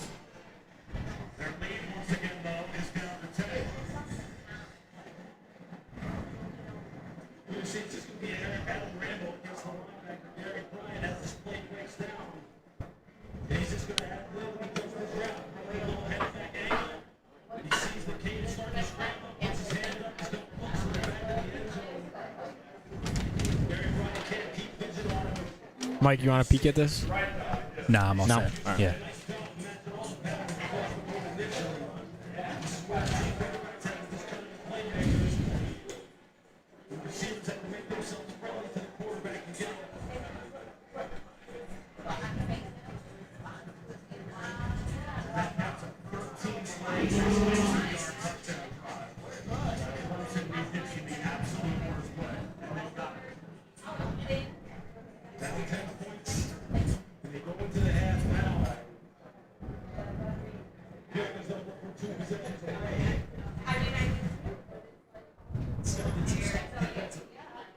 Oh, he's returning.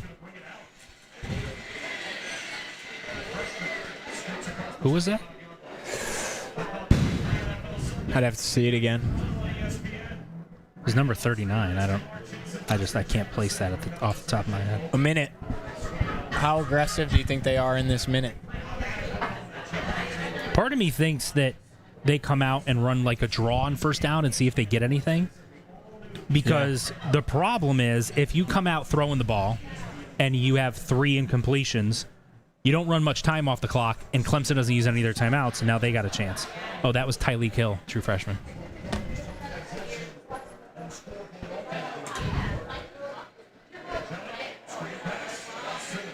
They were on that. And Clemson's calling timeout. Clemson's going to try to see if they can get a stop and then sneak down and score again. Right. That's why getting a first down here is critical, even if you don't score. I mean, like, coming into the game, if you had said, Syracuse, you're going to be up 10 at half, you would have been thrilled with that, right? Yeah. And I know the way this has gone is it feels like it could be or should be more, but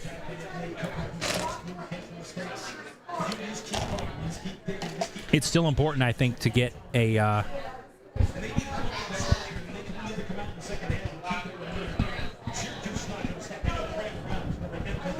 first down and run. But yeah, Florida guy said makes a good point.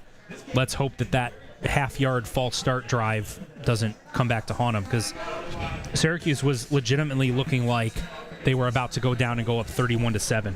Yeah.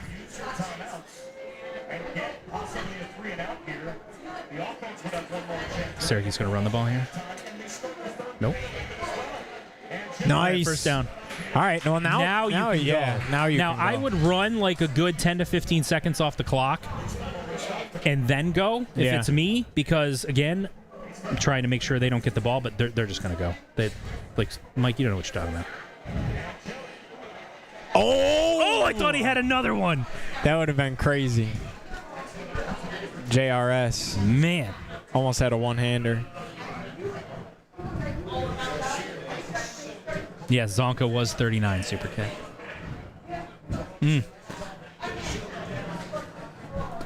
Looks to me like anytime Ross Simmons has single coverage, Angeli's throwing it up to him. Yeah. Which is honestly a smart strategy. Okay, 5 yards. Will Clemson call a timeout now? No.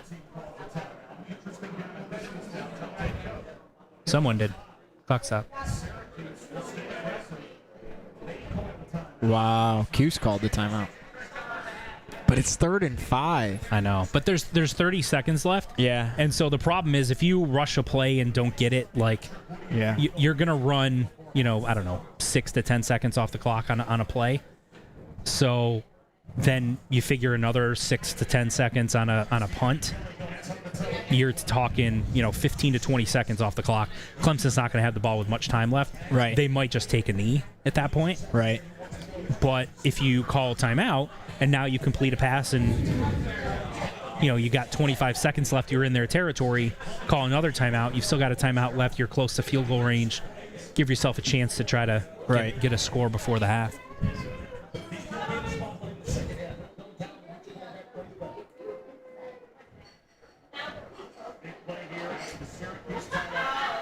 Nope, he forced him to show the blitz.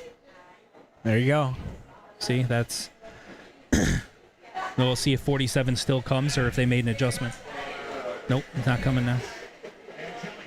Oh, okay.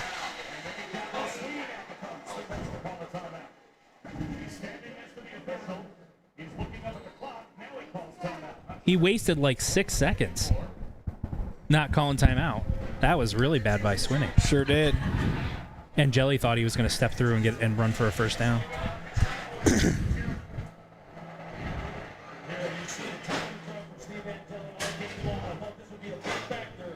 That was crazy.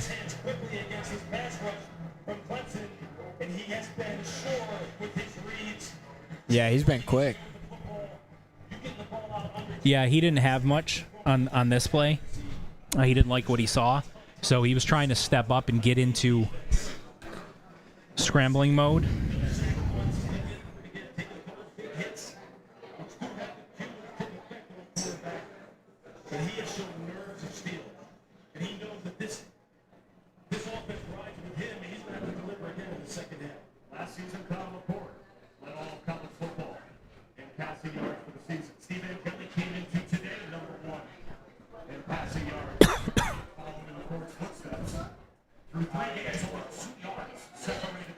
See. I gotta let it go. All right, touchback. I mean, they have 16 seconds at the 20-yard line.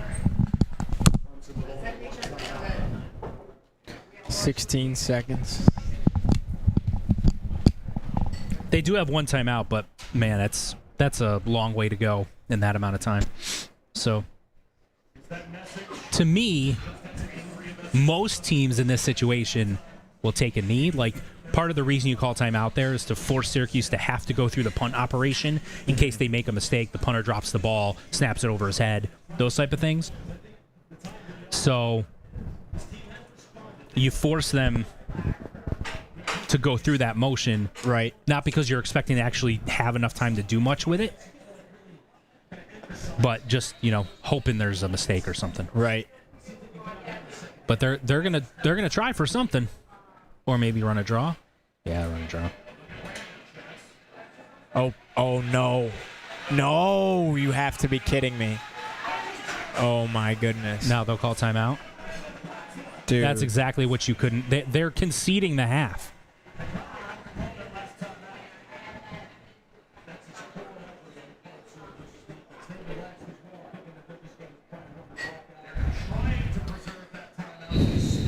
Why do you spike it?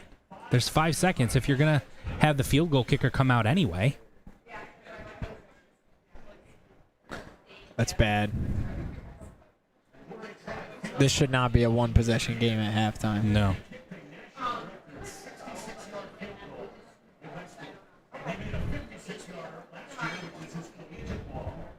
So this is going to be like a 58, 59-yarder? Or, yeah, okay, I was going to wonder if Clemson was going to hike it, run up the middle, and call timeout. Like, do like a QB sneak, see if you can get 3 extra yards. I feel like this Nolan Hauser guy's been there for forever. He's still there. What is happening? They had to call timeout because they were about to do a delay a game. So now you can't do the run up the middle and call timeout real quick.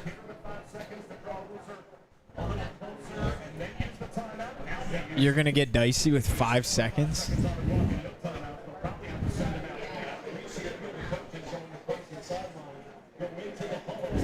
That was... You can't give up an explosive run like that, dude. Plug in my laptop before it dies and I have no chat. Don't want that.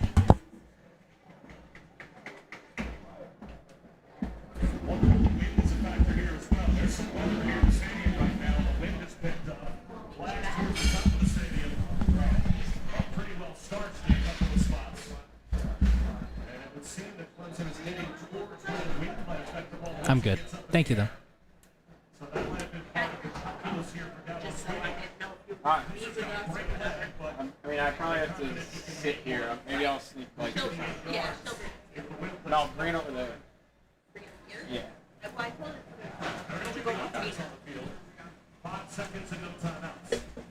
They got their offense out there. Are they going to try to get like a quick 3-yard out and see if they can get him a little closer? Or are they going to do a Hail Mary? Now Syracuse is going to call timeout. That's smart. What is going on? Syracuse is calling timeout because they saw the alignment and they're probably going to, look at a couple of things here like, hey, these are what we're expecting, etc. Right. But the problem that Syracuse faces right now is if you think, I think they're going to do a quick out to try to gain an extra 5 yards or something like that to make the field goal a little closer, then if you're playing up, they could audible to a go route, and now you've got one-on-one with a safety deep. Yeah. And that's a tough position to put them in. If I've you done play that in CFB 26. Oh yeah, me too. Whenever I see them come up and press man, I always audible to a go. Yeah, always. So, but if you play off, now you give them that 3 to 5 yard out without any restriction, right? Right. So then they end up getting, it ends up being a 48-yard, 50-yard field goal instead of a 56, 57-yard field goal. So now they're playing off, it looks like, on the outside. Dropped it. Oh, my goodness. That's a home field time Clock taker right there. Stopper. Yeah. Now he's going to come out. But see, that's almost like if you were trying to play a little risky, like, do you play up and try to jump it for a pick six? Yeah, they're going to do a Hail Mary now. I don't think you can kick this field goal? They must not. Or they're worried about maybe if it's into the wind, like Syracuse could return it. There's no way. And then it's a pick. That Syracuse got away with a DPI.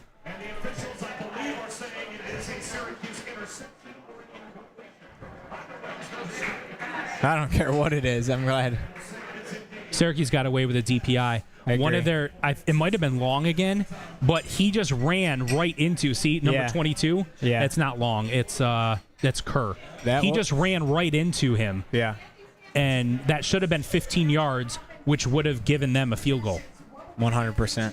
So Syracuse got away with a DPI there. Yeah, they should review that and see if it's an interception because Devin Grant deserves that in the stats. And the 50-50 ball, that was 50-50. That shouldn't have been a 50-50 ball. That's the other part of it. Oh, they get the ball too. Yeah. I don't know how I feel. Like, I'm glad they're up by 10, but yeah, being up by 10 is good. But it does feel like you left a little meat on the bones. The good thing is, the only time that Clemson has stopped Syracuse is when Syracuse has stopped Syracuse with the penalties and whatnot. When they've been clean and haven't committed penalties, they have moved the ball. Mm-hmm. So that's the positive. And defensively, you've had at least one drive aided by a penalty, and you gave up the one long run that almost resulted in points at the end there. Right. But other than that real long run, like the run defense has been really good. They were booing Dabo hard. Boo him more.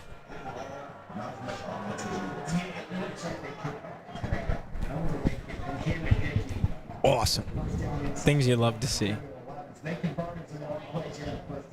You know it's a big game if Mike Waters is interacting on Twitter. Usually not a football guy, right? Just a basketball guy. Yeah. primarily. I mean, he watches a lot of them. Uh-huh. But I think it's also because So, like, the basketball beat writers will be backups to the football beat writers and vice versa. Right. So, if you ever got called to be, random sub, right? Like, let's say Brent Axe has some sort of personal issue going on. Right. And he can't be there, and so they call Mike Waters and say, Mike, we need you to go cover Syracuse Duke next week, right? If he's not paying attention, right, he's got to do a whole bunch of research beforehand. If he's watching the team and keeping up with them, then, it's easier to slide into that role. So I think just from a professional standpoint, like, it makes sense. It's smart, and there's worse things than watching college football on a Saturday, right? He's like a backup quarterback. Yeah. I mean, I think it's smart from his perspective. Yeah. He's a good dude, too, Mike Waters.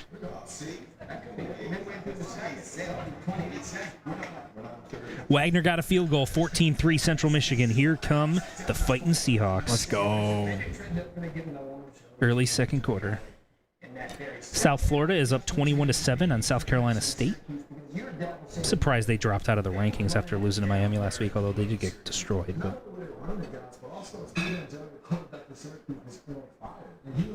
Steve Angeli. Let's go through some first half stats here, Mike. Let's do it. We got turnover 0. Turnover 0. We got Stever Angeli, 16-25, 180 yards, 2 tuds. Yassine Willis, 9 carries, 77 yards, averaging 8.6 yards a carry. Dude is a wrecking ball. Will Nixon, 6 carries, 37 yards, averaging 6.2 yards a carry. So Syracuse is, they're averaging 6.5 yards a carry as a team. That's even with Steve Angeli's sacks counted in there, which tells you how well they're running the football. And Ricky's, 2-yard run? Yeah. Yep. Jonte Cook's been the leading receiver. 5 catches for 54 yards. Darryl Gill, 2 catches, 41 yards. JRS, 3 catches, 26 yards. It's crazy that Jonte Cook is on pace for a 10-catch, 100-yard day, and yet he's like the 3rd or 4th storyline with the wide receivers. Yeah, today. yeah. With the catches that Justice Ross Simmons and Gill have had today. Devin Grant, 6 tackles, 2 TFLs in the first half for Devin Grant. Yep. Raheem Long's got a sack, but that turned into a penalty, obviously.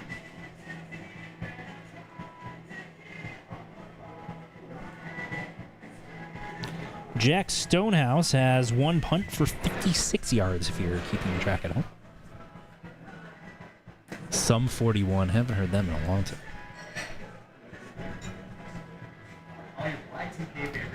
Bulls were ranked because they got very lucky beating Florida. Yeah, I agree.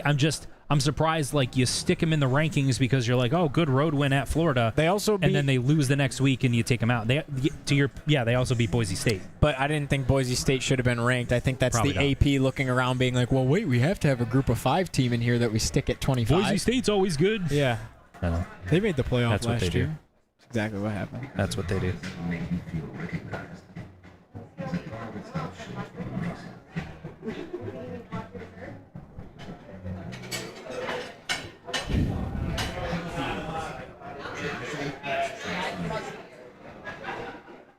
I'm going to text Tim. First half vibe check. I'll be curious what he said. I just double texted Tim. Maybe I'm clingy. Clingy. I texted him this morning and he didn't respond. I'm a clingy friend. If he doesn't respond in like an hour, you should go, dude. Yeah. Yeah. Are we okay? Are we still friends? Yeah.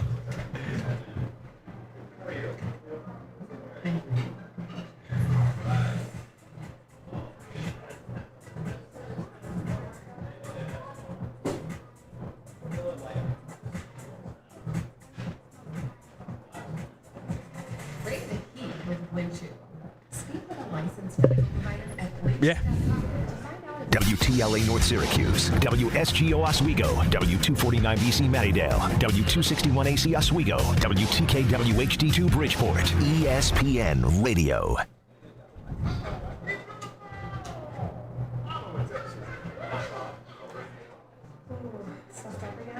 So congested. We need Sinex. Just Sinex. I'm gonna eat a it's a sandwich called the Shaughnessy. It basically I think is a Reuben, but it looks gas. I'm excited to try it.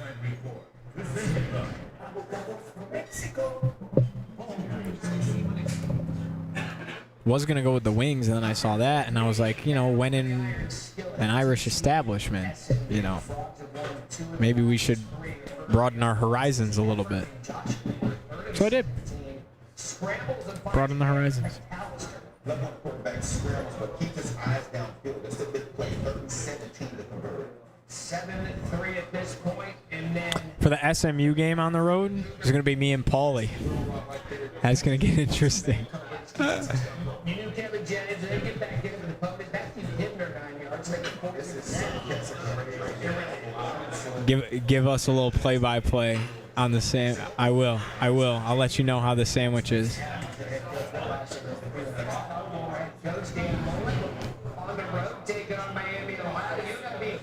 UNLV's playing at Miami of Ohio. What a weird game. Thank you so much.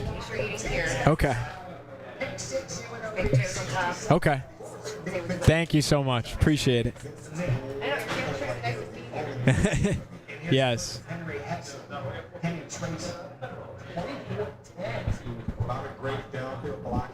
All right. Let's try this. Let's bust into this.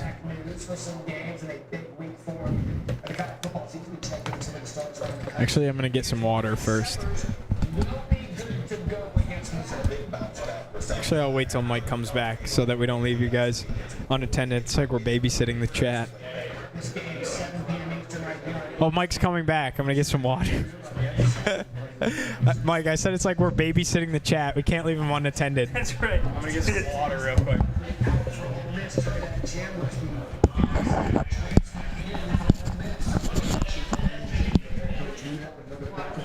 What's up, chat? Yeah, I get the nightmares.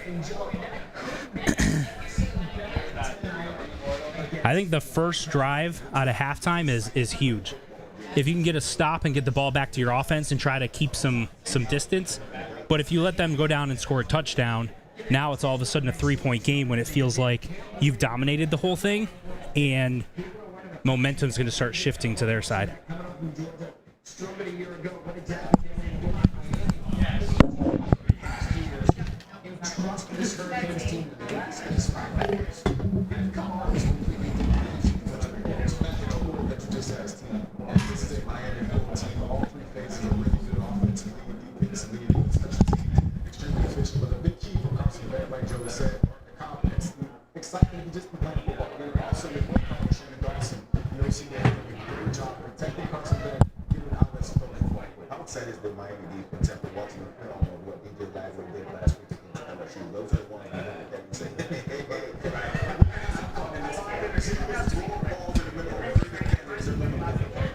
We're back.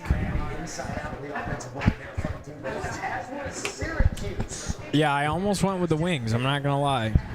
But I decided that when in an Irish establishment, I should try the Irish sandwich.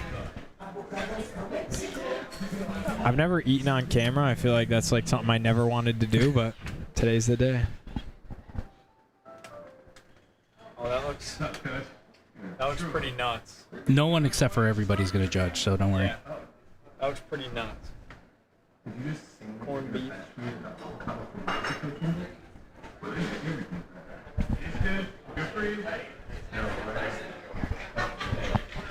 Yeah, that lives up to the hype. That's very Irish.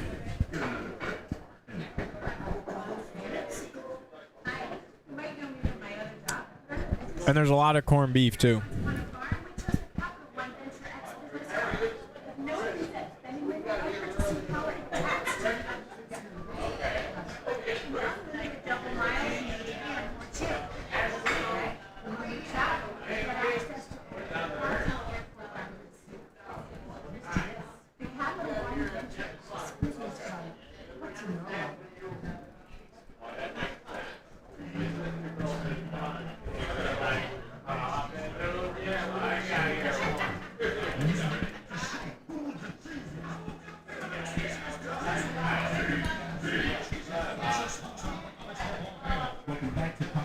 I'm not right now. I'll eat something later. focused. Mike is locked in, and I applaud that.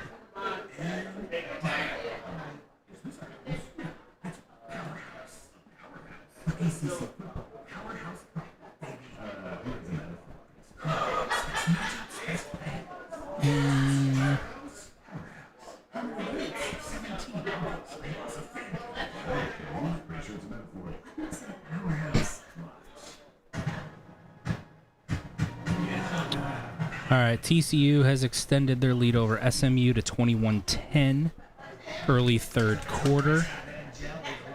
And Virginia Tech is up 24-3 on Wofford, nearly midway point of the third quarter. And Louisville is up 21-3 on Bowling Green early third quarter, but they have the ball deep in Bowling Green territory.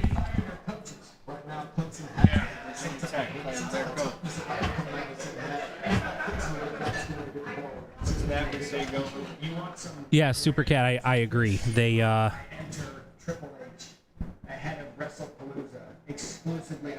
that's what makes it frustrating when they do call it. Yes, it was. I agree, it was a target. But that's what's so frustrating with holding. And same thing happens in the NFL, right? Like, I watch and you'll see a lineman do the same thing 12 plays in a row, and then the 13th play they'll call it. Like, it's so random, and that's always kind of been my thing with officials, right? It's not that I'm expecting them to be perfect and get every single call right. I do expect that they get the important ones right, but I also expect that there's consistency. Same thing with basketball, right? That was my issue in the Super Bowl against Kansas City when the Eagles played Kansas City a few years ago. The defensive holding call that they called on James Bradbury at the end of the game wasn't that it wasn't a legitimate call. It's that you were letting corners be physical the entire game. They were grabbing and holding and etc. the entire game. And then on a play that would have forced a field goal and given the ball back to Philly with 2 minutes left and a chance to go down and win, you call it, which allows Kansas City to take a couple of knees and then kick a field goal as time expires. That's really my issue. It's the consistency thing. It's like in basketball, when you allow teams for an entire first half to be really physical, especially in the paint, and then all of a sudden to start the second half, you start calling ticky-tack stuff.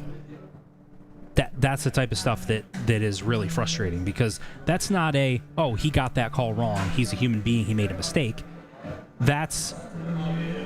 It feels like trying to impact a game. That's where the conspiracy theories come in.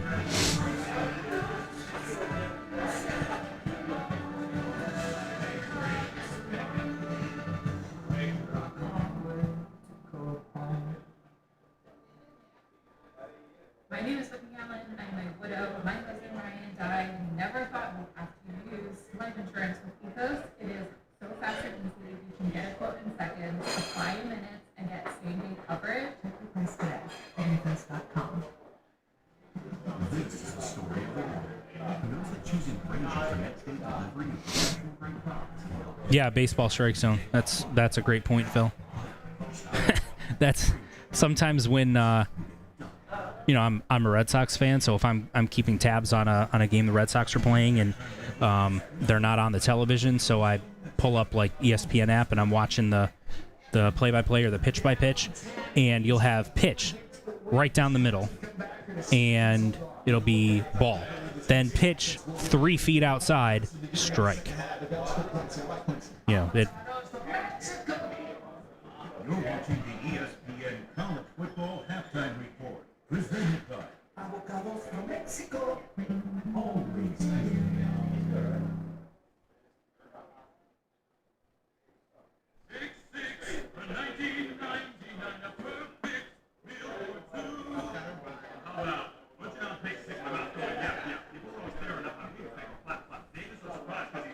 I think the biggest thing there with that call on Long, I don't like the call.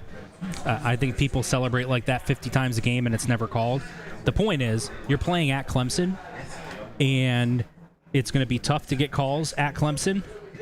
But if you are smart and don't give them a reason to make that call, then it's not called, right? So you make the tackle, you don't celebrate, you just walk off the field. And I think when Fran was having a conversation with Long on the bench, that was kind of the message, right? Which is, yeah, look, I don't think it was a taunting call either, but you gave them a chance to call it. So you have to be smart with that, right? Like if you go into a game like this expecting I'm not getting any calls, so I'm gonna, be extra smart. I'm not going to celebrate until we get to the sideline and we're, amongst our friends, so to speak. So on the field, I'm not celebrating, just to be on the safe side, especially on defense, right? That's kind of the message there is you just made a great play. That would have put them at 3rd and goal at the 5 or the 6. That's a tough spot to be in an offense, as an offense. And potentially hold them to a field goal there, which would have been huge. Instead, you let them score a touchdown and, kind of changes where the game is at this point. So, yeah, it's you can criticize the call. I think criticizing the call is valid because I didn't like it. But I also think you got to be smart as a player and not give the officials the right to call it. That said, Syracuse definitely got away with a pass interference on the Hail Mary, which would have given Clemson 15 yards and exactly, Sport Boy. But that would have given Clemson 15 yards, and they definitely would have kicked a field goal then.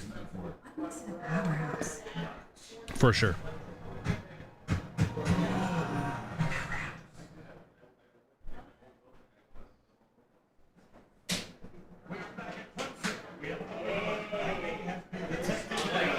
There's a lightning warning in Syracuse, Clemson.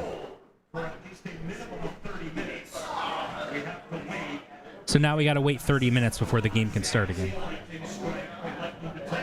Yeah, I agree. Both of those points are correct. I don't like the call. I think it was a bad call. I think those type of celebrations happen 50 times a game, and you pick that random moment to call it is bad officiating. At the same time, Syracuse player needs to be smarter and not give the official any potential to make that call. Yeah, call the game right now. Game's over.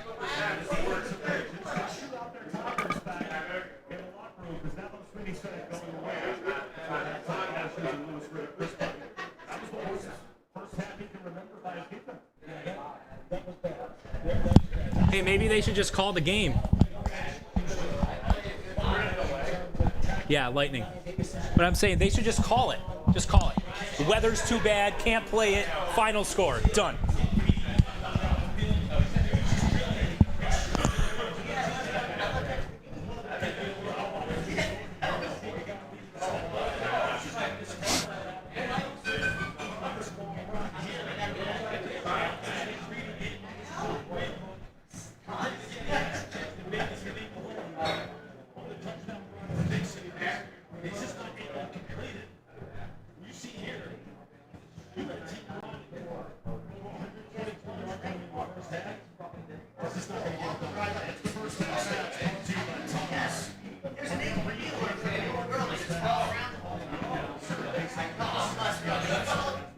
SMU just scored, and it is now 21-17 TCU with 5:54 to go in the third quarter. SMU is playing pretty well at TCU.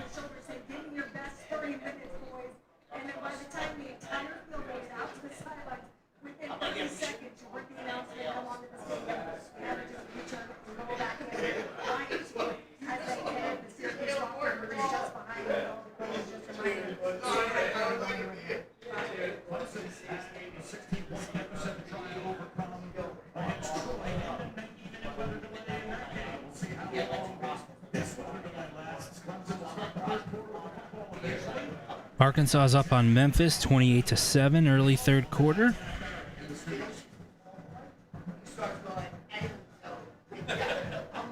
Texas Tech still up 10-3 against Utah. I think most people were expecting this game to be a shootout, but Texas Tech quarterback Beren Morton, a lot of people in Lubbock were talking about him as, why isn't he getting more attention?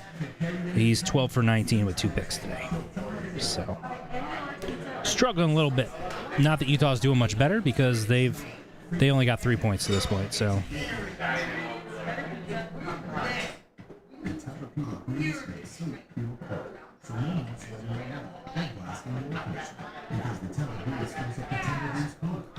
Neither team running the ball particularly well in that game. Stadium? Right. We'll just talk. Yeah. It's not like it's an actual radio show, so, you know.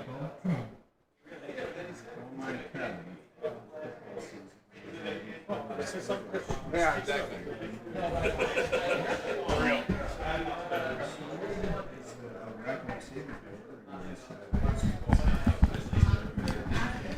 Thank you to Mike for letting me step aside and devour that sandwich.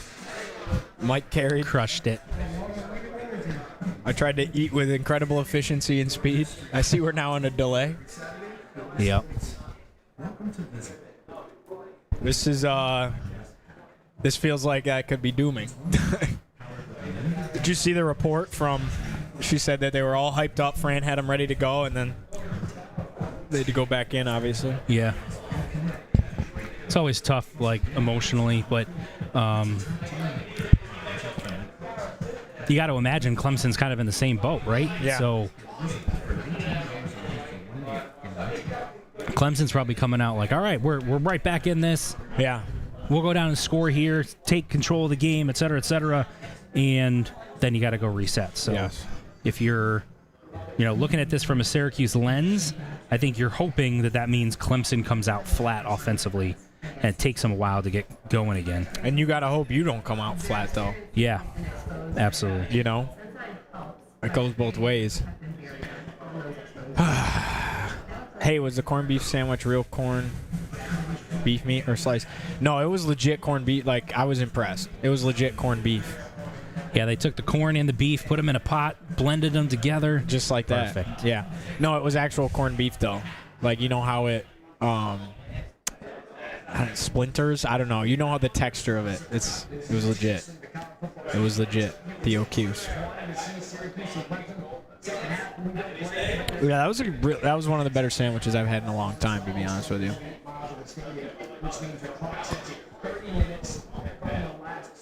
So what you want to hope for, if you don't want to see us for the next hour and a half, is if there aren't any more lightning strikes between now and then. But if there are, resets. What do we hope? You'll be entertaining. Mike, 2 years ago, I was in attendance and covering the game that experienced the longest weather delay in the history of college football. Really? Virginia Tech and Purdue at Lane Stadium. I don't remember that. It was a noon kick. We finished the game around 10 p.m. It was like a 6 to 8 hour delay. And there were points where we were staying at the stadium because they were holding out hope. And we were just saying, Virginia Tech Stadium even has a field drainage system that works really well. But there was like a quarter inch of rain on the field despite the drainage. And we were like, there's no way they're playing. Like, you're seeing the puddling on the field. There's no way they're playing. And somehow, as the day went along, it just started to slowly lighten up. And they played at they resumed the game at 7 or 8 o'clock. Oh my gosh. Wrapped up around 10-something. Still lost.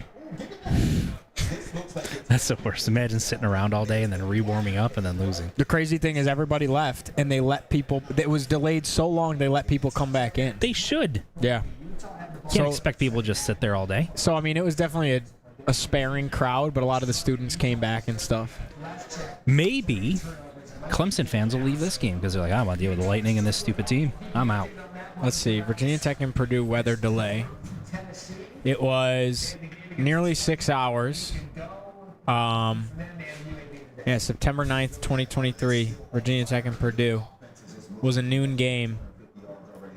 But by the time we had to resume, we had to play like most of the game. It started delaying in the first quarter. So you had to play like the entire game once it resumed after 6 hours. I feel like you're better off like saying, guys, let's just play tomorrow. Yeah, right. Sunday slot.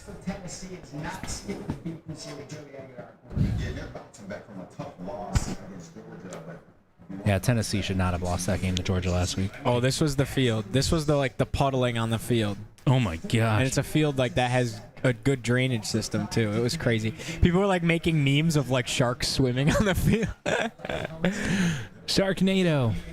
That's a grass field. It looks like it's turf because of the way it's like puddling, but that's a grass field. It's crazy. It was the one and only day. Actually, not the one and only day. It's happened before, but it was one of the only times we got 2 Enter Sandmans in the same day because they played Enter Sandman when they resumed it. Oh, yeah. Yeah. That's cool. But they've done it once in a great, great while. Like when they upset number 10 North Carolina my freshman year, they played it when the game ended and everyone stormed the field. They played it. And then there was another year that they, way back, they were playing Miami. Huge game against Miami. And Miami was highly ranked, and so was Virginia Tech. And it was kind of like a Pittsburgh Steelers thing. Tech needed to get a big stop. It was a huge it was a 4th down. I think it was a 4th down. And Miami was going for it at like midfield. And all of a sudden, out of nowhere, they played it, and everyone like lost their minds. And that video is like huge because it wasn't an entrance. They did it in the game, and that place was insane for that 4th down play. Miami didn't get it. Tech won the game. That's crazy. Pretty awesome. It was so crazy. The broadcaster was like, "These people are losing their minds," and he goes, "This is beautiful." And I was like, It is. If the broadcaster's reacting like that, then you know.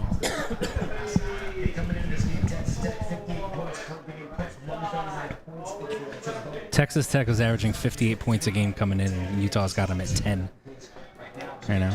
Here it is.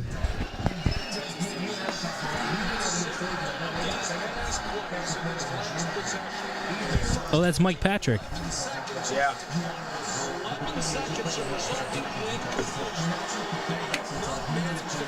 Did he pass away? Do I remember that? Right. I know he retired, but I don't know why I feel like he passed away. We'll have to Google it.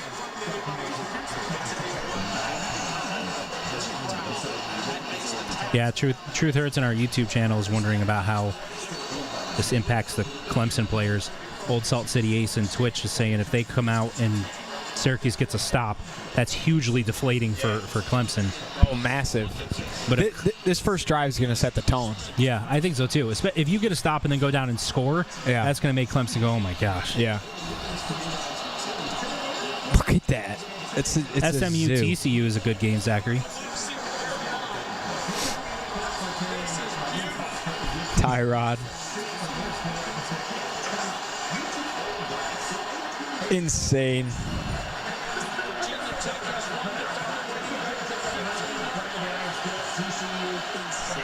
I like when they Hail Mary. I like blitzing. Don't give them a chance to. Don't even let them get it off. Not like 4 guys, but like 1 guy or something. Yeah. Like on a little bit of a delay.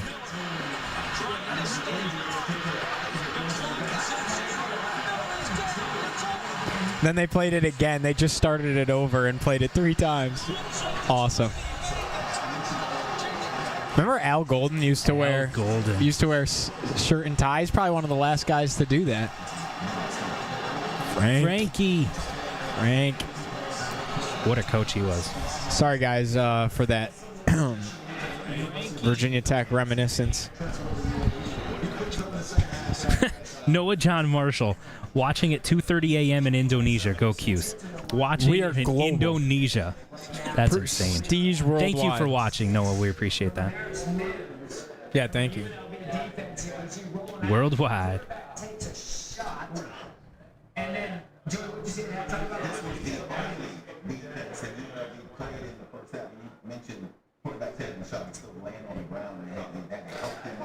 Man, I hope this delay is quick, but Tim, our It's fans, minimum of a half hour, I guess. Yeah. Is the rule. Every time there's a strike, it resets a half hour. Mm-hmm.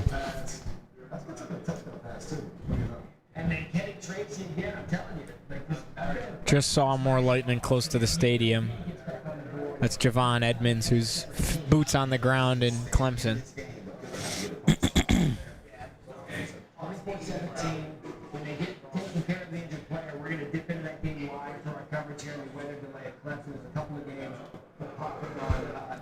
Can we talk about how that wasn't targeting and they called taunting? Preposterous. I know. ACC, I'm Jim Phillips. Fix it, bro. That's crazy. That's kind of why I'm surprised they didn't call pass interference on the Hail Mary at the end. They're going to have more information at 2:30. All right. Appreciate that update, Zachary. You knew Kevin Jennings were going to get back in this one, but this is why the coach moves. This is why Kevin Jennings is special. This is a hard throw. You move it up in the pocket to your right, cross your body, excellent accuracy. And here's Manchek the fourth. In 2018, Syracuse led Clemson 16-7 at the half. In 2022, Syracuse led Clemson 21-10 at the half. In 2025, Syracuse leads Clemson 24-14 at the half. Got to change the script. Got to change the script. Well, you got a different head coach now. Yes, I think that plays a massive factor. Mm-hmm. Who is proven in one-score games. Yeah.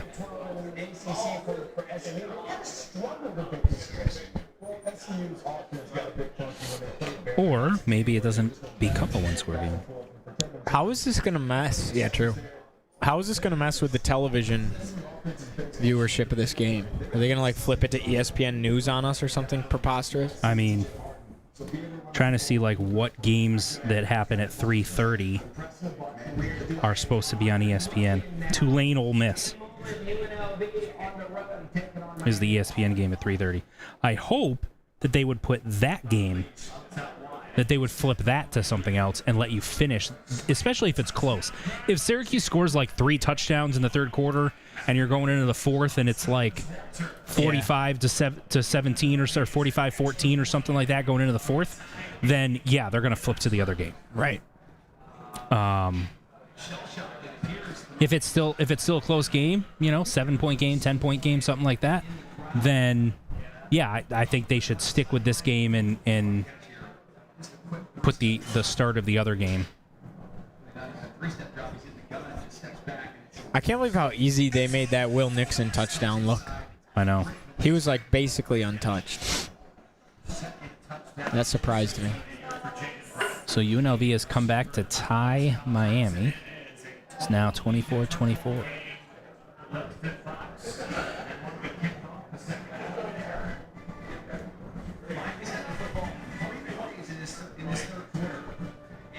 I mean, San Diego Cuse, it's an SEC game that's following with being Ole Miss Tennessee, or I'm sorry, Ole Miss Tulane. So yeah, I could see them leaning towards going to the SEC game because that's what ESPN does. The worldwide leader.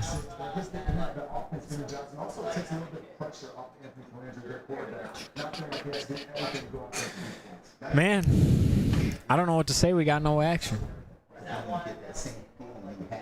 We're not going to get CW. They won't move it to the CW all of a sudden. That's impossible. The worst case scenario is they would move it to an ESPN stream only. That would be rough. We'd watch it on my laptop in that case. Yeah, we could figure that out. Although I'm pretty sure our subscription or whatever, we have everything but ESPN News because news is like so specific. Yeah, I can't. And sometimes they move stuff to news. I don't think if it's a close game they'll do that though.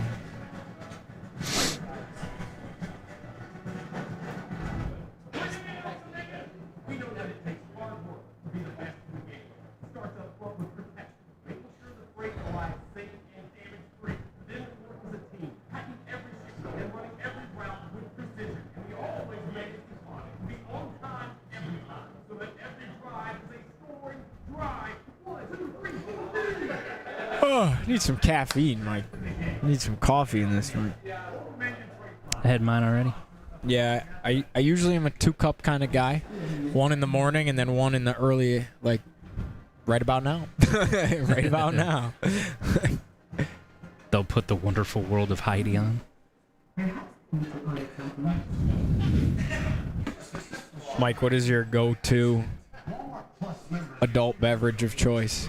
I'm not a big drinker, to be honest, but I tend to like the fruitier, sweeter stuff. Okay. But Long Island iced tea, if I had to have something. Okay. Like I was going to go grab something from the bar right now, like that would be my That'd first be your go-to. go-to. That, or like any of those frozen strawberry daiquiris, raspberry daiquiris, all that type of stuff.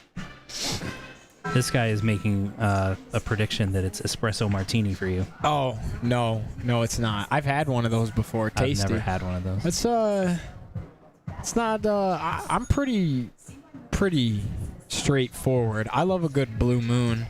If I'm like gonna slow sip something, I think Blue Moons are fantastic. Or a nice IPA, like those Voodoo Rangers. Those are good. But if I'm gonna have more than one or two, I don't know. Miller Lite, Ultra, something like that.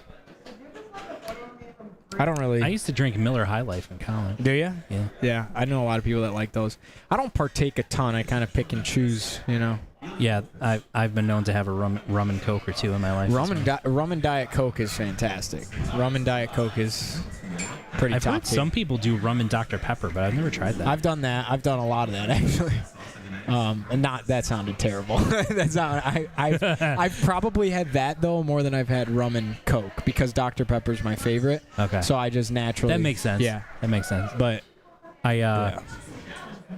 But you can't really get that at a lot of places. That's something you got to make at home because some places don't have Dr. Pepper. The funny thing is, I like Long Island iced tea, but I don't like regular iced tea. Can't drink it. Interesting. Flavored, regular, doesn't matter. Interesting. Sweet, unsweetened, doesn't matter. Can't drink it. I'm not the biggest tea guy. I'm not either. My wife loves tea. The champagne of beers, Miller High Life. That's right. Indeed. The champagne of beers.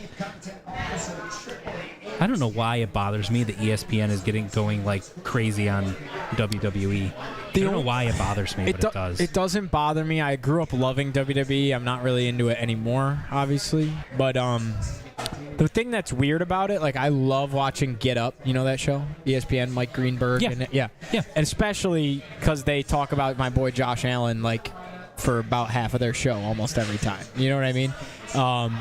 Monday mornings and pretty much after any NFL game, it's like priority television. You know, Monday mornings, Tuesday mornings, and Friday mornings. It's like must watch for me in the morning. I just put it on in the background of whatever I'm doing. But it's so weird, the dichotomy of them going from, they're talking very factually about the NFL, and then they're jumping to talking very factually about the WWE, but they're talking about the WWE like it's real, just like they talked about the NFL, and obviously the NFL is real and WWE is scripted, but they're talking about it as if it's real, and I'm like, this is so, it's weird, you know? I know. Well, it's especially weird because I feel like half of those guys that are talking about it have never cared, watched it, paid attention to it, whatever. True. And now they're forced to. Right. And it just sounds odd. Like, I can't picture Mike Greenberg being a big WWE guy. Right, I agree. You know? Yeah. But he's kind of forced to at least have some cursory knowledge of it so that he can do his job now. Right. That's the weird thing to me. And him doing teases for it's so cool. He's like for the first time ever, ESPN with a WWE event. It's a big one. Brock Lesnar and John Cena at WrestlePalooza in Philadelphia, and I'm like, oh my God, Mike Greenberg's teasing this game like it's Bills Chiefs on Sunday at 4:00. I know. He's so good at his job though. Him and Reese Davis, as far as non-play-by-play people, but like more hosting personalities and studio personalities, are him and Reese Davis are brilliant. And they're different too from each other, which makes it even more impressive. I used to listen to Mike and Mike in the morning all the time. That was a little bit before me because that was my favorite. Like I'd listen to it every morning, whether I was home, driving to work, at work. Yeah, always had it on. See, that was before me because once I got really into it, it was just Greeny. You know how he had his radio show, Greeny? I think he still does. He's like never on it though. It's always other people. It's not him anymore. Oh, they got rid of it? He stepped away from it because he's like, I have too many other responsibilities, and he does all the TV stuff now. Yeah. Yeah, so But Get Up, you could listen to Get Up like a podcast. There's times I listen to it on Spotify, you know. I mean, the only times where it's a little bit you wish you were seeing it is when before they start talking about a game, they usually go through the highlights of the game. Yeah. Like, let's take you back to last night, second quarter. Well, everyone was asleep, you know, Chargers and Raiders and whatnot. And when they're doing like the, you know, and he'll be like, D Wood, what'd you see on this play? And D Wood's like breaking it down, but you can't see it. Other than that, it plays as a podcast. Yeah. Yeah, I would talk about it if ESPN wrote me a check and said we're going to pay you hundreds of thousands of dollars to talk about wrestling. You're right. I would talk about wrestling. 1 trillion%. But I'm just saying I would have thought if you're going to do that, then maybe you bring in some wrestling guys instead of forcing people that don't watch, have never cared about it, to suddenly start talking about it, because it just doesn't sound natural. You know what I'm saying? It'd be like if all of a sudden they're like, hey, Mike, we're going to have you do a Syracuse Crunch pregame show. Okay. Yeah. Like, that's not going to go that well. I'm not going to sound like I have any idea what I'm talking about. Yeah. Sure.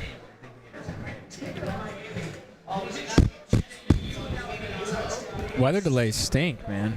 I want to watch some football. I feel like it's not even game day anymore. What happened?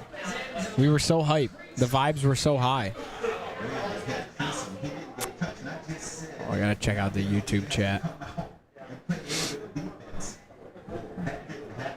YouTube chat has died off. They left us during halftime. I've been talking to Truth Hurts a little bit. There's 27 in here now, which is more than there had been.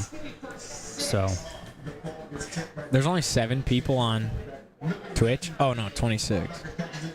I've been looking at the wrong spot the whole time. Oh, okay. SU Talk says we're here.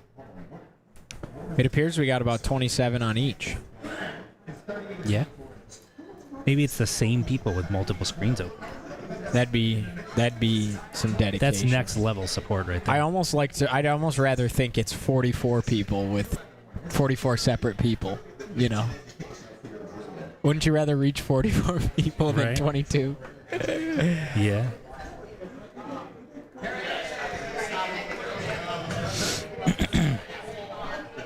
So the last update that Zachary said came from the radio side was several minutes ago. Update from Matt Park is that Clemson University is on the phone with a meteorologist right now. Oh, good. Great update. That wasn't anything at Mark either, or Matt either. That was just, what an update, you know? They're on the phone with the meteorologist.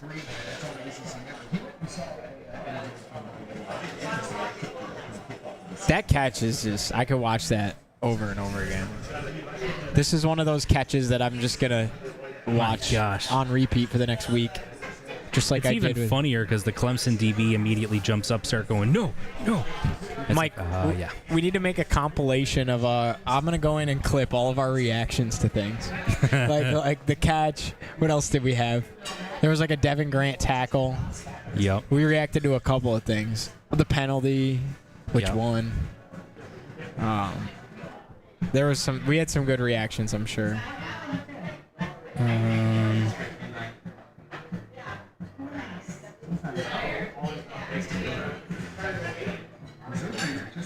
I texted. I can't promise I'll answer. Look at Dabo getting on him.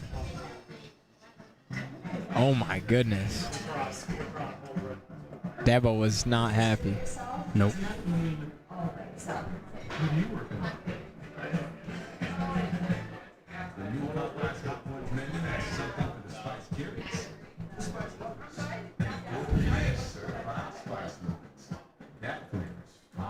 Eric McLean. He played at Clemson. Unprepared and dominated is what he said.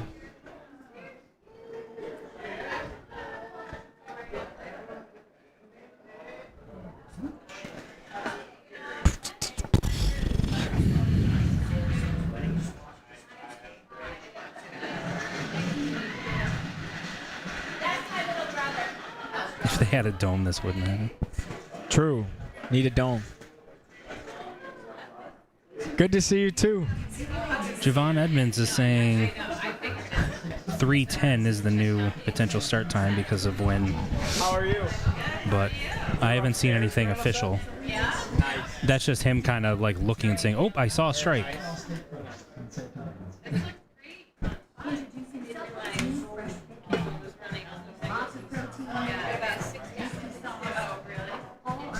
Now we're in weather delay. We're in weather delay. Yeah.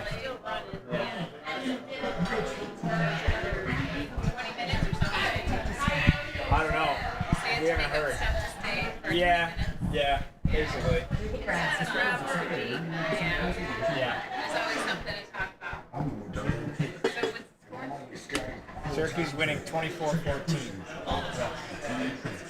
Yes. Yes. For sure.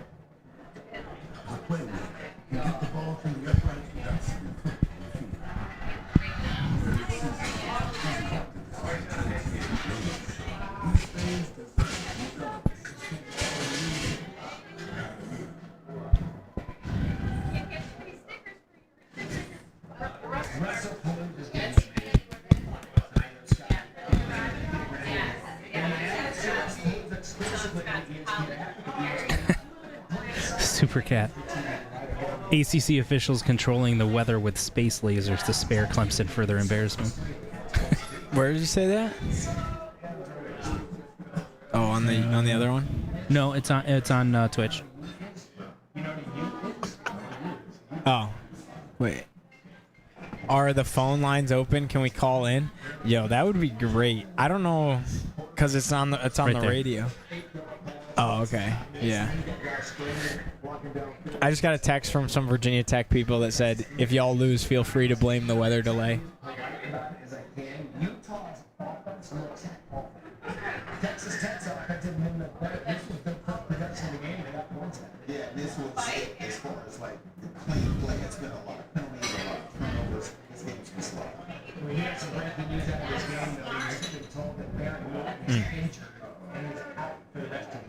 You know, at this point right here, I'm hitting this one receiver. He does a really great job of running this route to spring thing. Joey talked about it off the air earlier. He has to be able to get more to the outside. Also, the pros inside too. So the Barrett Morton news is huge. They've got Texas Tech backed up, but again, if you're Utah, you're going to get every opportunity to get back in this game. And now to start quarterback out, you got to get the offense going. This is one of those games coming Halloween. You look back in the Big 12. The winner of this is going to be important. Very good point. But here's the thing: the backup quarterback Will Hammond, 5 for 5 so far in this game. He has to relax. Has some good plays from the rest of the football. Man, I have a ton of penalties. Tech had 9 penalties in the first half. They had cleanup. I'm gonna ask Paul if we can take caller. I think right now probably not. This is a day where me, Joey, and EJ can go out there at Rocky Top and sling. The poor guys, Jordan and Paul, at the station. Now they gotta buckle up. Sorry, chat. We can't take callers because it's not on the radio. Like it's all connected through the radio system, and the watch party's not on the radio. Post game though. Post game.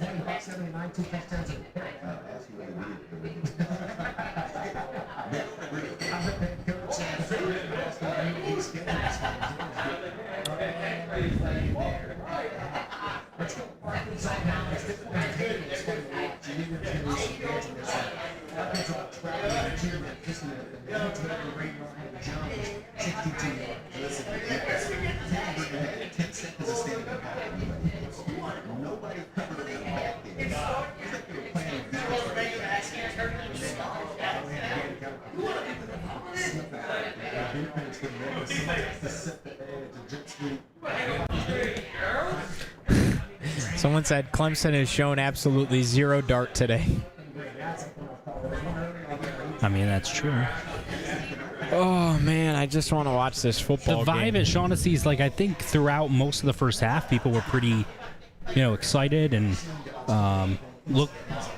enjoying what they were watching and all that. But I think right now it's just kind of like waiting. Yeah. You know?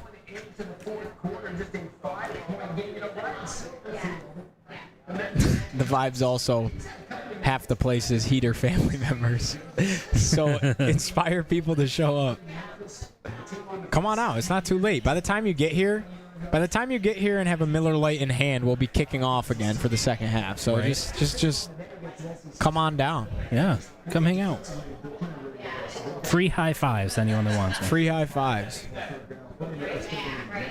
Free high fives and 425 Millers on tap. I've made that price up, though. I could be very wrong. Doesn't that sound like an appropriate price? 425. Yeah. At the Dome, it'd be like $16.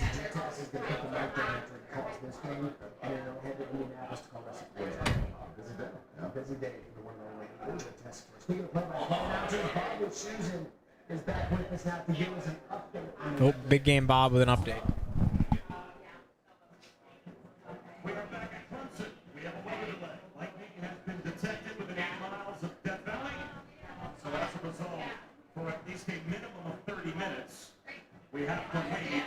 Because after half an hour goes by without a lightning strike or lightning detected somewhere within 8 miles of the stadium. So, for the second time, it's been going against the Clemson.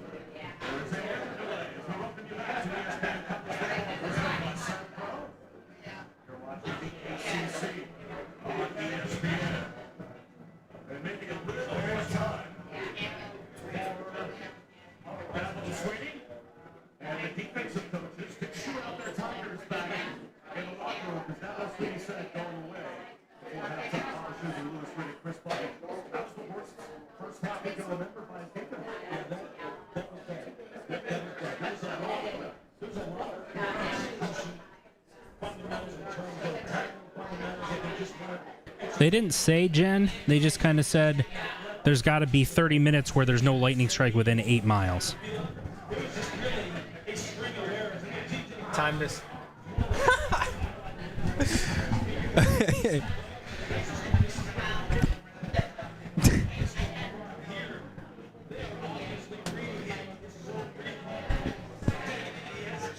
Hey, Gio, can we call in? Oh, I already read that one.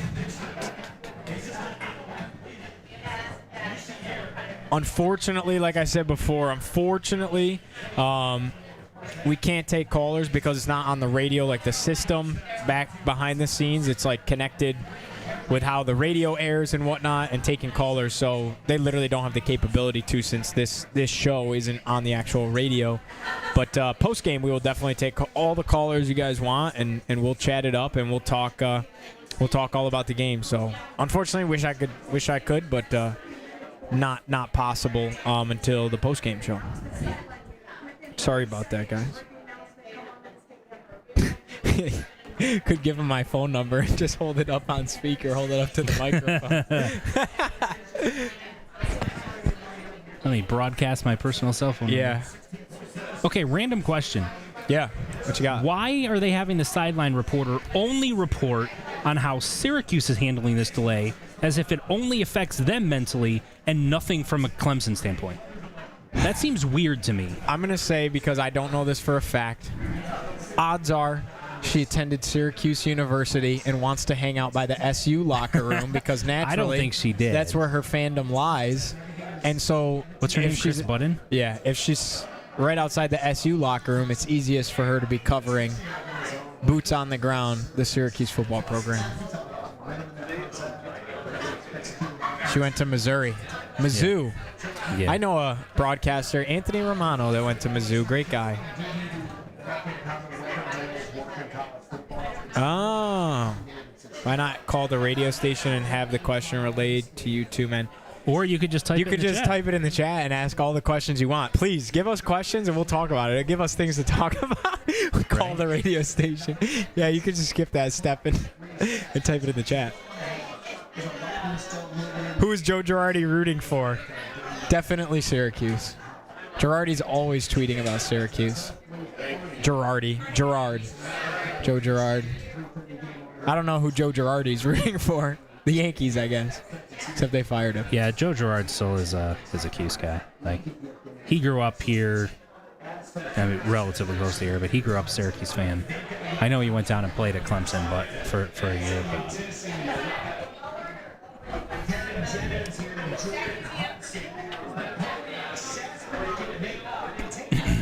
SMU with a fourth quarter lead on TCU. They should show us that game. Yeah, show us some football. Question on the YouTube chat. Is Clemson able to use their practice facility during the delay? I don't think so. I think that would be prohibited, but I don't know how you'd prove that they're doing that unless all of a sudden they got on their buses and drove over to it.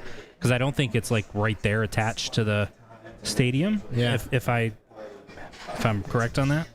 But Mike, I'm gonna wash my hands because they smell like Reuben. Is that okay? Yeah, go for it. All right.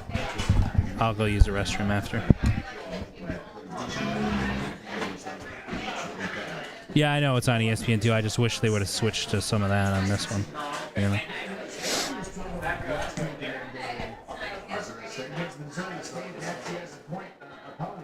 And you just kind of get this conversation when it came out earlier. There's a lot of schools that came into the season with a lot of hype that something's been missing. I think that's an even one. It's a different team. And you can't rely on the success from That's going to be a real interesting game. SMU, Syracuse at SMU. 5 different receivers, too. Jordan Hudson was there last year. Good Alexander back as a tight end. But the other key, too, go back to that Baylor game. 40 points from both teams, more than 40 points from both teams. So the other key here, that's in defensively. You got to get a stop. You're able to score on offense. Now you got to put it. So, according to something I just read on Twitter, or X, whatever you want to call it, the plan right now is to start warming up at 3:30 with the game resuming at 3:45. Obviously subject to change.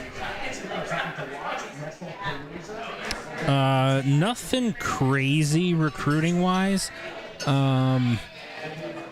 Syracuse football did just offer 2028 offensive lineman from Australia. So they're using that NFL Academy to look for prospects.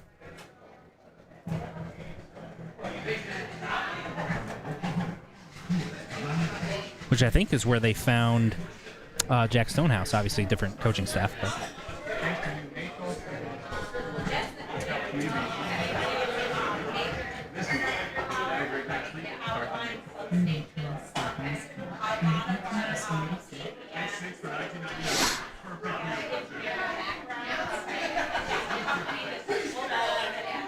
Best pizza in Cuse, Domino's.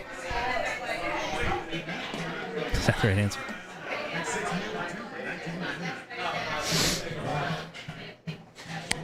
Probably not, Salt City Ace.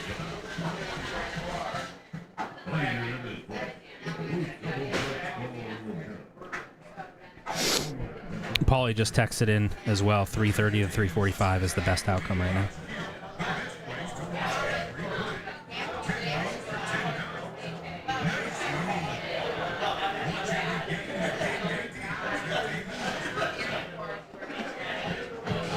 Anything with green olives as the pizza topping.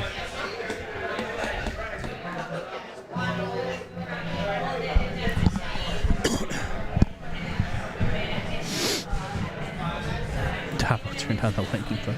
Worked for him last time, didn't it?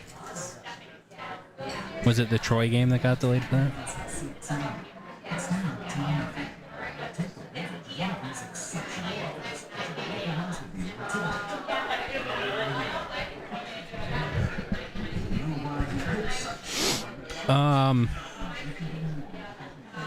Be a little bit more disciplined. You know, with some of those dumb penalties. And otherwise, you know, you played like the better team that half. So you are the better team. So come out and play that way in the second half. You know, you've got Clemson rattled. I've had 0 today. The only thing I've had to drink is iced coffee and water.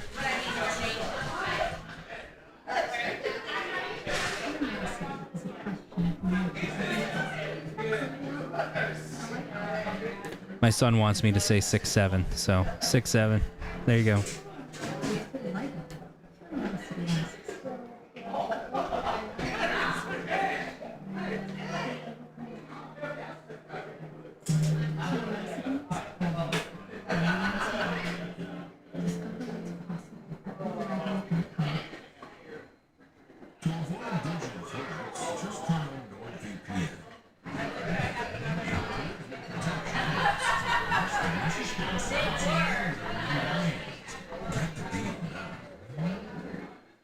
Yeah, they definitely have to respond if they score. But the ideal scenario is to come out and stop them from scoring.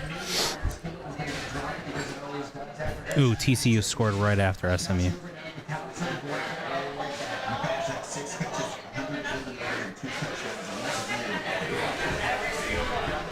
And of course, it was a McAllister. TCU has a wide receiver named McAllister. He's got 180 yards and 2 tutties today.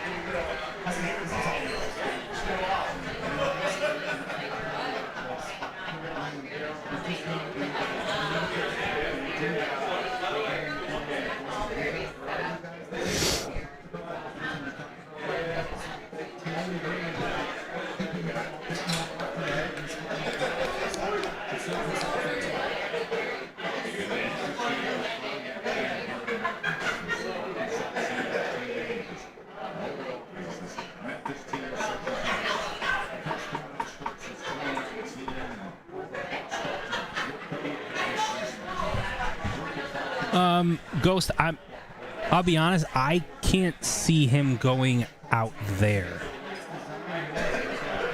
I mean, I guess if they threw a ton of money at him, but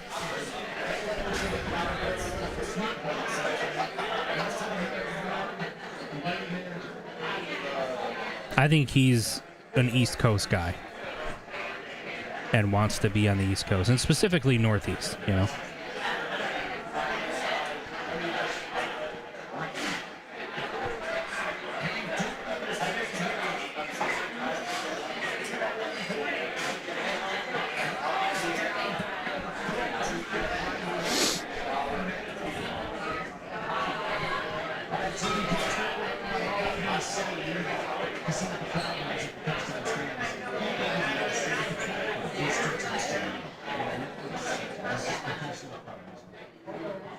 How's it hanging over here?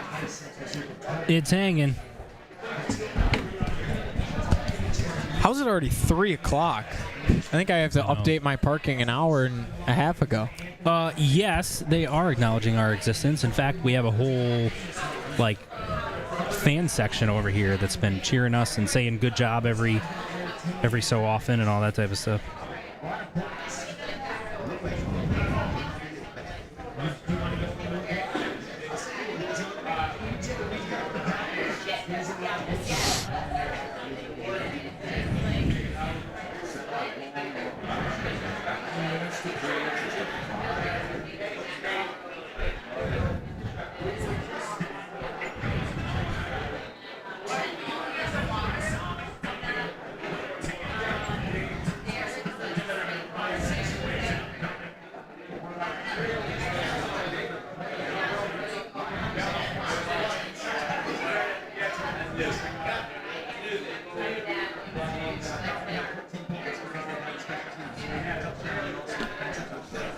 Yep.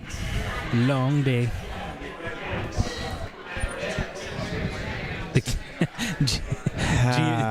Geo jinxed us. Yeah, I did say that. This game is flying by. Good shout, Super Cat. Mother Nature's like, oh, really? I got something for you.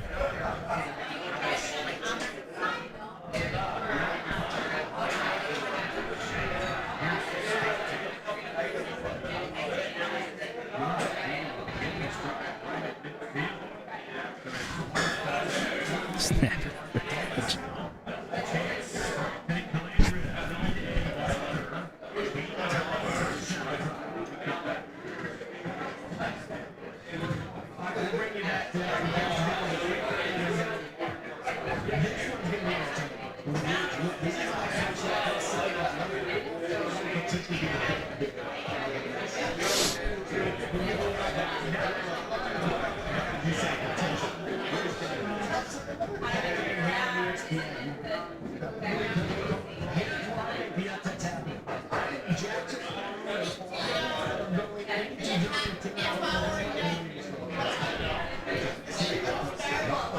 We don't know.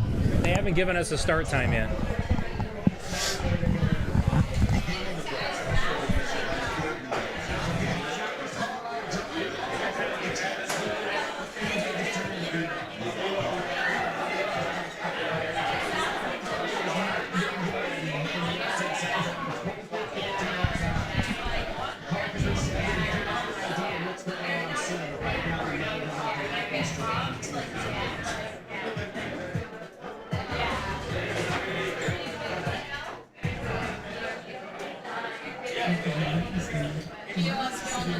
Okay, thank you. Appreciate you. You too.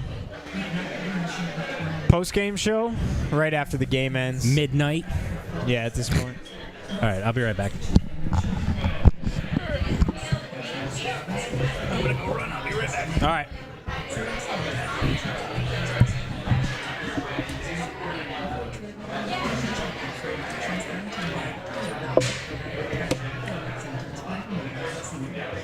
Go for 10, 12 hours?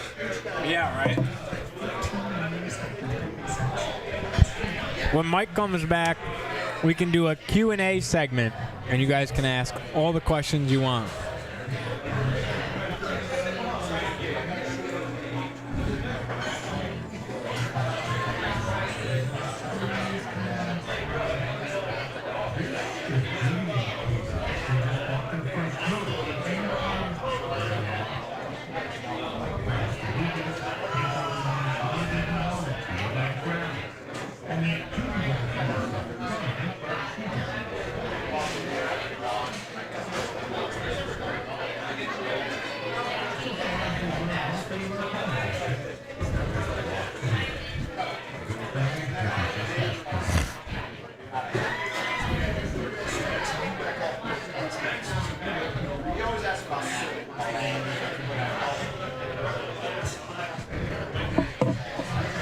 What time Syracuse is getting home tonight?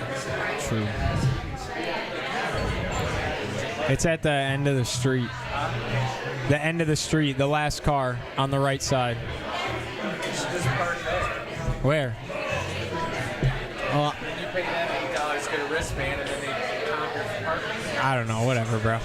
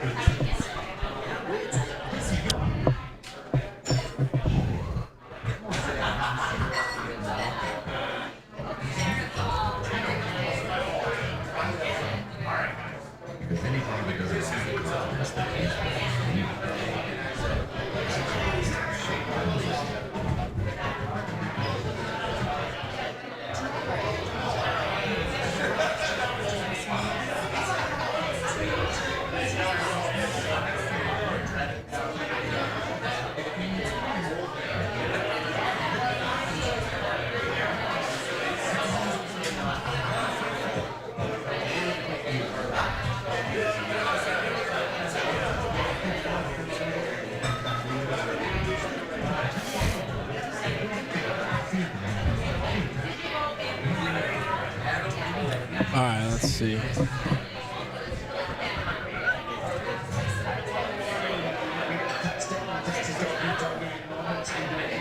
Wonder.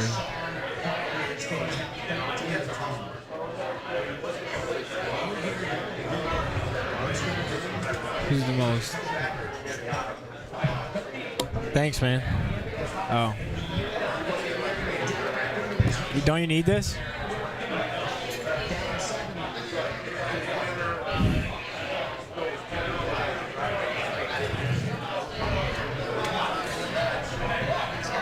I'm not gonna answer that question, but I'll spin it and say who some of the best are. McDonough's elite. Noah Eagle's a rising star. Love my man Noah Eagle. Drew Carter's a rising star. I mean, Costas is obviously up there.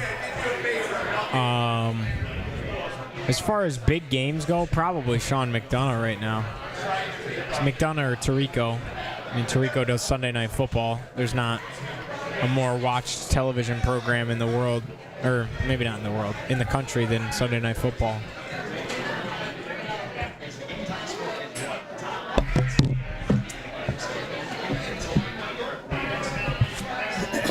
Any update? Nope.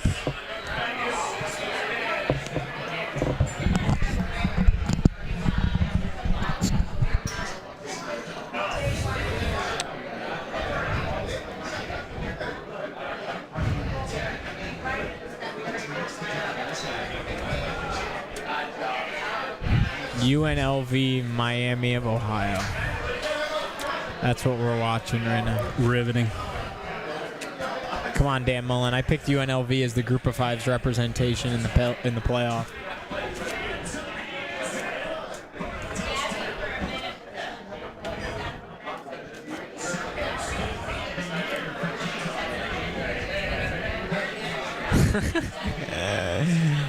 Did you see the chat?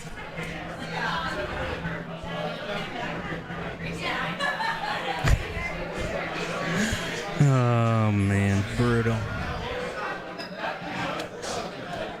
All right, guys. Q&A time. Give us questions now that Mike is back, and we will answer any questions you want to know.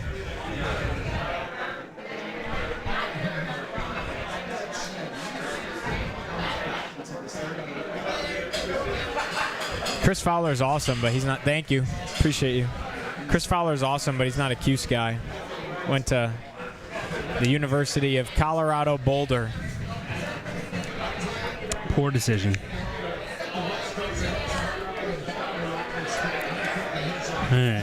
So first Cuse sports memory. My first memory, I don't have a specific exact moment, but it was definitely watching Syracuse lacrosse in the Dome circa 2009-ish when they went back-to-back in 08 and 09. John Galloway between the pipes, Joel White at long stick, Kenny Nims on the attack, Dan Hardy wearing 22. Cody Jamieson scoring the game winner in overtime of the 09 Natty, the comeback against Cornell. Those are my going to the Dome for lacrosse games when I was like that little. And actually the grandma that you saw on camera earlier, her and my grandpa always took me up to the Dome. That's what made me fall in love with sports. So definitely those early Cuse Lax teams for me. I was probably like 4. I was born in 03. When they won it in 08, I was like 5, 6. Yeah. So, definitely 6, 7? Lax. Yeah, there you go. What about you, Mike? First not favorite, memories. first. That's tough. First Cuse memories. I remember going to basketball games when Syracuse played Villanova when Raleigh Massimino was their head coach. Really? I remember that. Because my dad and I used to always scream that Raleigh was standing on the court half the game.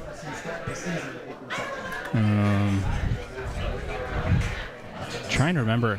I have this vision in my head, and I have no idea who they were playing or if it really happened or whatever, but I have this vision in my head of sitting in the upper level in an end zone, and Kadri Ismail returned a kick for a touchdown. Okay. Like he caught it in the end zone that we were sitting behind, and then ran the other way for a touchdown. I have no idea if that's like a legit thing that happened or not, but that I have that for whatever reason, like in my memory of that happening. Let's see.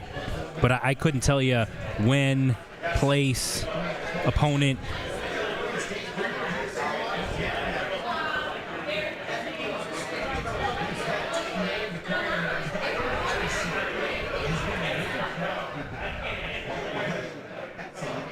Trying to find his Syracuse stats. We need the game log. He had a 75-yard kick return for a touchdown against Pittsburgh in 1992.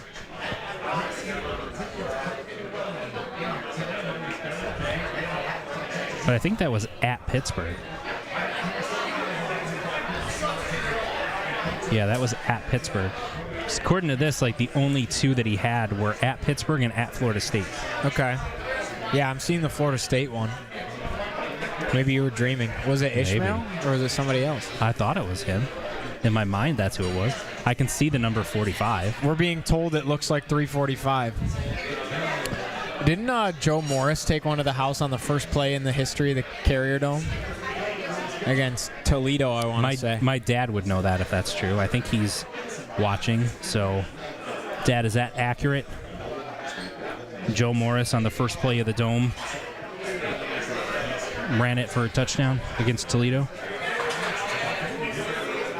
The Florida game, Kirby Dardar. Yeah, but I don't. It wasn't. Were we at that game though? Yeah, he says that that's right. Joe Morris thing is accurate. But it wasn't Joe, or it was Joe Morris. It wasn't Toledo. I think it was Miami of Ohio. Oh yeah, Miami of Ohio is correct. Yep. Yep. Yeah, that's cool. Imagine that first play in the Dome. Crazy. So he said he thinks that I'm thinking of the Kirby Dardar kick return against Florida. Okay. But I don't recall. I don't have any memory of being at that game. And I don't remember hearing stories about the fact that we went to that game. That's not to say that we didn't and weren't, but that's not in my memory banks. Right. If my dad can, maybe he remembers that we were actually there, then that might have been what I was thinking of. And over the years, I changed Kirby Dardar into Kadri Ismail. Yeah. I'm being told from Paulie Sibilia that he said it's looking like 3:45, which that's only a half hour from now. So as long as we don't see lightning, I guess. So maybe. I'll tell you what, it's not a cloud in the sky in downtown Syracuse. Come on out to Johnny's Irish Pub. Oh, he means the Florida State game when Kadri returned it for a touchdown. I do remember that. That was 91, I think. I was 8. I'm going to watch the... this is the Kirby... Look at the quality of the television broadcasting. Who was on the call, I wonder? Florida's unis haven't changed a bit. No. And Florida has such good uniforms, in my opinion. I mean, anytime you got orange and blue, like I'm good. I'm a favorite. Those Syracuse uniforms back in the day, so good. I love the orange helmet without the S on it. Yes, and the McNabb ones where it had the orange and white cuff around the collar and then the cuff. Elite. Okay, so the drop Kadri shadow. Ismail was one of the returners in that floor. Like, was he the one that handed it to Kirby, or was it Michael Owens was the other one? Was it Owens that... This is to start the game they did Yes. Watch. That's Michael Owens. Reverse to Kirby Dardar on the kickoff. So is that the one you're thinking of or no? I don't think so, because I don't think we were at that game. Oh, okay. But they were playing national... Florida didn't leave the state of Florida for a non-conference game after this game for like 30 years. Wow. We ruined them. Yeah. Syracuse blew them out that game. So that was obviously that was obviously to start the game, and I'll just fast forward here, see if we can get a score, if they'll show a score at some point. Yeah, they didn't have score bugs back then. No. Ooh, that should have been picked if he was paying attention.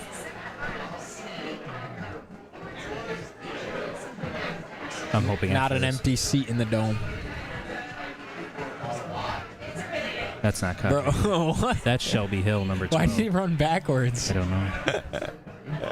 Is that Marvin Graves as quarterback in 1991? Yeah, I think that's Marvin Graves. Man, one of the most underrated quarterbacks in Syracuse history. Marvin Graves, yeah. Yeah, he was so good. He was a perfect quarterback for that option offense.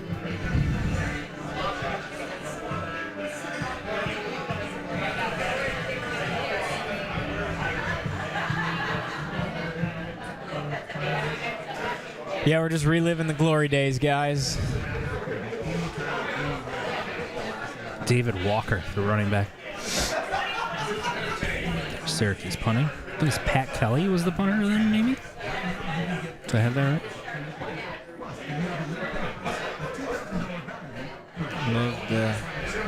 You like the Cuse unis today? See, they're okay. Like, all right, they're pretty similar to the traditional ones.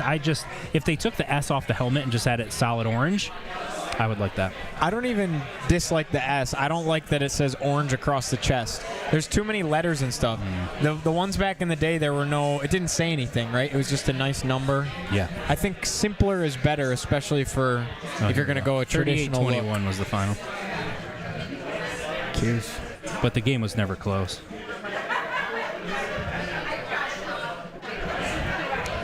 Yeah, Ian, that's why, because I'm hanging out here.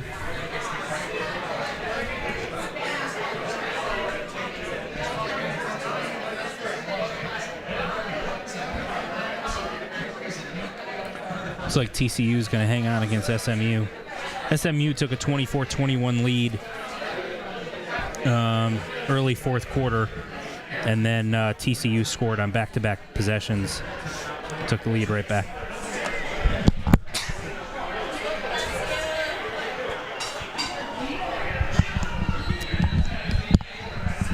UNLV just got a fumble with Miami driving deep in their territory. What are the Hokies up to? Could have been watching that the entire 38-6 final. Oh, they won. Yep. I mean, as they should. Drones threw for 307 yards and 2 touchdowns, and he ran for 2 more.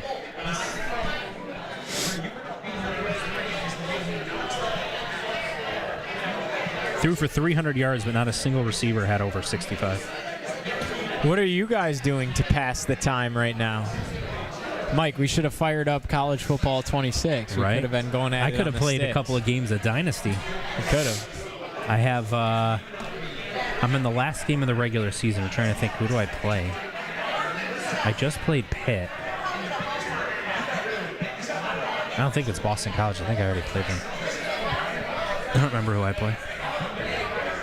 But this is funny. Speaking of college football, so I'm in like year 7 of my dynasty, I think. Okay. I'm like back-to-back national champions. Nice. Haven't lost a game in any season. I started my most recent season ranked number 1 in the country. Won my first 3 games, somehow dropped to number 2. The team that jumped me and went to number 1 was Miami. Right. Week 4, I played at Miami. I'm number 2, they're number 1. I blow them out. I dropped to 3. That's how it goes. Yeah. And Penn State and Georgia, I think, were ahead of me. And then Georgia lost. So I bumped up, and then I ended up playing somebody who was ranked in the top 10, maybe Clemson, and I beat them. And so I then jumped up to number 1. And then the next week, I played somebody who wasn't, they were like 2-7 or something like that. And I blew them out and then dropped back to number 2. And Penn State, who also played someone who wasn't ranked, but won like 31-28, they jumped me.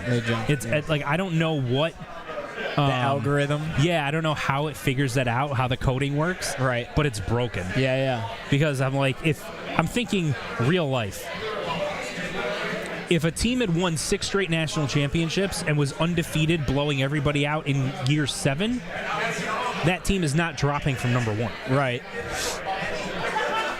So, but I'm a 99 overall, offense, defense, and total. What do we? Now watch our reaction.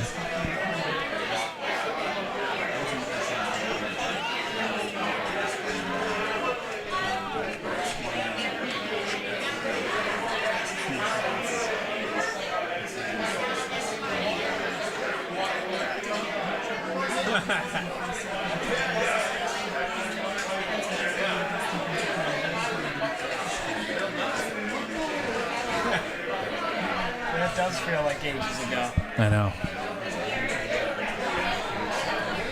Yeah, it was the Kirby Dardar kickoff return. I pulled it up on YouTube.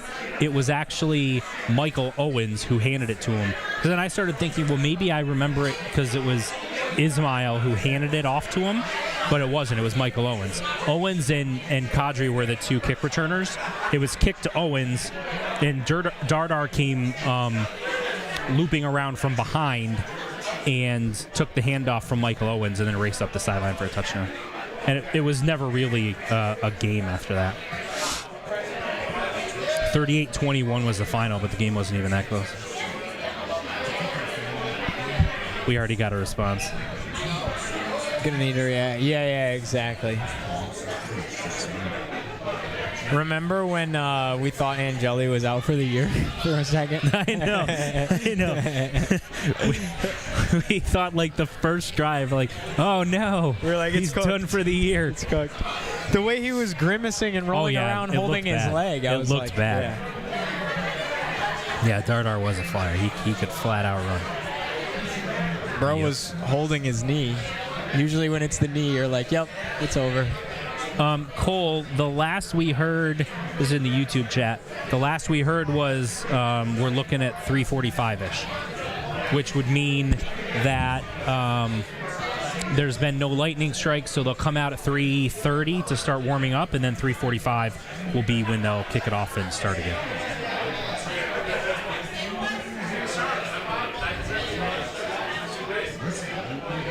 Yeah, see, this was one of the tweets right when that happened. Like, that's, I think, what everybody was thinking. Yeah, exactly.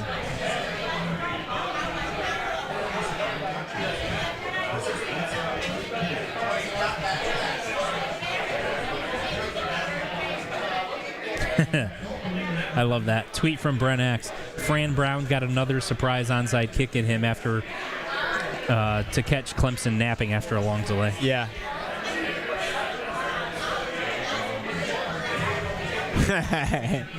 Maybe even in a reaction compilation.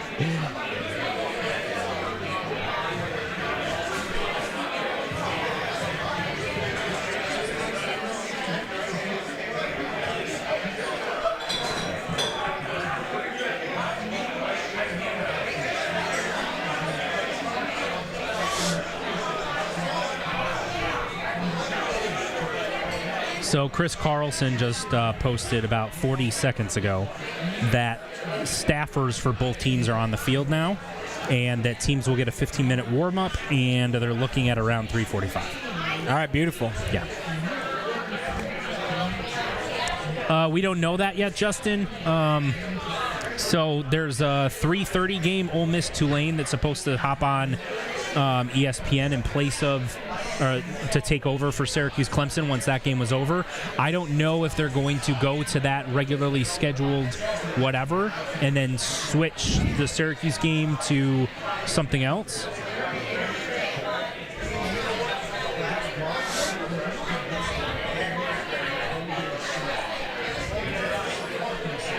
Sean Z, I'm not predicting that. I mean, who knows? It's so hard to predict like how teams are going to come out and how they're going to handle. I got you, Cole. I've already posted it on Twitter if that helps. I've already did the no chance Syracuse keeps this up and wins at Clemson. I did that.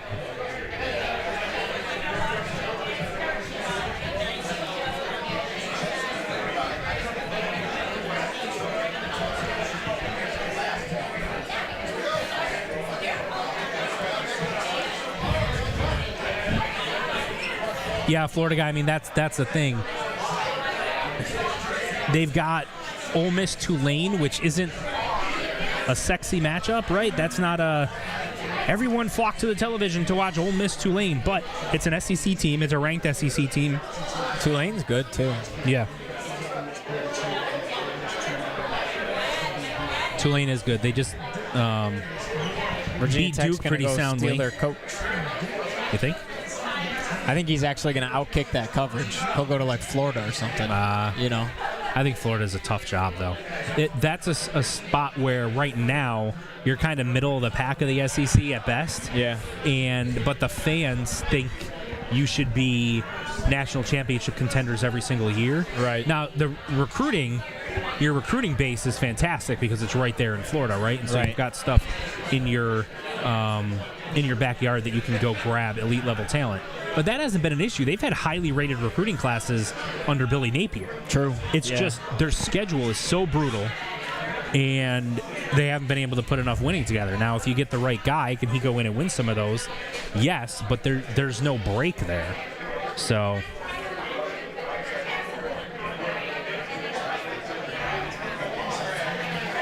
Oh my goodness, it might Radio be. Steve, yeah, I did hear her say that, but yeah, so they came out with their hair on fire to start the game. So they've got to get that back up. It's certainly tough, but I think Clemson's in a similar boat in that, you know, they were coming out with some momentum the way that the half ended, and now they've got to. You know, they were coming out with the hope of let's go down and score, and we're right back in this thing, and you know, all of that. And they would take all the momentum with them, and yet now they have to go back and reset right as they were about to come out with that. So I think Fran will get them all worked up and ready to go again. But I think this impacts the momentum for both teams. All right, I have an update. Okay. According to pretty much everybody now, including Syracuse football's account itself, teams will take the field for warm-ups exactly at 3:30, which is right this moment. Game will resume at 3:45, and it'll be televised on ESPN2 instead of ESPN. All right. So hopefully that answers every question. We need, do we have the remote still? Okay. We got to get the proper game switch back. Broadcast. Yeah, because they're gonna on ESPN play Ole Miss Tulane, and it sounds like chat they're moving the game to ESPN2 as Gio just said. So we're gonna try to do the same.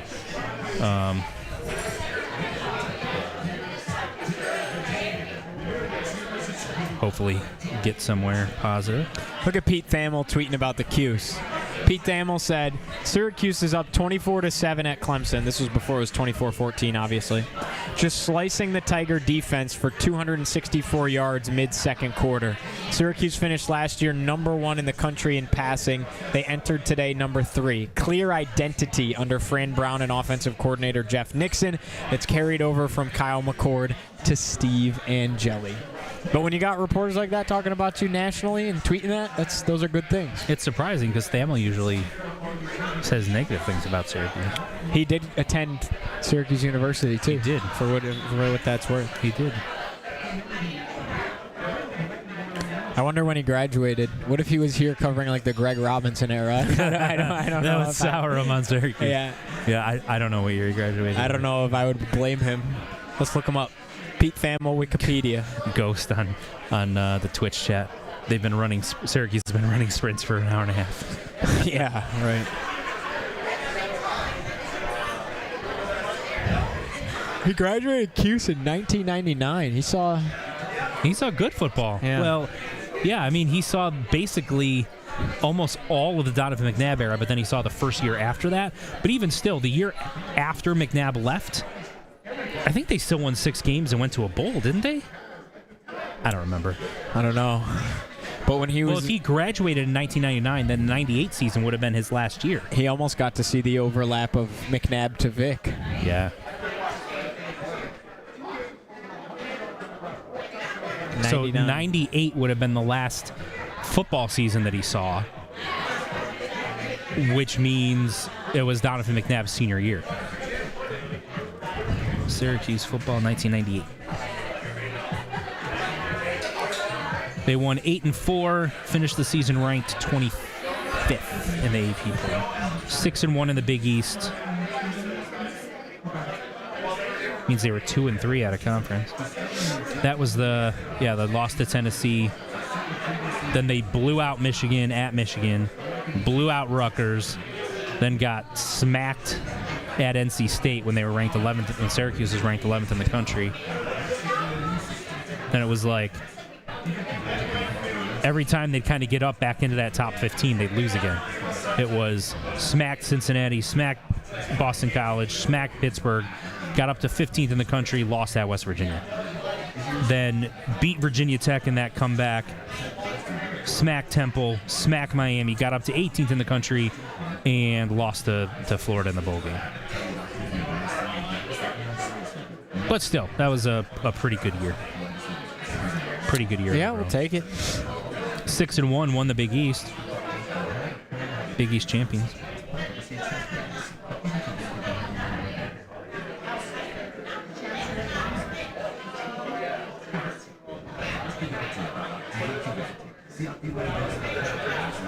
Take it to the Ocho.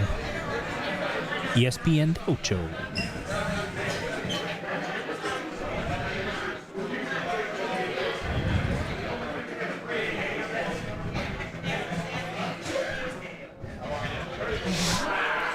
Okay. We should be about 11 minutes away from kicking off half number 2. I think he's going around changing the... I know. He's got to do all of them. But we still got like 8 minutes, I think, until kickoff, so we're okay.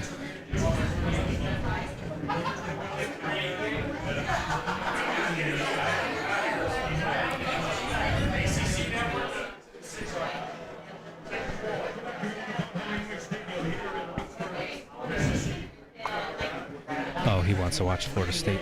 He's a Florida State guy. Imagine being a Florida State guy. Couldn't One be of me. my good friends is a Florida State fan. Really? Yep. And you're friends with him? Yeah, he's a good dude. A little misguided. He's Florida State and Dallas, but... Oh, gosh. I know. That's rough. I was like, are you also Duke and Yeah. Duke basketball and Yankees baseball? And For sure.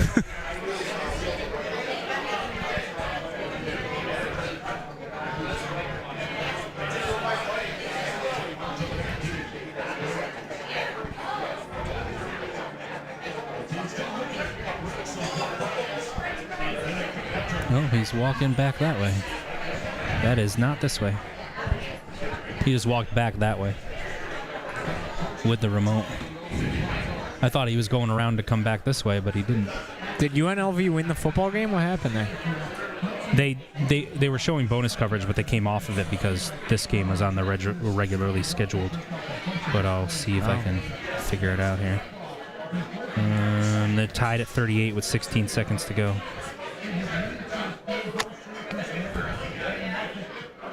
Oh no, UNLV just took a 3-point lead with 15 seconds left.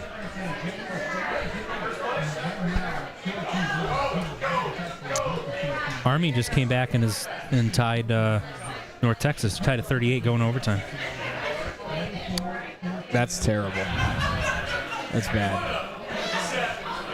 And for those wondering, Wagner did not come back and make it a game. It is 49-3 Central Michigan at the end of the third quarter. Sorry.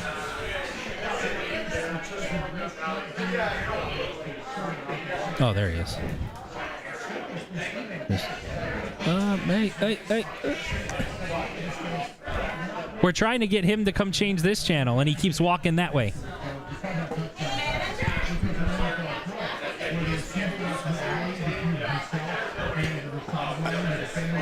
I'm gonna get a coffee because I'm gonna fall asleep. You get it.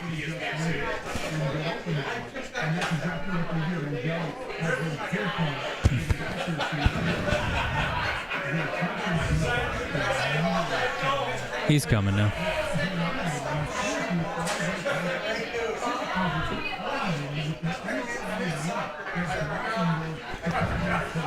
No worries. No worries.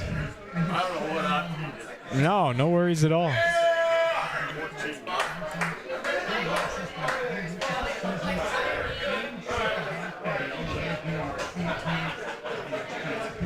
Radio Steve, do I think the first half will do anything recruiting wise?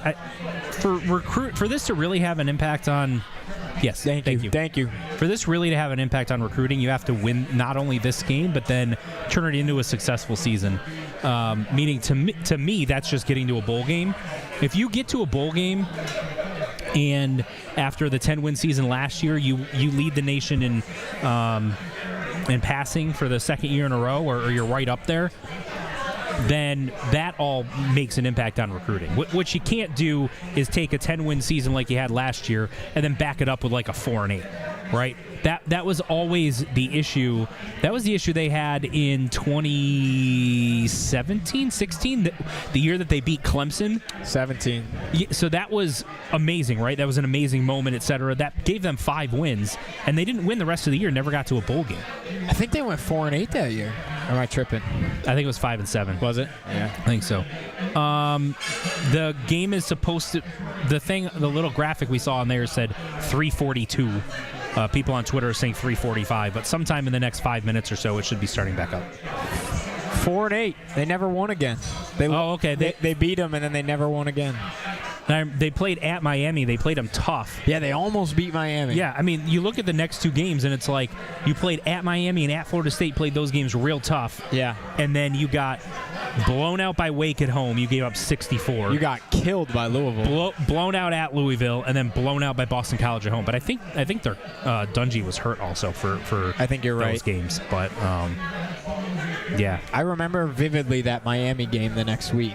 But the biggest issue with that win over Clemson was that they didn't turn that into something. When you're trying to turn a program around, like that is a big moment, but you have to turn that into something, meaning they had to turn that into a bowl season to build some momentum, and they could point to, look, we got back to postseason play. We had that huge win over the defending national champs. We played a top 10 Miami team on the road real tough. We're heading in the right direction. You want to come here. Yeah. But they didn't capitalize on that because they didn't win the rest of the season. Right. It's kind of the same thing with this, right? If they win this game and go to 3-1, that's fantastic. It's the first time you've ever won there. It's Clemson. People are going to be talking about that all week, right? Now, mostly from a what's wrong with Clemson standpoint, but still. And that helps recruiting. But only if you capitalize that and turn it forward. Meaning if you come back home the following week and lay an egg against Duke, you're kind of back where you thought you would be. That doesn't really do much. If you beat Duke and you start rattling off some of these wins and you're sitting at 5-1, 6-1, and even if you lose the games like the Miami and the Notre Dame, but you end up with 7 or 8 wins. To me, that's where you really have an impact on recruiting. It's 10 wins, tons of turnover, 8 wins with one of the most difficult schedules in the country. This is where you want to be. I agree. That's. I agree. It can't just be one singular thing. It has to be things that you snowball on top of each other. You got to stack things up, right? They say stack wins together, stack days, stack whatever. That's how you really impact recruiting. That year was so weird. Remember when that same year Syracuse beat Clemson, Scott Schaefer came into the Dome week 2 as the defensive coordinator at Middle Tennessee and smoked a cigar on the field after beating Syracuse. Yep. Kind of savage. I mean, the guy was so upset when his whole family was when they got fired. Well, so I wasn't like old. I obviously wasn't covering them at that time or anything like that. But I love that staff. You like that staff? They were fantastic from my perspective to work with. Yeah. As far as like recruiting info and intel and all, like they treated me incredibly well. Not to say that the coaches since haven't. I've been very lucky and had good relationships with those guys since, but that was really what kind of helped get me established was that coaching staff. Yeah. And so I will forever be grateful for that and always think very highly of Scott Schaefer. That's awesome. For the way that he treated me. What's he up to now? He retired. He retired from football. His daughter is married to Eagles starting safety Reed Blankenship. There you go.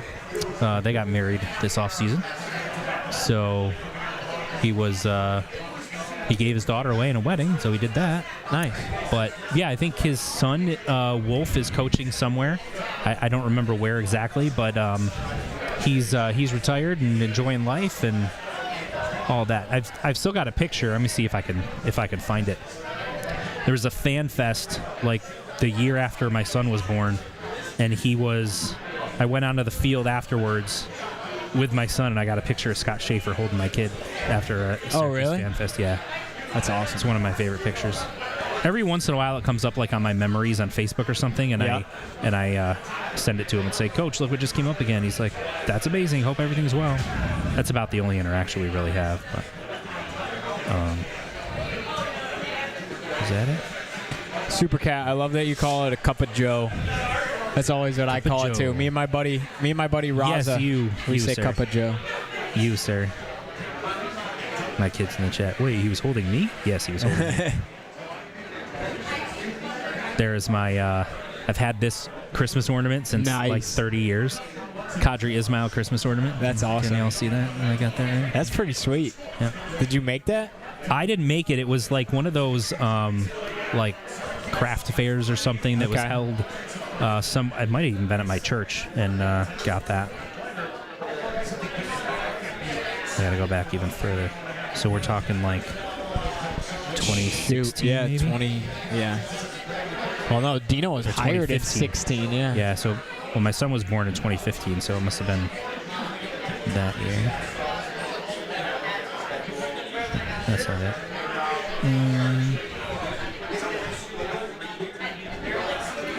Maybe I don't have it in my phone.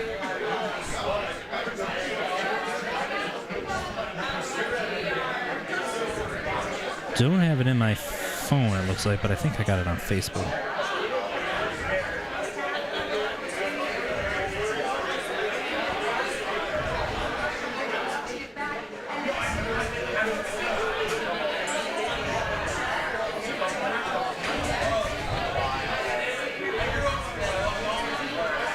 All right, we're about to get this thing kicked back off again. Game is starting.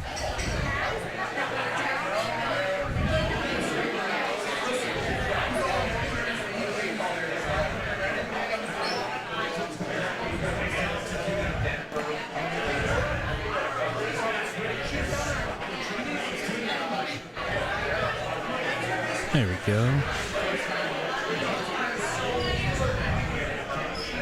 Oh, that's awesome. Yeah. Yeah, that's awesome. There we go. Scott Schaefer holding my kid.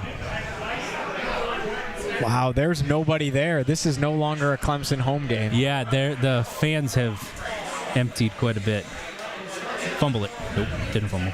This is no longer a Clemson home game. This feels weird, to be honest, that they're about to start again. This feels kind of crazy.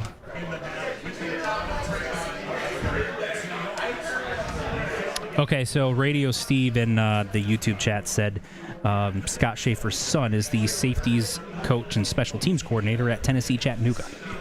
Okay. So that's where he is. I appreciate that, Steve. I knew he was somewhere. I couldn't remember exactly where he was. He's bounced around to a couple different spots trying to make his way into the coaching world after being the quarterback at Ithaca for a few years. Ooh, that's such a tough play to defend. First down. Oh, it's definitely no longer a Clemson home game. Not the same way, for sure. But they're playing a little tempo here. Same exact play twice in a row. Yeah, run defense has to tighten up here. If they can run the exact same play twice in a row like that and gash you for about 25 yards. And Tank Wilson's down. And there's nothing really creative about that play. It's just like a quick little toss. You know, so... Can't have Tank Wilson down. Nope.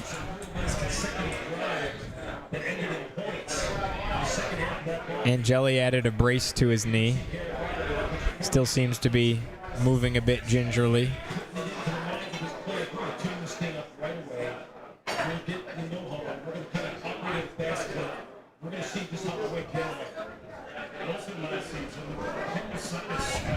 So Syracuse needs to take advantage of this little pause here to sort of reset themselves after coming out here, because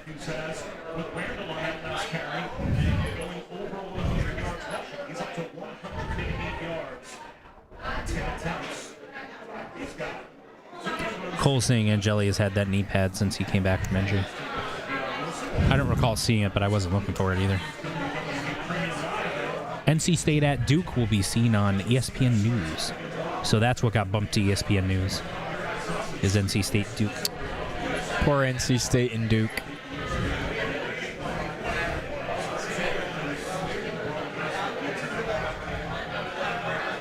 Brock Lesnar and John Cena today. Well, this is unexpected. 0-3 Oregon State tied at 7 early second quarter at number 6 Oregon. And Oregon State has the ball. Of course. I mean, that's crazy. Oregon State's not good at all. All right, here we go. Tank Wilson limping off.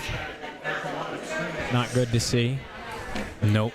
He looks like he's struggling there. And as the run defense is struggling, then you're losing one of your better run stoppers. That's tough. But they've got more bodies this year than last year. Now they're doing the same thing, but the other way. Defended better, but missed the tackle. They had a guy there. You want to force him back inside, but you've got to be able to make that tackle so he's only getting a yard or two and not another 10. Yeah, what Mike said.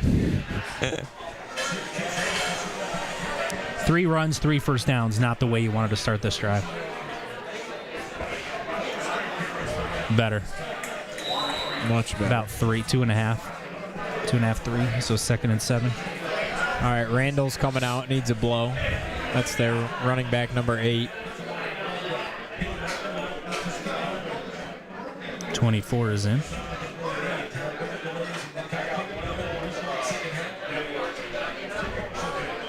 I don't know who he's yelling at. Is he yelling at his players or is he yelling at the refs?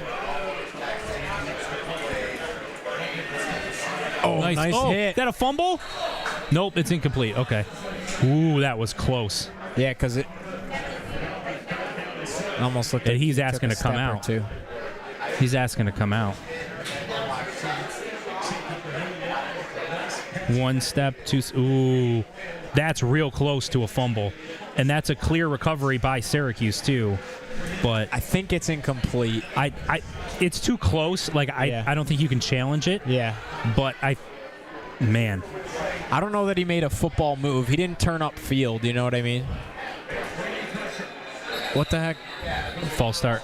Did you see Delorier light the running back up? Oh, yeah. He's a beast, dude. Yeah, he is. even though that didn't result in a play, That sends a message. They remember Yeah. those things. Yeah. It's like Patrick Ewing said in the national championship. He said, Coach John Thompson told him, doesn't matter how many goaltending calls, don't let the ball go in the hoop.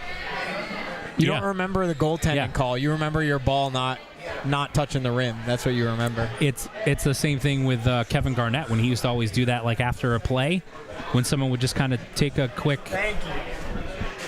shot to try to just see one go in, and he wouldn't let it, and he would stop it.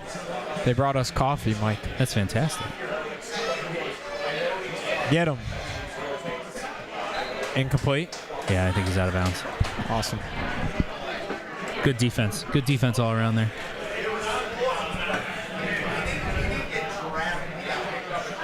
So the key to this is when he goes outside, they had a spy on him. It's Devin Grant spying on him. Oh, the ball got knocked away anyway.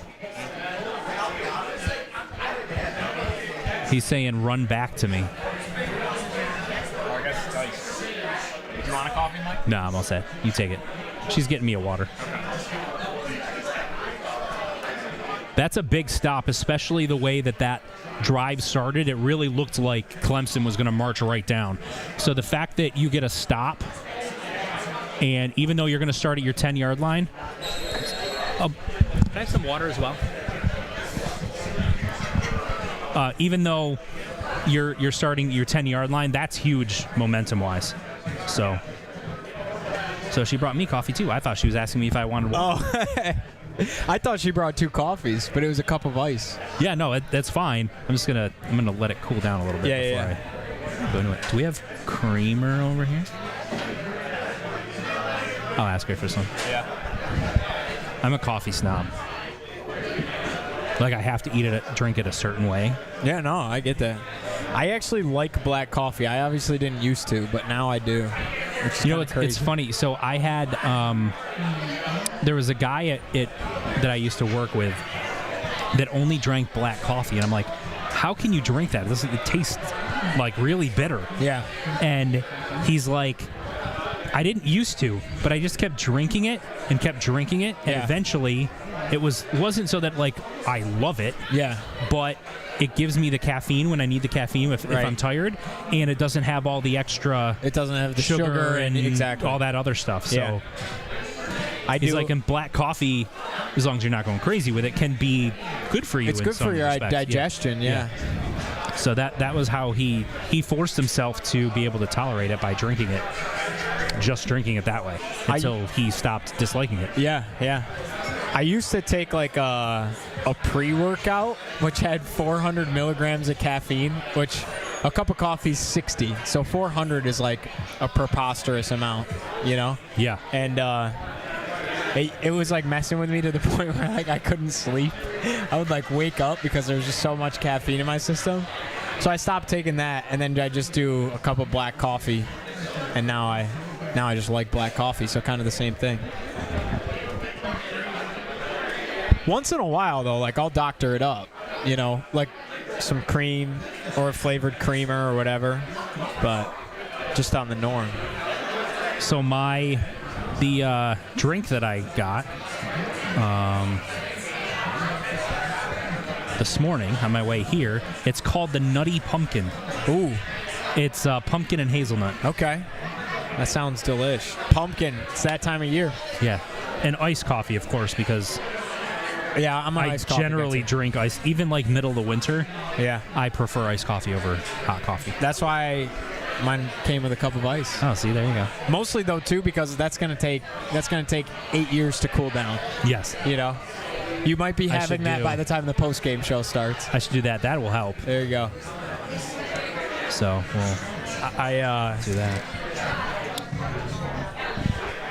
I don't remember what I was going to say. This is a very bitter black coffee, though. This must be like some dark roast for sure. That sounds nutty. The Nutty Pumpkin is nutty indeed. I like the name. I mean, like even if I wasn't a coffee drinker, I'm like, wait, you have something called the Nutty Pumpkin? I'm going to have that. Hazelnut and pumpkin spice. Yes. if you don't like either hazelnut or pumpkin spice, then the combination is probably not going to be enjoyable to you. But if you like both of them, I think the combination's pretty good. Thank you. Got me some water. And no gain for Syracuse on first down. Oh, they lost the yard, it looks like.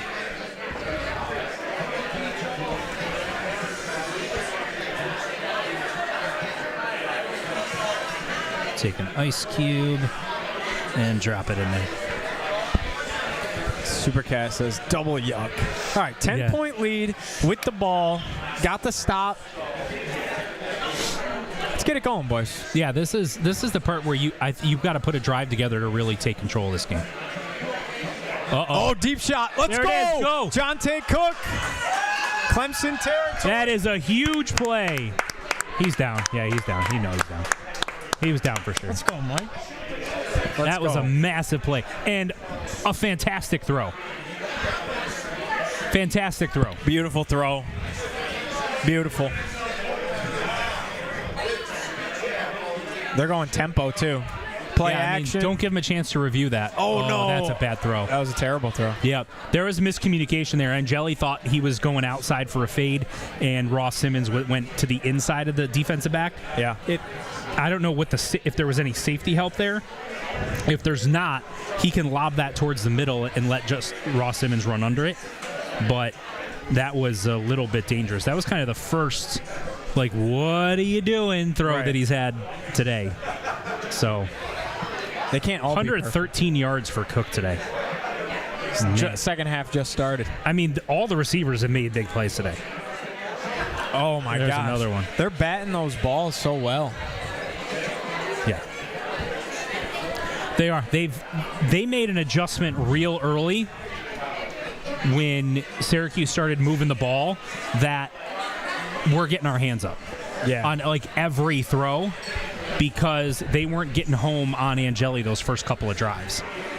So a crazy athlete picks that off. That's how in his face he was. I know. Well, Georgia Tech did that to Clemson last week. Right. That's the play I'm thinking of. Yeah. Yeah, they had. Yeah, Florida guy, I'm a little surprised he didn't, but he could still be dealing with some injuries that may have impacted his speed because he's fast. Oh, got to catch that. He missed him. Fourth down. All right, get 3 points at least. Man, that's tough. He would have been right at the marker. Not sure if he would have had a first down or not. You're probably going for it there, though. Yeah, if it's fourth and less than a yard, you're definitely going for that. All right, let's get this field goal here. All right, Trip Woody, best name in college football. Indeed. Yeah, it wasn't a great throw, Supercat, on that pass to Ross Simmons, but he certainly has the hands to make that. 49-yarder would be a career long for him. And he got it. Trip. Taking it for a ride. That took a trip around the world to Indonesia, where our YouTube chat is watching from. There you go. See how it all comes together? I love it. See it? Heck of a kick. Big time. Big time to get a score there, regardless. Let it rip. Unfortunate stall indeed, Cole. You got it. I mean, from the way that third quarter was starting, with Clemson 3 straight first downs on runs, it looked like things were starting to be a little bit of a, momentum swing in the Clemson direction. To get that stop, force a punt, and then go down and get points, that's big. Yeah, that was huge right there. That was exactly what you needed coming out of the break. Nah, I mean, Pena's playing for a national championship contender. He's playing for the number 2 team in the country. I think he's okay. And he's getting paid pretty well. Although he's paid pretty well here, but certainly these catches that you're seeing from Jonte Cook, those plays would have been designed for Pena for sure. To me, you're kind of in the same spot, like you're as far as the offense goes. Like you're running the same stuff for the same people. Yeah, I don't think we're lacking for receivers right now. In fact, I think the receiver room is the best position on the field. Yeah. The receiver room first, and then probably the running back room because of Yassine Willis. Yeah, and they've got some youngsters, Jaden Hart, Tyleek Hill. Yep. That I really like. And Will Nixon's not bad. I mean, obviously he's not the same running back as Yassine Willis. He's not. He has a different skill set. Yeah. He has a different skill set. My biggest issue with him was last week when you fumble against Colgate, not taking care of the football. But he's been really good today. Been great today. Yeah, he's averaging over 6 yards a carry. Got a touchdown. Taking care of the football. Blitz pickup. You know, those are kind of the things. The reason that he comes in certain situations and he plays quite a bit. He's better at blitz pickup than what Yassine Willis is right now. He's a better receiver than what Willis is right now, and so he's certainly got a role. But you can't only use him in those. Even if Yassine Willis is a better runner between the tackles, you can't refuse to run. 1996 Gator Bowl. There you go. There you go. You can't refuse to run. Look at this Will throw. Nixon up the middle. Look at that throw. Look at that. I know. Freeze option, Insane. man. That was the play that we put in the pregame thing. Yep. That's the freeze option. That throw is unreal, though. The way he just like turned his whole body. And just kind of threw a moon ball up there. I know. He was a freshman too. Yeah, he's a freshman. He was a freshman, redshirt freshman, but still a freshman. Yeah. And the thing that a lot of people forget is he was in a legit quarterback competition with Kevin Johnson. Was he really? Yeah, those two both were recruited as highly touted quarterbacks to come run the option offense. Kevin Johnson lost the job to McNabb and then went to the coaching staff and said, I still want to play. What can we do? And they moved him to wide receiver. That's crazy. And then he ends up becoming a really good wide receiver and became a second-round NFL draft pick by the Cleveland Browns. That's amazing. As a wide receiver, but he came to Syracuse as a quarterback. That's amazing. I never knew that story. Yeah. How about another stop? That's what you want, right? You keep stacking these things together, and then there's less and less time for them to come back. Clemson's won 8 of the last 10 ACC championships. Most conference championships of any team in the country since 2015. Yeah, they've literally been the Titans of the Atlantic Coast. There's no question. Yeah, and Syracuse has been as good against them as anybody. They just, they've only got the one win in conference play to show for it, but they've given them as much of fits down here as anyone. There's good run defense. Good run defense. Delorier all up in there. Delorier and Jobity were both there. But yeah, Delorier's getting into the backfield. I mean, you see what they're doing with recruiting when you're recruiting a guy like that. He's a freshman. He's a freshman. It's awesome. I can tell you this. He was rated a 3-star basically everywhere, and I don't think there was a single coach on the Syracuse coaching staff that thought he should have been anything but a highly rated 4-star. Yeah. They viewed him like that. Get him. Oh. Good pressure, David though. Yeah, there's... Oh, man. See, they're getting pressure, but Cade has such escapability. He's really good at that. But that's unfortunate. I think he's making the escapability look easy, but it's not that easy. It's not. Because he did this last year against pretty much everybody he played. Yep. Just extending He plays. did it against Syracuse in 22, I think it was, right? Was it 2022 when the 22 is when he came in as a freshman and saved the day, yeah. And that was a big reason why, because DJU was not, he's a statue. He was not a mobile quarterback. Right. So, and then Klubnik came in, and it's a completely different dynamic when you go from, we just got to get back there, he's not escaping us. Right. It's tough, too, because Clemson, arguably one of the better receiver rooms in the entire country preseason coming into the year. Yep. The more you give those guys time to get open, they're probably going to win those opportunities. Mm-hmm. So the more you just extend the play, like right there, he extended the play for like 8 seconds. I know. You can't ask. Nobody can cover for that long. Yeah, exactly. Yeah. Cole, yes, Calvin Russell is expected to play basketball at Syracuse. That's already, like, throughout his recruitment, that was all discussed with the basketball coaching staff. They were on board. All of that was it was discussed very early in his recruitment, actually. Syracuse was one of, if not the first school to be on board with Calvin Russell wanting to play both sports because he loves basketball, so he wanted to play. And Syracuse was like, yeah, we can do that, no problem. They got it cleared with the basketball coaches. They were good with it. And he had some D1 offers as a basketball recruit as well. Nice play, Devin Grant. He's half a yard short, maybe.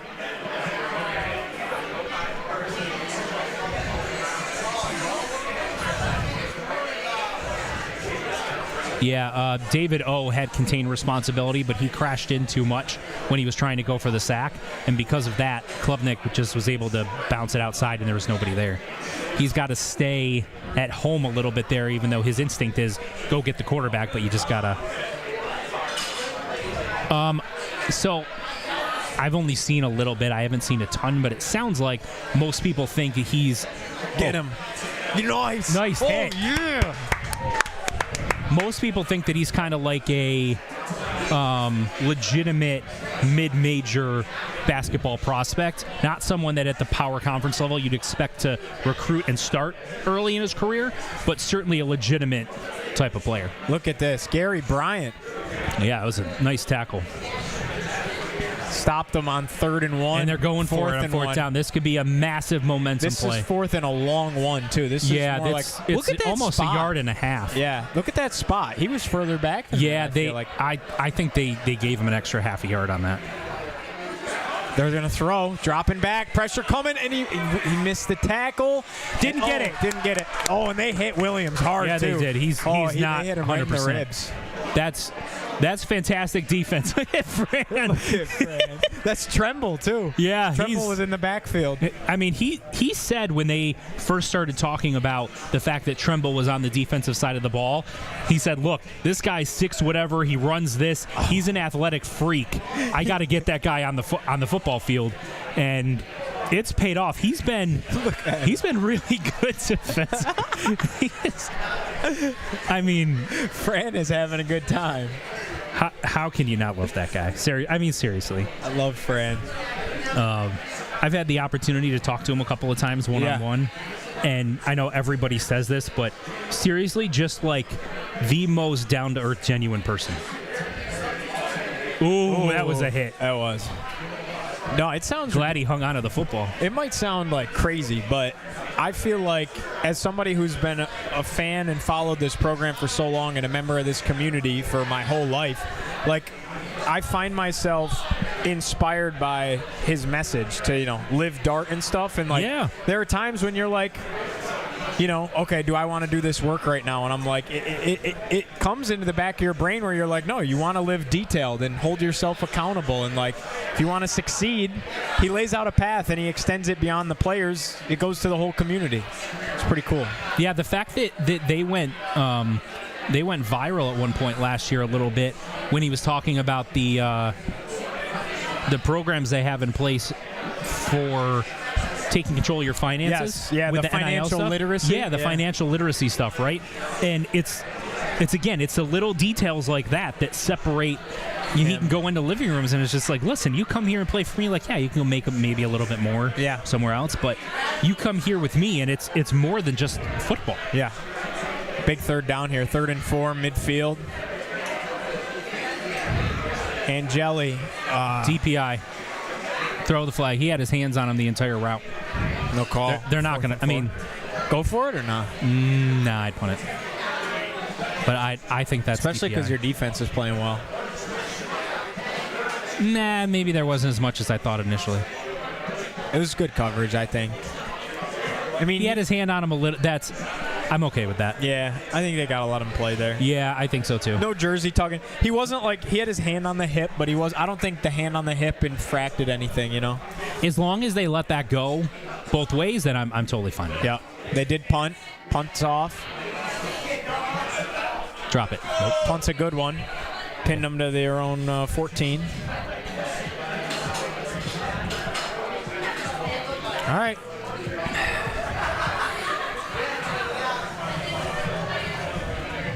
I don't think my score prediction of 28-24 is going to happen, but we'll take this still.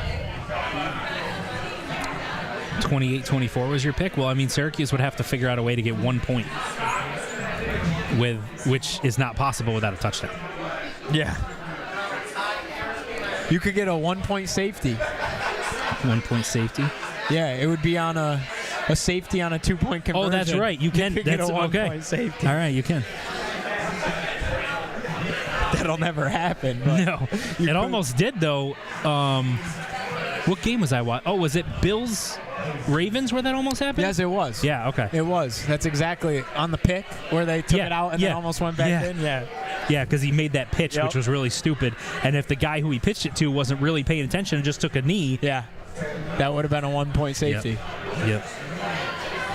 All right, Florida State's beating up on Kent State 27-7, and they're still in the first quarter. Most surprising thing there is that Kent State got 7. How did they score?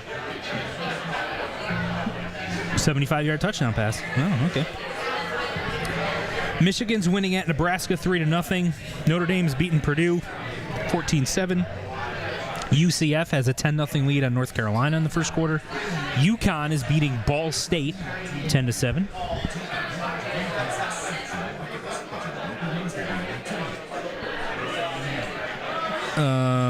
For those wondering, James Madison and Liberty are tied at 3. Buffalo is beating Troy 7-0. I guess that means that Buffalo is better than Clemson. Yeah, right. Gardner Webb is up 14-3 on Ohio, and NC State has a 7-0 lead at Duke. Man, if Duke loses this to fall to 1-3, now it feels like that's a team you gotta beat. You gotta blow them out at home. Maryland beat Wisconsin 27-10.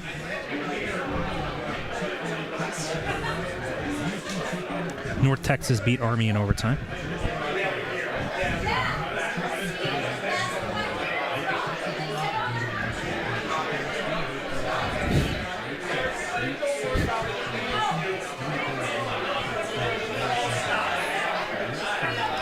I can't get over the first half run-pass split. It was perfect. Yeah. It was like 150 of each. They were averaging 8.6 yards a carry. That's football. That's being First half two-dimensional. game plan was fantastic. Yeah. That's being two-dimensional.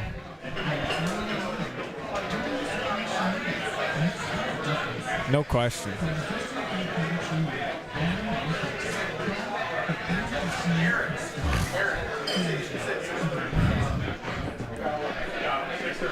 Why are they not feeding Willis more?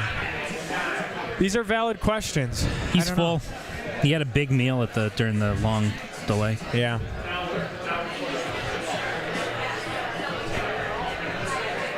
I mean, that's a valid question, though. You're leading by multiple possessions. Why not chew some clock and run the ball? I don't know. I get it, but at the same time, like, they're going to run their offense. They're, you know.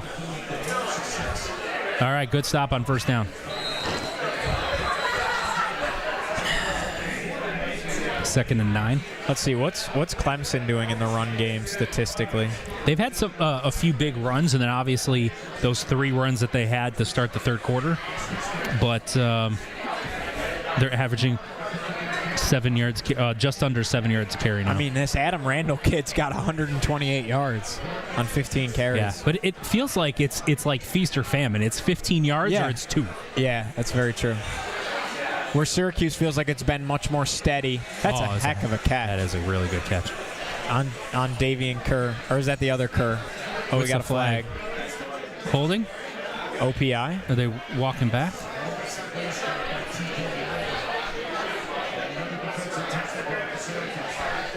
Defensive pass interference. I don't know about that.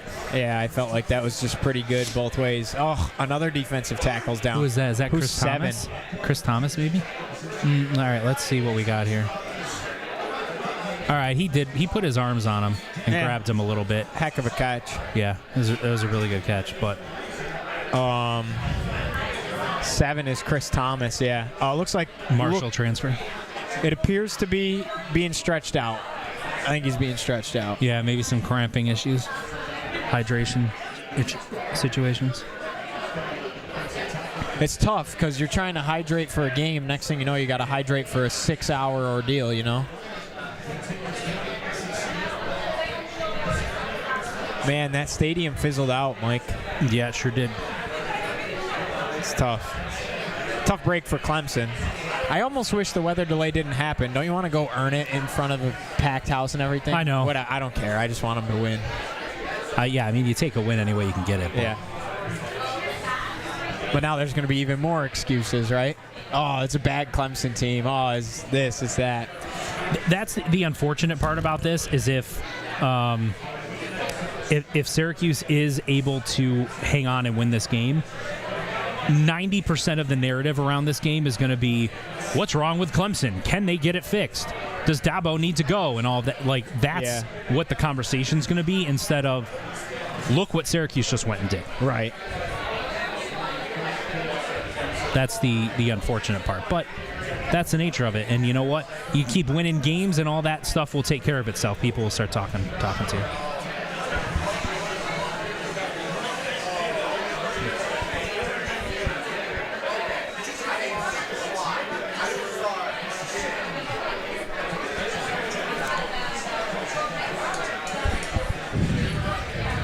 All right, big handoff. First and 10. Okay. That's all right. All right. It's a nice design on the... Yeah. So Supercat says if they win, they will have earned it. No, I agree with you, Supercat. I completely agree with you. I'm talking about the narrative other people are going to bring up. That's going to be the national. The story today is going to be, unfortunately, the national story is going to be, wow, Clemson stinks, instead of how about Syracuse? That's going to be the story, unfortunately. And the narrative, if Syracuse loses Florida Guy, will be missed opportunities. False start. Will be missed opportunities in the first half. The false start on Yassine Willis on that drive where they could have gone down and went up 31-7. That's going to be huge, right? Yeah. And then, of course, the taunting penalty, because maybe you hold a new field goal there and it's 24-10 at the half instead of 24-14. Not taking advantage of the long Jonte Cook pass and getting a touchdown. Like, it's going to be, I think, from a Syracuse perspective, more about missed opportunities to put the game away earlier and allowing Clemson to hang around enough that they could make a run at it. Oh, almost had him. Oh, he overthrew him. Yep, he was sure did. wide open. He was wide. That was a bad pass. I thought for a second Syracuse was going to get there for a potential strip sack. Looked like right here I thought Chase Simmons was going to get there. Oh, man, that was going to be a big play. Shout out to Chase Simmons at the SU spring game 2 years ago. Mm-hmm. He gave my son a pair of his gloves. Hey. Or one of his gloves. There we go. Yeah. Zachary said, why didn't Dabo use the portal this offseason? He did this year. Yeah, this was the first year that he did. Yeah. I think this is the first year that he's ever had a portal. Now, they didn't go portal nuts. They didn't go nuts in the portal, but they did bring in some guys. Yeah. Oh, there's holding. That's good D. No flag? No flag? That's Demetrius Samuel Jr. That's fantastic coverage. Was that Wesco? I believe I don't know his number. 12? That's Brian Wesco Jr. That is one of the best wide receivers in the country. And that's a 17-year-old Demetrius Samuel. He's so talented, man. That was unreal. I'm sorry. Like, that was awesome. That's like a senior veteran savvy type of coverage right there from your true freshman. Yeah, Clemson offensive line was holding big time right there. I saw like 2 Syracuse pass rushers where Clemson's offensive line's hands were around. Ooh, we almost got there. Like around their neck. What the heck? You got to throw a flag for that. If you're saying that he called a fair catch and it's down, if you tackle him, that's a flag. That's what Fran is saying. Yeah, they called the play. I don't think he was calling a fair catch. I'm not sure he was either, but they blew called a him whistle. for it. Yeah, so that has to be a flag.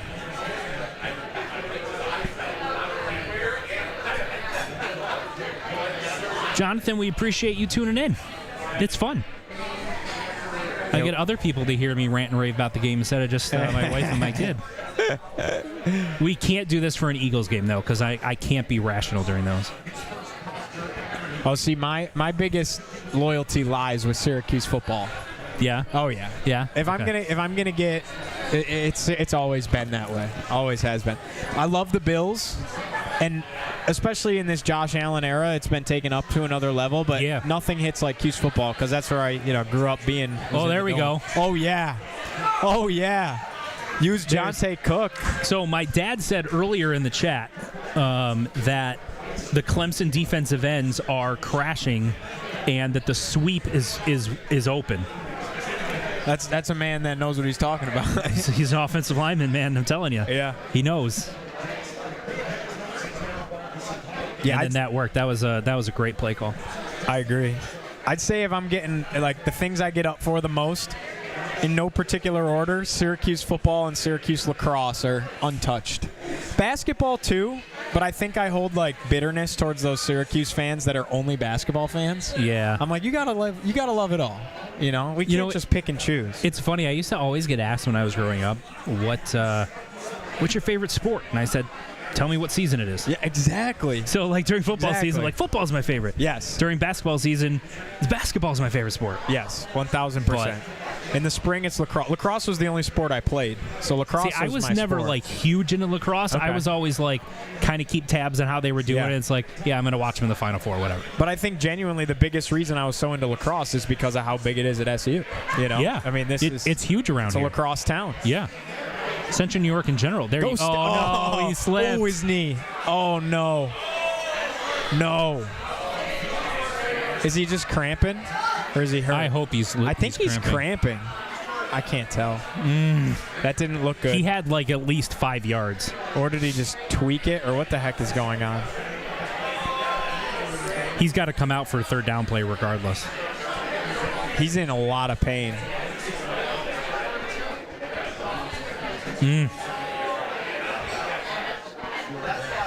Yeah, I'm hoping it's just a cramp super cat. You hate injuries. You never want that to be, a reason why you lose a starting player. Similar to, like Syracuse, we were saying earlier, they knocked their Clemson starting quarterback out of a few games throughout the history of this rivalry, right? 2 of those were due to injury. Yeah. And the third one was because DJU just wasn't playing well. Yeah. He didn't go out to injury, right? I don't think he No, they pulled him. They pulled him because he wasn't playing well. Right. But the first 2, one of which was Trevor Lawrence, were because of injury, and you hate that. The thing that scares you with this, it almost looked like he blew out a tire, right? The thing that scares you with that is if you're already hurting somewhere on your leg, sometimes you try and compensate for it other places. Absolutely. Like you're applying pressure other places. You hope he didn't. The way it looked like his tire burst and he was holding his calf more so than his knee, you're like, you hope he wasn't trying. I'm not speculating because I'm not a doctor, so what the heck do I know? But you hope he wasn't trying to like compensate for something and running differently with his weight distribution and then like hurt something else, Yeah. It just looked like somebody gashed his tire as he was running. I know. Oh, you see that? That's what looked weird. That doesn't really look like a knee, All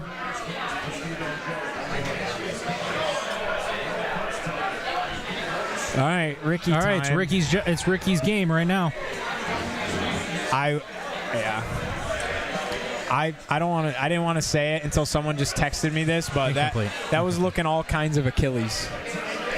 Yeah. That's what people in the chat are fearing.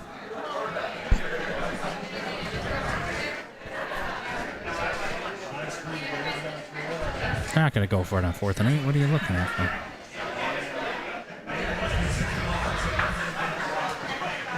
Well, this stinks. Lock and load. That wasn't a designed run. That was a scramble because nobody was open. Yeah. And that's just, Angeli's out there. He's trying to make a play. But that was not a designed run. They haven't called a designed run since he got hurt.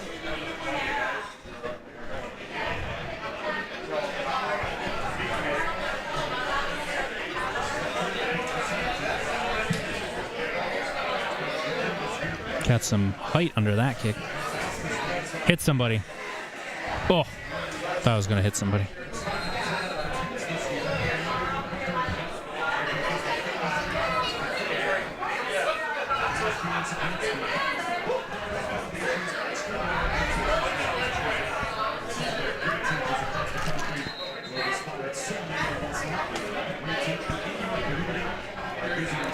Yeah, Stonehouse has been good all season. You know, he was a little bit up and down last year, but he's been really good this year. His first punt was 56 yards, and then this one obviously was good with some height on it. I think Fran's going to try to see if he can figure out what's going on with Steve.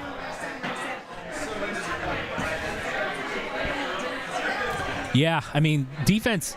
Listen, this is in the defense's hands. If you don't give up any more points. Oh, fumble. Show the game. Don't show the sideline. Rashard Perry has that ball.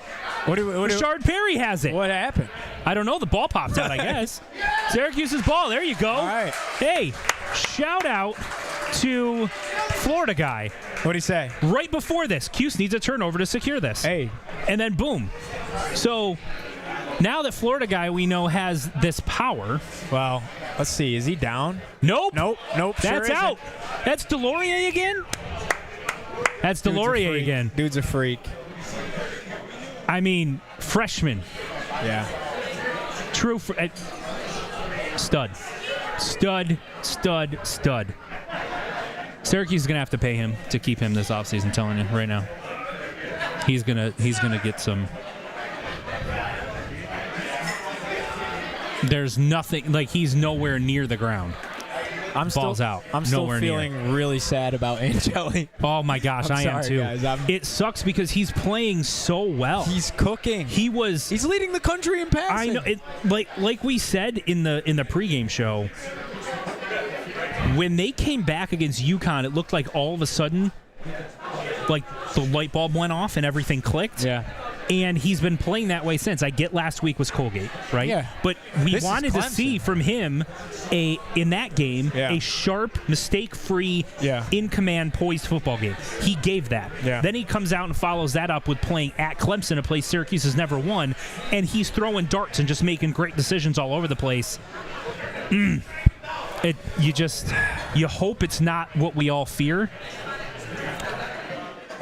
I hope so too. Because that just sucks for that kid. Yeah, and he's been cooking. If it is. He has been. But again, we don't know. We're not speculating, but this is a watch party. We're just literally viewing what we see. And I know. It's just, you know how often you see those, like, when the best way I can describe it is the tire blew out. Yeah. You know, like those are those, like, Achilles situations where, and he looked to be in a lot of pain. Oh, he got it. That's a touchdown. What a throw. Nice throw, Ricky. Threw it the only spot he could get it. That's right. That was a good throw. That was back shoulder. That was a Kyle McCord throw. That was yeah. Because McCord would always throw it kind of in that spot behind him almost, that only they could go get it. So I had heard from some sources back in the spring that, Kyle McCord was kind of hanging around the team and whatever, that he was very impressed with some of the balls that Ricky Collins threw, with the arm talent. The biggest thing for Rick, it feels like just the raw arm talent is higher for Angeli than what it is for, or is the raw arm talent is higher for Ricky than what it is Angeli, but Angeli is a little bit safer, not as willing to take risks and those types of things. But yeah, I think Ricky's very talented. Yeah. And to Florida guy's point, isn't it great to have a legit backup? They were comfortable with Ricky Collins as the starter coming out of the spring. It's just they didn't expect a guy like Steve Angeli to become available. Yeah. And they were trying to shore up the quarterback room. That's a touchdown. The ball never hits the ground. No question. Heck of a catch. Our receiving room is elite. Yeah. Elite. Yeah, these are NFL catches. And you folks. think about the fact that they lost from last year's team, Trevor Pena and Jackson Meeks. And Aronde Gadsden. And yet they're well-rounded. They got so many guys. Like that ball never hits the ground. Francis can recruit. But I'll say this. They're going to say that it touched the ground. There's no way. It's the ACC. It's at Clemson. I'm telling you, I don't feel good about this. You don't? No. I think it's a catch. I don't think there's any doubt it's a catch. That definitely didn't feel good coming in. No, it did not. That hit him in a bad spot. Had some pepper on it. But that's on his leg right there, right? He doesn't have control right now. And then that's right a catch there. with the legs. That's a touchdown. He's got his hand on it, but if you watch right here, I think they're going to say that the ball touches the ground right there, even though you can't really tell that that's actually touching the ground. I think that's it. I don't think you can overturn that with indisputable evidence. I don't think it's indisputable at all, especially since the ruling on the field's a touchdown. Just like I think if they had called it incomplete, I don't think you could overturn it because of the way that looks at the very end. Florida guy, I don't think it actually hit the ground. I don't think there's any argument logically for that. I'm just a little bit jaded because it's the ACC in Clemson. There were some coffee grounds at the bottom of that sip there. That's rough. I'm going to probably not drink my coffee at this point. It was a good cup of Joe. Don't get me wrong. Just a couple of grounds. You never see the ball from that angle. Yeah, that's my point for a guy.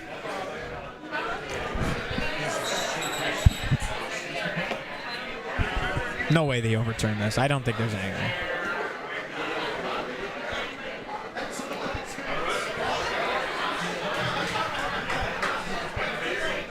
I didn't hear what they said. Did they say they upheld it? I didn't hear them. I feel like they would pop a graphic too. Yeah. Said upheld. So I think they're saying it stands. Yep. Oh yeah. Yep. We're Okay. PAT. Okay. Maybe if they distort the cameras, they'll finally see it hit the ground. I agree with you. PAT in the air and good. Yeah, upheld, not confirmed. That language is important, Radio Steve. That means that they couldn't confirm that it was a catch, so they stuck with what was called on the field because they couldn't tell either way, which means if they had called that incomplete on the field, then they would not have overturned it either. That was awesome. There's a guy decked out head to toe in orange. He's going for a run. Came in all sweaty to check the score, resuming his run. He came in, saw the score, went, "Let's go," and then just went to resume his run. That's hilarious. That's fantastic. I love that. Oh, there he is. He's right behind us. Yeah. Oh, he's stretching now. I don't know what he's doing. He's right. He's right there over my shoulder. Yeah. Over that there. shoulder. There.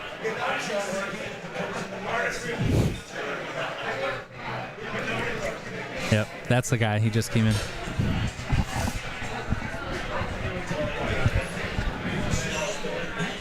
I agree, Truth. I think that was a catch either way, and if I was reviewing that play, had it been called incomplete, I would be comfortable calling it a completion.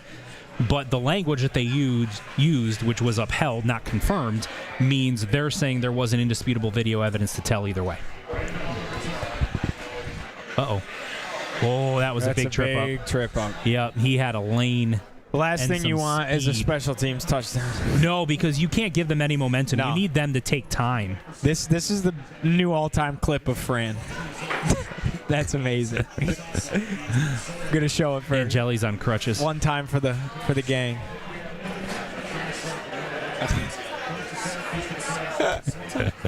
It's fantastic. Yeah. And Jelly's on crutches on the sideline. That's not a great sign.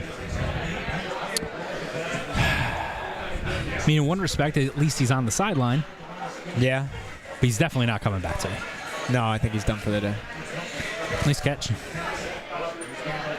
The good thing is, in years past, season's over.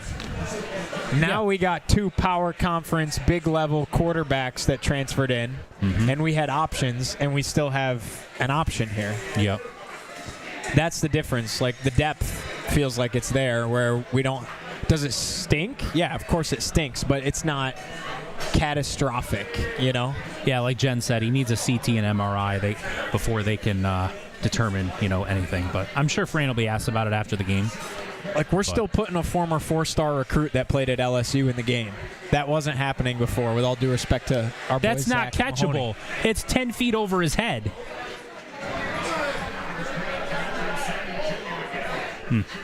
I don't like that call.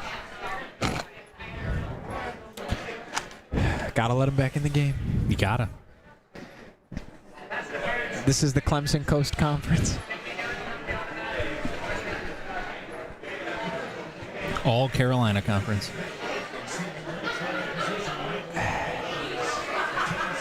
He did get on him before the ball was going to get on there. him before the ball got there. I'm not sure how much that really impacted his ability to go after anything. Yeah. Similar to what we said with the one that they didn't call on Clemson.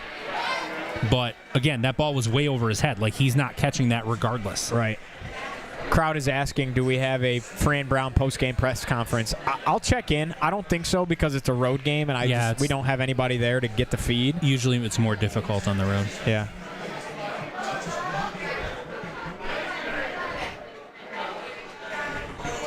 But I don't believe so, but I will check for you guys. Oh, yeah, Deloria. He's such a beast. Wow, that is a terrible spot. That guy started walking in at the 24, took 3 steps, and then moved a yard forward to the 23rd and marked it there. I literally just watched him move it a full yard forward after walking in at the 24. This is the All-Clemson Conference.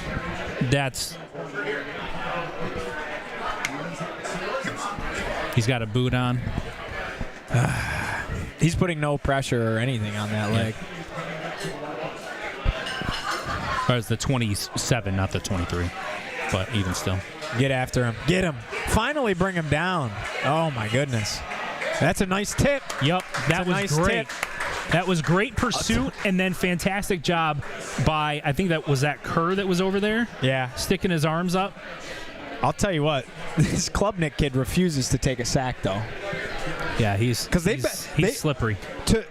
Remember we said they got to get home, and I guess they haven't gotten home in sack totals, but they've been after him today. They have done a good job getting pressure. This is the best pass rush they've had all season. The lack of sacks is more a product of Klubnik's escapability than it is lack of pass rush. I agree, 100%. Yeah. And they've done a good job. They haven't blitzed like every play, but they've done a good job at mixing in when they blitz and when they don't. Yeah. The only blitz, nice tackle. Got him, what a tackle. Raheem Long, don't tap your helmet. Don't touch your helmet. He didn't. He learned his lesson. He did learn his lesson. So notice 2 things about that, right? First, number 1, fantastic tackle. Great job by Raheem Long learning and not doing the same thing that he did before. But also, even though Fran reamed him out earlier for doing it, he put him back in. Yep. So it's we're going to have a conversation. I'm going to yell at you. That was dumb. Don't do this again. But trust him enough to put him back out there in a critical situation. Go make a play, yeah. Yeah. Tremble bit at that option bad. He sure did. But anybody's gonna. I mean, that's why you got to have extra support. Can't be a one-guy operation. So we're end of 3, right? Yeah, they went on the sideline. Look at Raheem Long does the Jackson Meeks. I love how that's going worldwide now because Trevor Pena's doing it with his boys at Penn State. Oh, that was 4th down? Yeah. I thought it was 3rd for some reason. I had the down completely wrong. I thought that was 3rd down. I actually thought it was 3rd down too. I thought I'm not gonna lie. I thought they'd get to the end of the. I was like, why did the clock stop? I'm like, maybe it just stopped because it was a tackle for loss or whatever else. But 4's up, people. Crowd filled back in a little bit. Little bit. It's still not your typical. Yeah. All right, I'm gonna make one last bathroom run. You got it. I don't think I'm gonna be able to save it. Okay, that's fine. I was planning on doing at least a couple of segments. Yeah. But No sweat.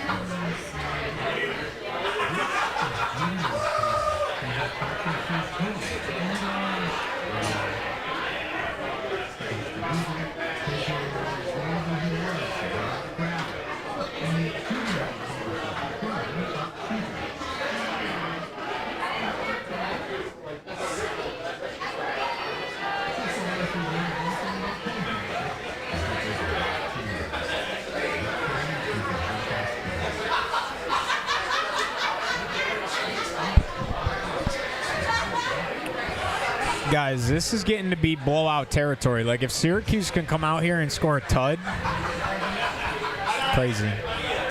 More boos from the Clemson crowd.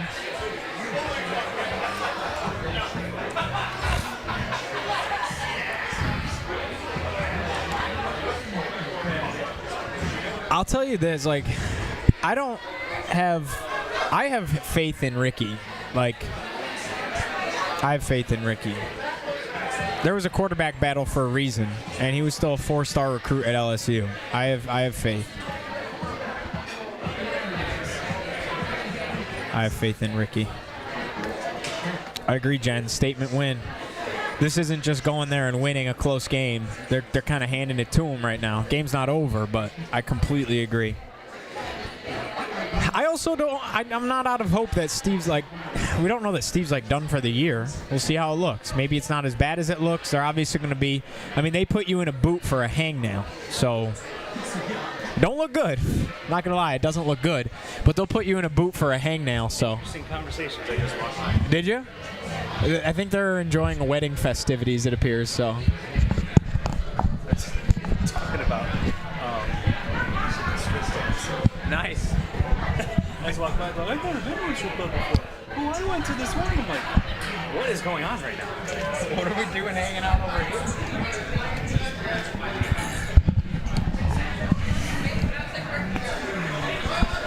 Mike, I was just telling everybody how I feel like, they put you in a boot for a hangnail. So maybe it's not, optimistically, maybe it's not as bad as it appears.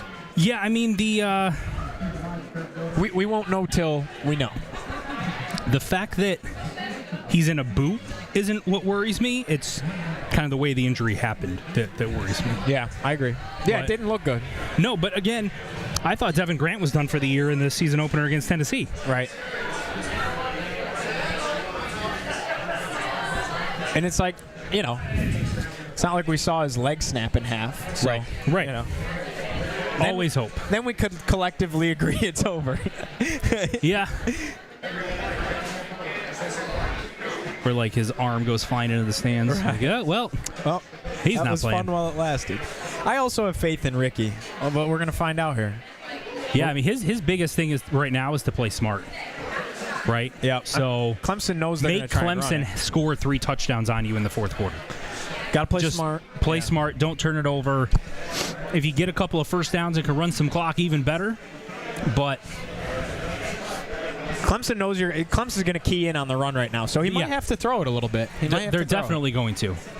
Because they know you got a new quarterback in there, and you got a lead that sort of screams run the football. Yeah. But play calls like this, it's going to be interesting to see. They got an empty backfield, so we'll see how much faith they have in Ricky and his ability to run the offense based on what they run. Yeah. Yeah, I agree in the chat that Achilles are obviously not a quick recovery. In fact, Achilles would be out for the season, no question. Yes. But I mean, we don't know that that's what it is. That was complete speculation. So, like I said, we'll know more when we know more, and unfortunately, that's the nature of it.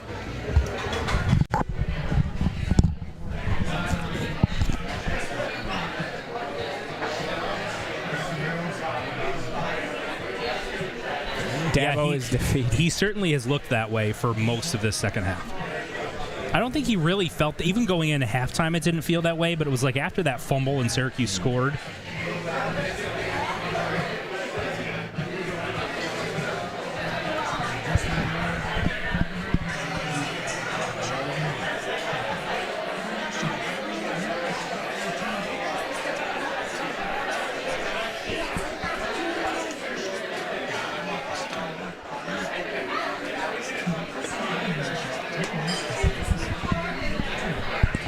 Jan, high ankle sprain would be ideal, even though ankle sprains sometimes take a lot of time too.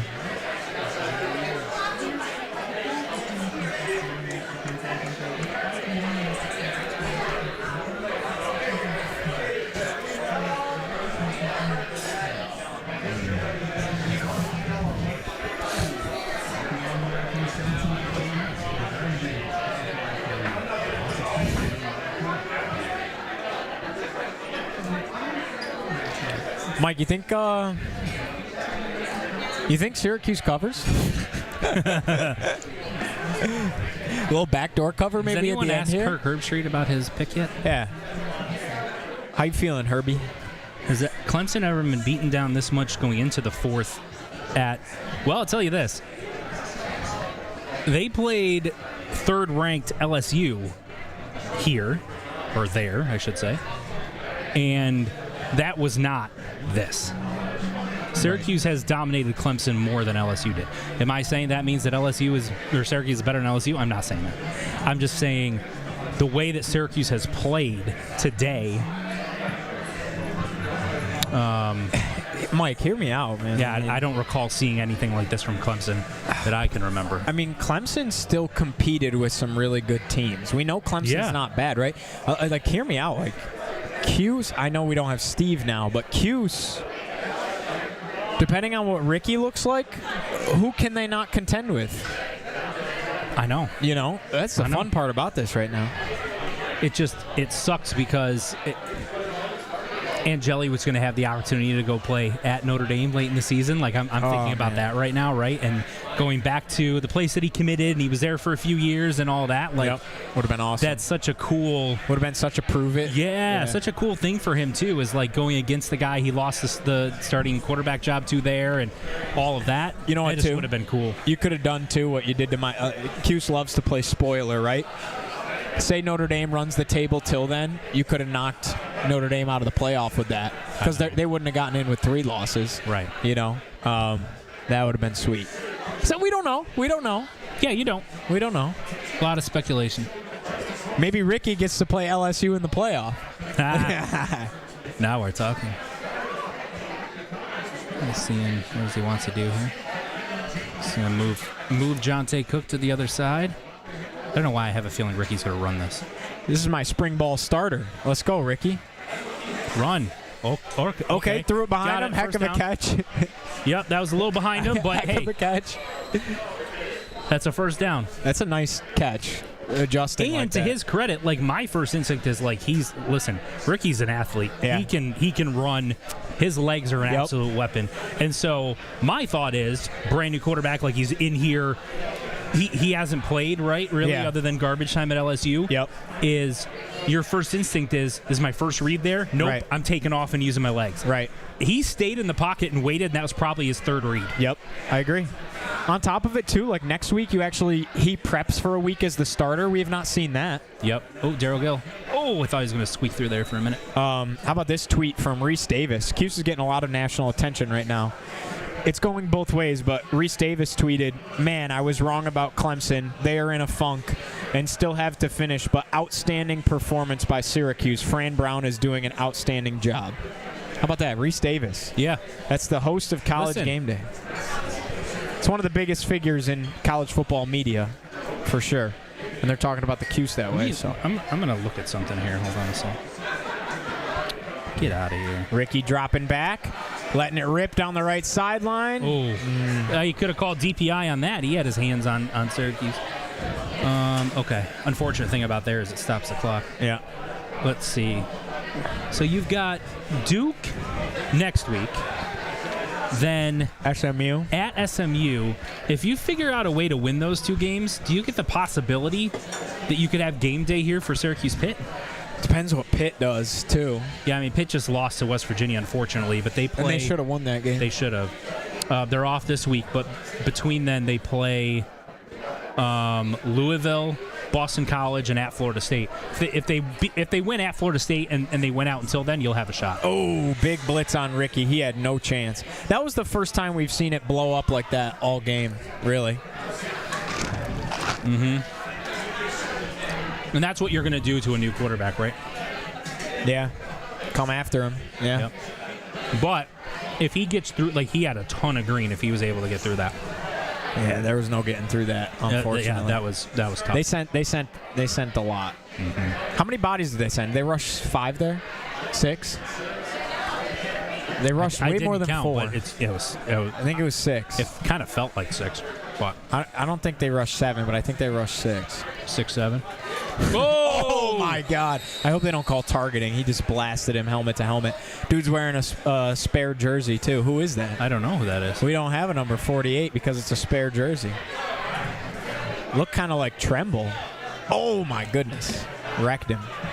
That was Wesco, too, that he hit.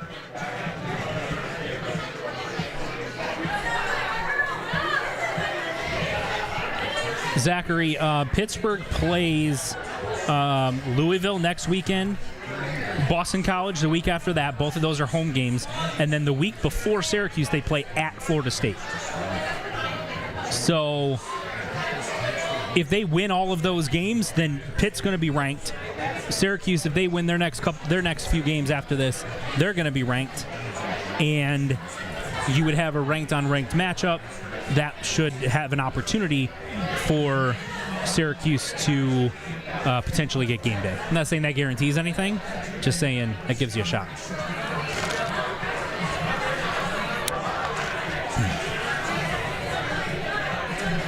Yeah, I didn't think it was targeting either, Supercat, but once again, I'm always skeptical that they're going to make those calls correctly, especially with Syracuse.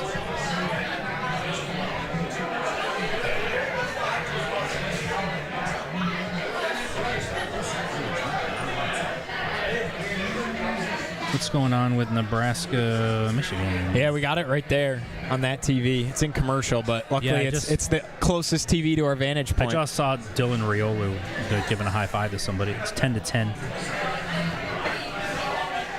Nebraska just scored a touchdown to tie it at 10. That's why. Ole Miss is thumping Tulane 20-3. Oklahoma has a 10-3 lead on Auburn. I didn't know if I'd ever see the day Syracuse went to Death Valley and blew out Clemson. This is a beautiful sight, folks. I know.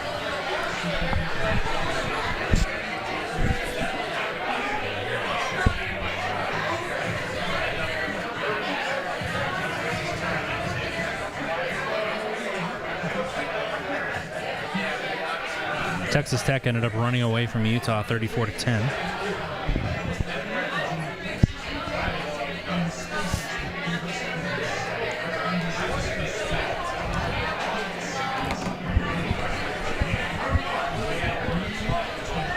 Notre Dame's up 28-10 on Purdue midway through the second quarter.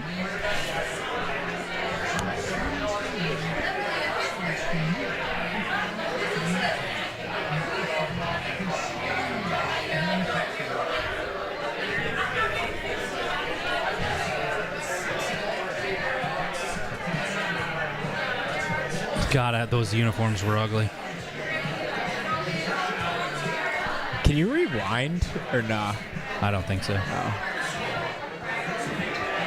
Steve Ishmael. Oh, yeah. I remember when Steve Ishmael committed to Syracuse, and I told everyone, keep an eye on this guy. He's legit. He's really good. He's going to be special. And he leaves as Syracuse's all-time leading receiver. In terms of receiving yards, anyway. I think catches is Irv Phillips, if I remember correctly. Okay. Make them dink and dunk. If they're going to score, you want them to dink and dunk. Take as much time as you can make them do it.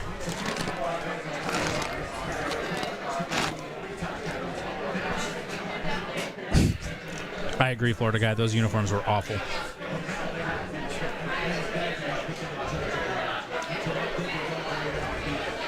No one there.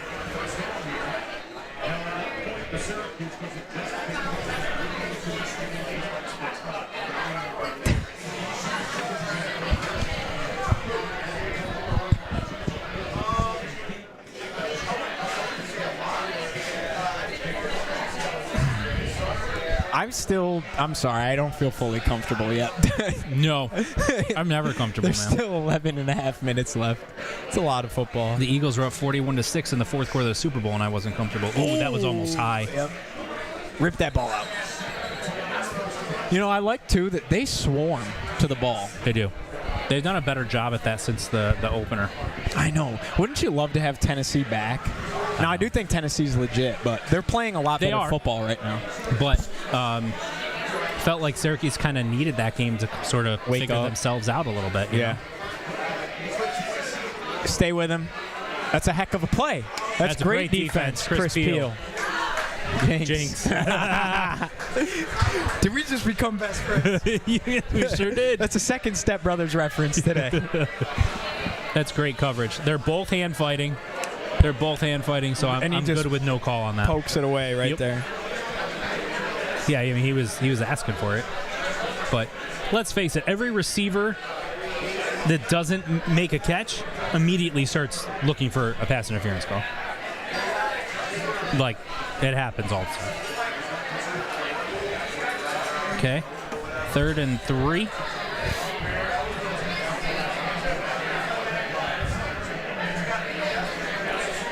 That was, we know we're not going to get the first down on this play, but let's make it 3rd and shorter type of situation. And it wouldn't surprise me if they run it here. I don't know what the ref is. Did they substitute maybe? That's why. Wouldn't surprise me if they ran it here on a 3rd and 3. Yeah. Oh, they're not going to. They're throwing. Jobody's getting held off the edge. That's a hold. And he almost got home. That was a hold. Yeah, that was a massive hold. Antoine, there's the flag for holding. Incomplete. And No, it's in the secondary. They're going to call it on Syracuse. They're going to call illegal contact. That was a hold. That was a hold.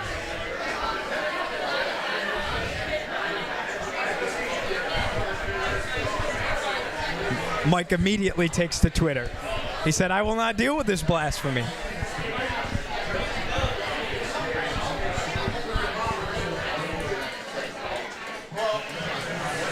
I'm not gonna lie, my ears are getting sore from wearing a headset. And they don't show the replay of whatever happened in the secondary, which further tells me that it was nonsense. Because they almost always show that.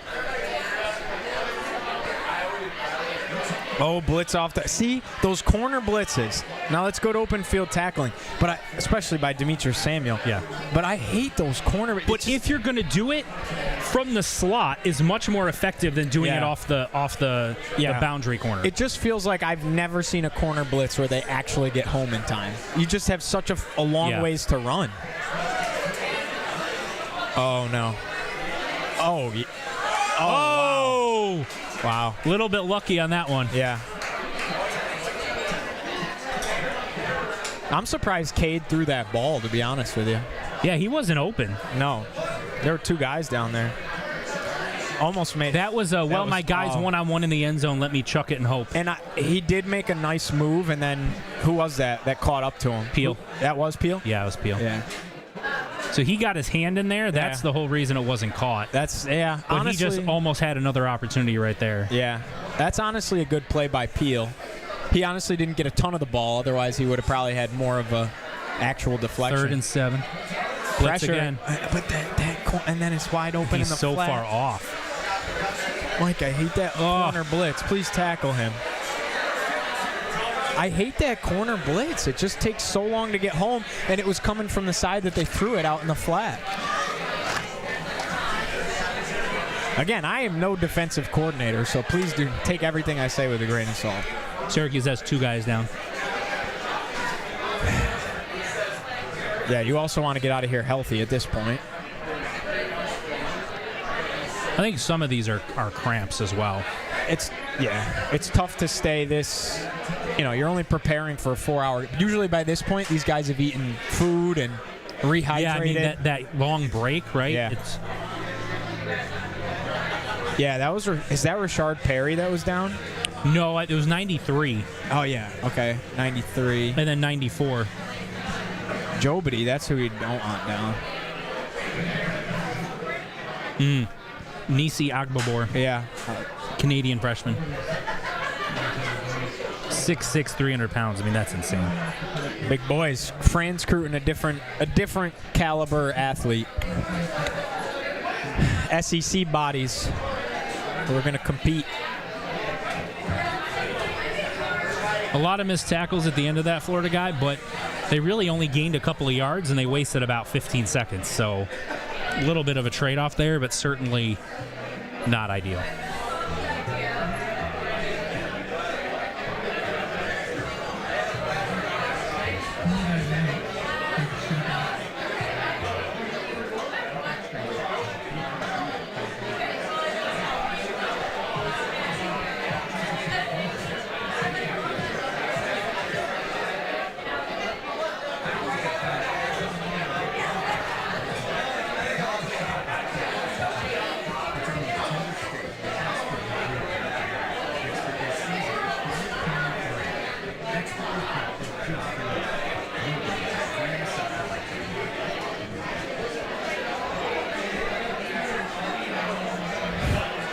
Look at this. Someone said Yassine Willis is quickly becoming one of my all-time favorite players. Wow. He's a bruiser. Are we going to start, especially because he's only a sophomore, we're going to start having to put him in, as far as, you know, the list of guys in this generation that have been program defining in like a LaQuint Allen, Sean Tucker type conversation. I mean, I think Sean Tucker's kind of in his own tier. I wish Sean Tucker won more games. That's not his fault.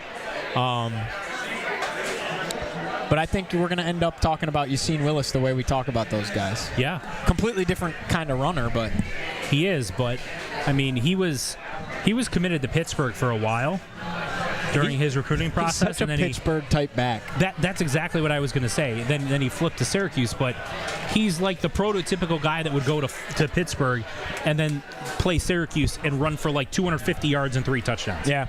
That's the type of guy he is. But Syracuse was able to flip him. And, huge, obviously.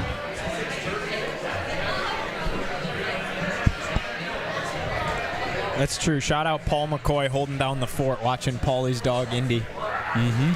Did he pay you more than $50? Everyone in the office was ragging on Paulie, saying he was cheap. Klubnik, pressure, firing, wide open end zone. Wesco, touchdown. Wide open. I don't know how nobody is there. I guess the extra rusher, I don't fully know. He was wide open. That was the most open a Clemson receiver's been all day.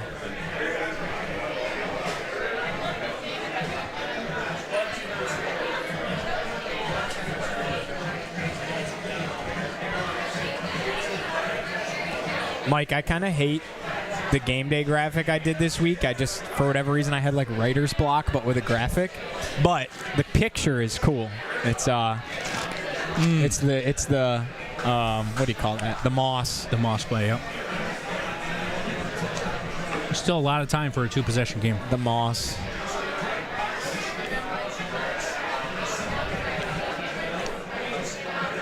Oh, it looks terrible when you show it on a camera. Barely see it. Samuel couldn't go underneath it because of all the traffic coming the other way. And behind him, the safety was going with the other guy. That's holding right there, too, though. There's holding Gary Bryant.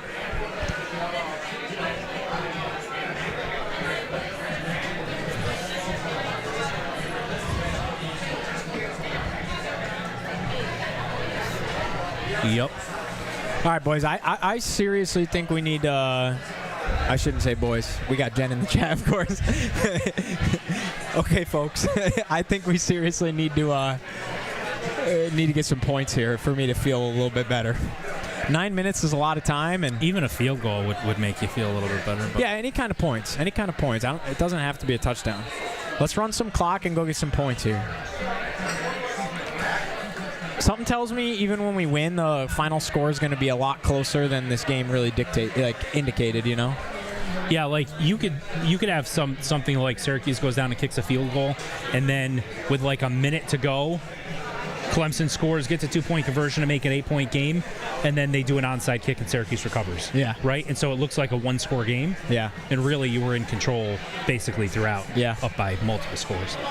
But certainly you like being up 3 scores, and that was a rough series for the defense. This was where they were so good last year. You brought this up in the pregame, that oftentimes they would get into a situation where they had the lead in the fourth quarter and needed to, get a couple first downs and put the game away. And they're in that situation right now. Why are they stopping the clock? Did Syracuse call a timeout? No, injury. Clemson's got a player down. That was the guy that should have been out for targeting. Yep. The thing that I loved about that was a transfer they brought in, kid from Purdue, and he's helped them a lot on the edge. So again, they have hit the portal this past year. The thing that I loved about how Syracuse would do it and finish games last year too was like, okay, you have the nation's leading passer one of the most dynamic passing offenses in the country. That's not how they finished games. They turned around and handed the ball to LaQuint Allen. Yeah. I mean, and he would be the one to finish games. And the difference then is, and if you still had Angeli, and I think that it would be the same situation, is teams had to respect the pass of Kyle McCord. Yeah. Whereas if I'm Clemson, I'm basically selling out against a run and saying, I'm not respecting. Yep. That's very valid. It was 43-23, Truth. So if Syracuse goes down and scores a touchdown here, I mean, it's not on the money as far as 43-23, but that would make it 41-21, and they would have hit 40 and a 20-point win. Oh, catch the ball! You seen Willis had a first down, I think. Yeah, there. he had a first down, and he stops the clock by dropping that. That's rough. That wasn't Ricky. Unfortunately, as good as he's been, that was Yassine right there with the drop. Yeah, it wasn't like a fantastic throw, but very catchable. Yeah. Got to make that catch and turn it upfield. Someone was. Oh, go ahead. Sorry, Mike. I was say he was more worried about. He was more worried about turning the ball up the field than he was about trying to secure the catch. Crowd's a little back into it right now.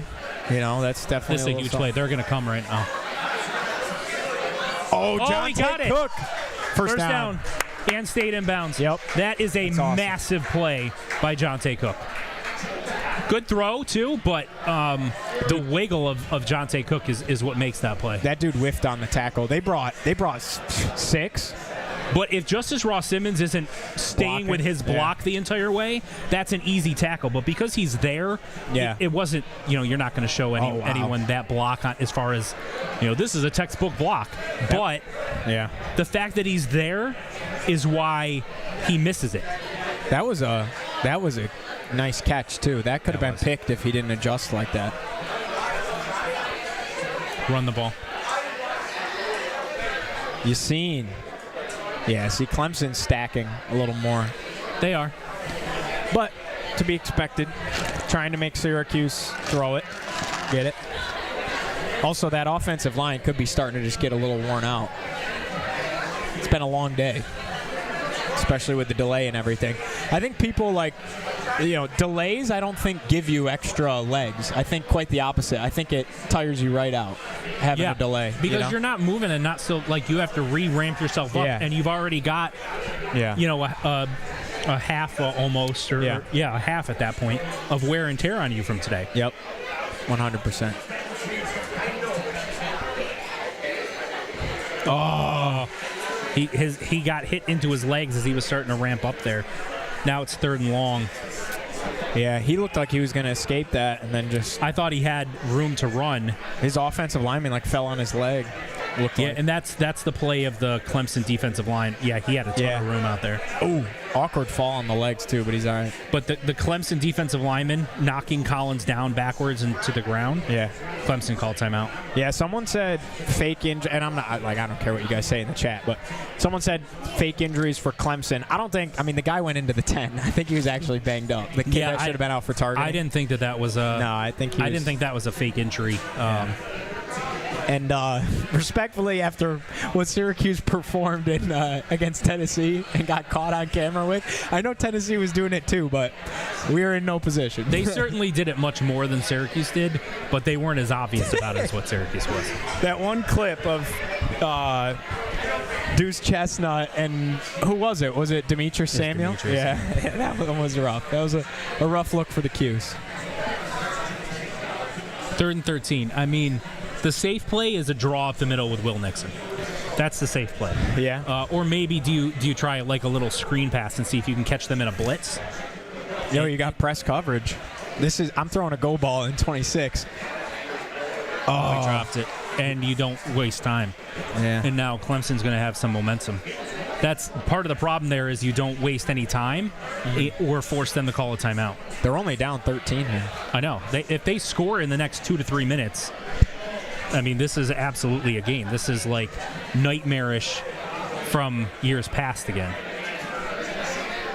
But Cook's got to catch that. He wasn't going to get a first down, but he still got to catch that and keep the clock moving. I refuse to panic yet. If they score a touchdown here, I'm in full panic mode. They got no chance. That's appropriate. It's appropriate at this time. Okay. 21-yard line. This is where, here's the other side of this. Like, you can blame the situation, whatever, but the defense was given a 3-touchdown lead in the middle of the fourth quarter, or like early in the fourth quarter. Yeah. You can't stop them all day, though. It's hard. But, yeah. Like, the defense has done its part, and, you know, it's hard to ask them to go out. They both have to this point, right? But now you don't have your quarterback. Yeah. That completely changes your offensive game plan, completely changes how the defense is guarding you, is defending you, and so your defense has to pick up for the fact that you don't have your quarterback, right? So this is where you can make a play. Besides Ricky's touchdown pass, and even then that wasn't moving the ball, Syracuse has not moved the ball without Steve Angeli. No. They haven't moved the ball. They had one play after the fumble where it was a pass, and it was and the one to Jonte Cook, yeah. They did have the one pass to Cook on that third down that got him a first down that let him run like 3 minutes off the clock last possession. Yep. But they left some meat on the bones there for sure. That's a good tack. Oh. Almost, but he's still in bounds. Yep. Clock doesn't stop on the first down unless it's the final 2 minutes. Right. I still hold fit. Like, Fran knows how to win these close games. He's done it. So does Dabo, though. Late game situations, you don't worry about a guy like Dabo. He's such a seasoned vet.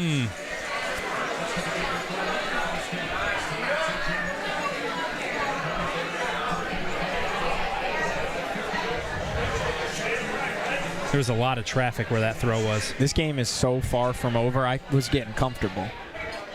I was like thinking about the post-game show. Right. It felt good, 34-14, but oh, Simmons, get in there. Oh, throw it away. All right. That's a good play.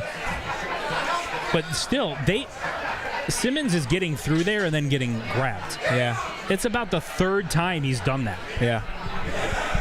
Mike, crazy take. If Angeli was still in this game, Syracuse is winning by 3 touchdowns? Yes. I think they have at least another score. Yeah. And probably have run more clock off as well. And they'd be more successful running the ball because Clemson would have to focus on both. Yeah. Which, for lack of a better term, that sucks.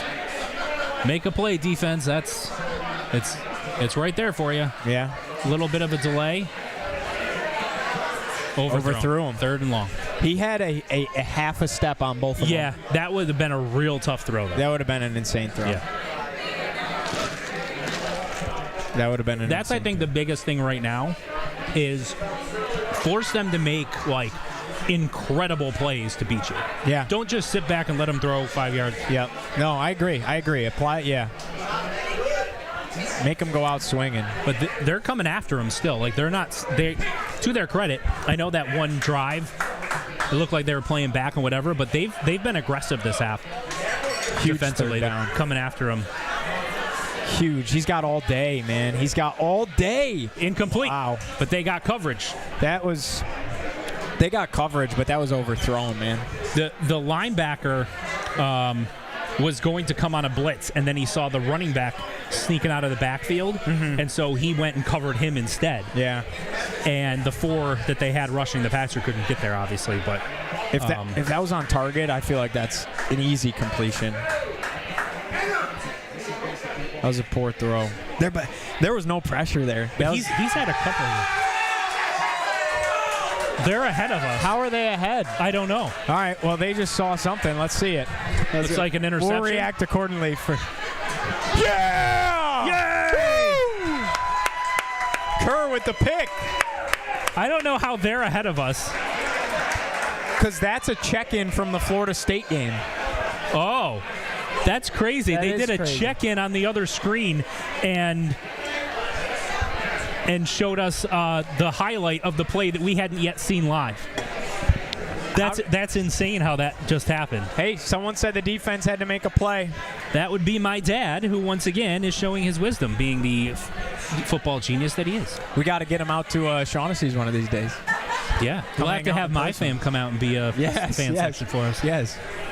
We could get both fams, and then we'll have like at least a dozen people. Yeah. Although, I mean, there looks like there's it's like a filled wedding reception going on right now. The bar's pretty packed. I believe because my aunt and uncle are here dressed up fancy, like helping with it in some capacity. It's I want to say it's the Griffins Guardians. It's a gala upstairs in the ballroom here at the Hotel Syracuse. I was going to say, are you missing a family wedding for this? Like, no, what? no. Otherwise, I'd be a little. I didn't know you liked me that much. Mike, Syracuse football. Rubens, how could you go wrong? It's been a day. Coffee. We had a lightning delay. We had delay. a change. We had an injured quarterback. Every time Syracuse and Clemson play, a quarterback gets hurt. Usually it's theirs. Right, but Clemson fans are leaving. Although, remember that year Dungy got hurt against them? Yeah. It seemed like, even though he would usually finish the game, that Garrett Schrader would usually get hurt in the Clemson game as well. Never it was never the same the rest of the year. I mean, this thing right now, like I don't even, not to say I don't care about first down would be nice, but I'm just running the ball. Yeah. Jen said great charity, 1,000%. Love Griffins Guardians. I've done just a couple small things with them, especially when I was in high school, just making some videos and whatnot. And Erin, who Mrs. Angle, she's unbelievable. She's great. I just got to see her recently at golf tournament, the Griffins Guardians golf tournament annually back in July, and it was really nice to catch up with her and that family very briefly. Good people. All right, so Syracuse calls a timeout. 3:42 left. Yeah, I'm running the ball. Make them use one of their timeouts. We are CNS people. My wife is a CNS person. Really? Yep. We love CNS. That's Brianna Stewart is a CNS person. So is Patrick Corbin. Yeah. Yeah. So is Beth Mowens. Yep. Yep. Yeah. A lot of good CNS. I've interviewed her a couple of times. Have you? Yeah. Yeah, she's great. Love Beth Mowens. She I always feel bad. She wrote me my letter of rec to Syracuse, and then I didn't use it. Oh no! I mean, I used it. I used it to get in. But you picked. But I chose to go to a different. And I always felt bad about that. I thought it was crazy because I remember, because you did like an announcement, like you were committing, like right, that was like ridiculous. on Twitter. Yeah, it was. I've grown hysterical. up a lot, Mike. But I remember seeing when you said you were going to Virginia Tech. I'm like, what? Yeah. He's from here, and he's going into broadcasting. Yeah. And he's going there. Yeah. Honestly, though, like dead serious. As this has nothing to do with Syracuse. Best choice I could have ever made. Honestly, sometimes you need to get away from home and get a little bit out of your comfort zone. You get away. I think I grew up a ton. Oh, wow, he almost threw a pick. But that's why I don't like throwing there. Now you stop the clock. You give them an extra timeout. Yep. I mean, they're being aggressive. They're playing their game, but yep. Man, I just would have liked to be.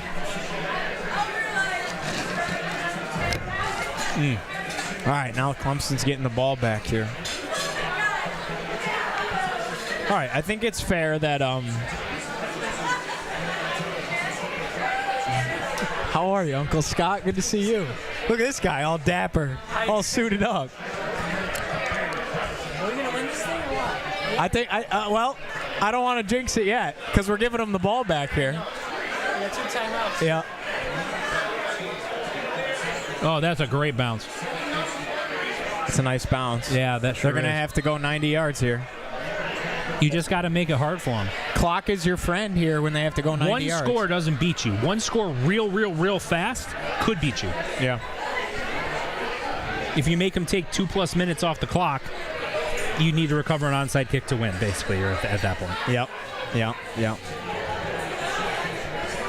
My buddy texted me game. I said, not yet. No, not yet. Not yet. Yeah, Hillary, I agree with you. I am shocked that they threw it there. The chat said, shout out Uncle Scott. Uncle Scott the stud. All right, once again, defense. It's in your hands. All right. Okay. Oh, what a big tackle, Demetrius. Good hit. Yep. He's sticky, man. You should have seen Uncle Scott at the Christmas party last year. He was like, we need the Bills game on yesterday, but turn it on. Bills were playing like the Who'd they play this past year on a Sunday? I think the day they played the Patriots. Then the year before they were playing the Cowboys, but it was a priority to get that on the TV, as it should be. Oh, yeah. You got to. Big Josh Allen guy. But we were at a house that's not a big football house, so it was entertaining. Incomplete. All right. This is big. 10. Third and 10. I mean, this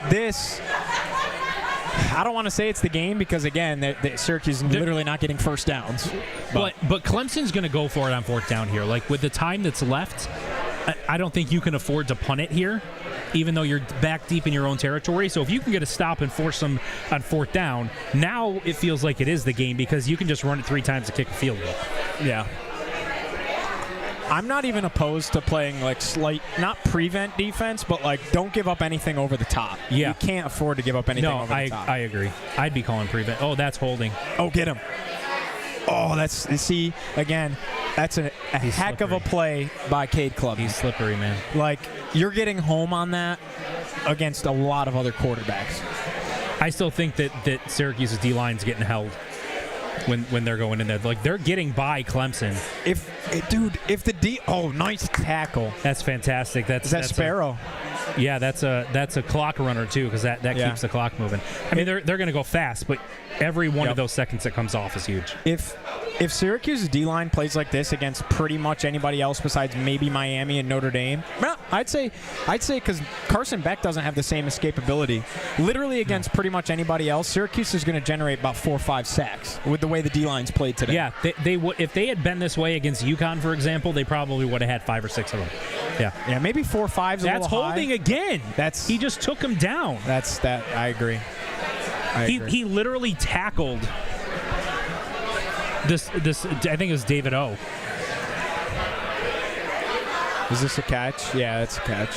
No question.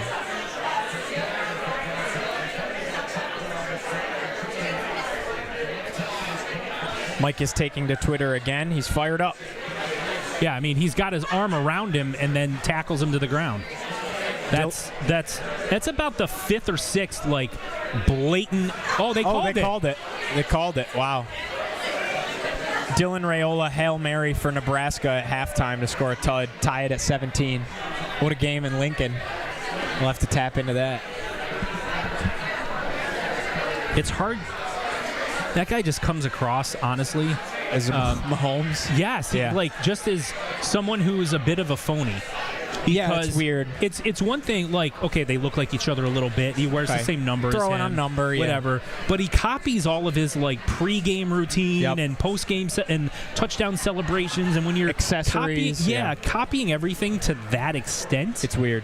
I agree. It's over. It crosses the line of like, hey, that's a guy I look up to. Yeah, you know, I agree. Like, Kobe Bryant was inspired by Michael Jordan, right? And copied a lot of his moves and mannerism and like things like that. Sure. But he didn't take it to that level. Yeah, I 100% agree. It's a little bit weird from my perspective. I agree. It is a little bit weird. It is.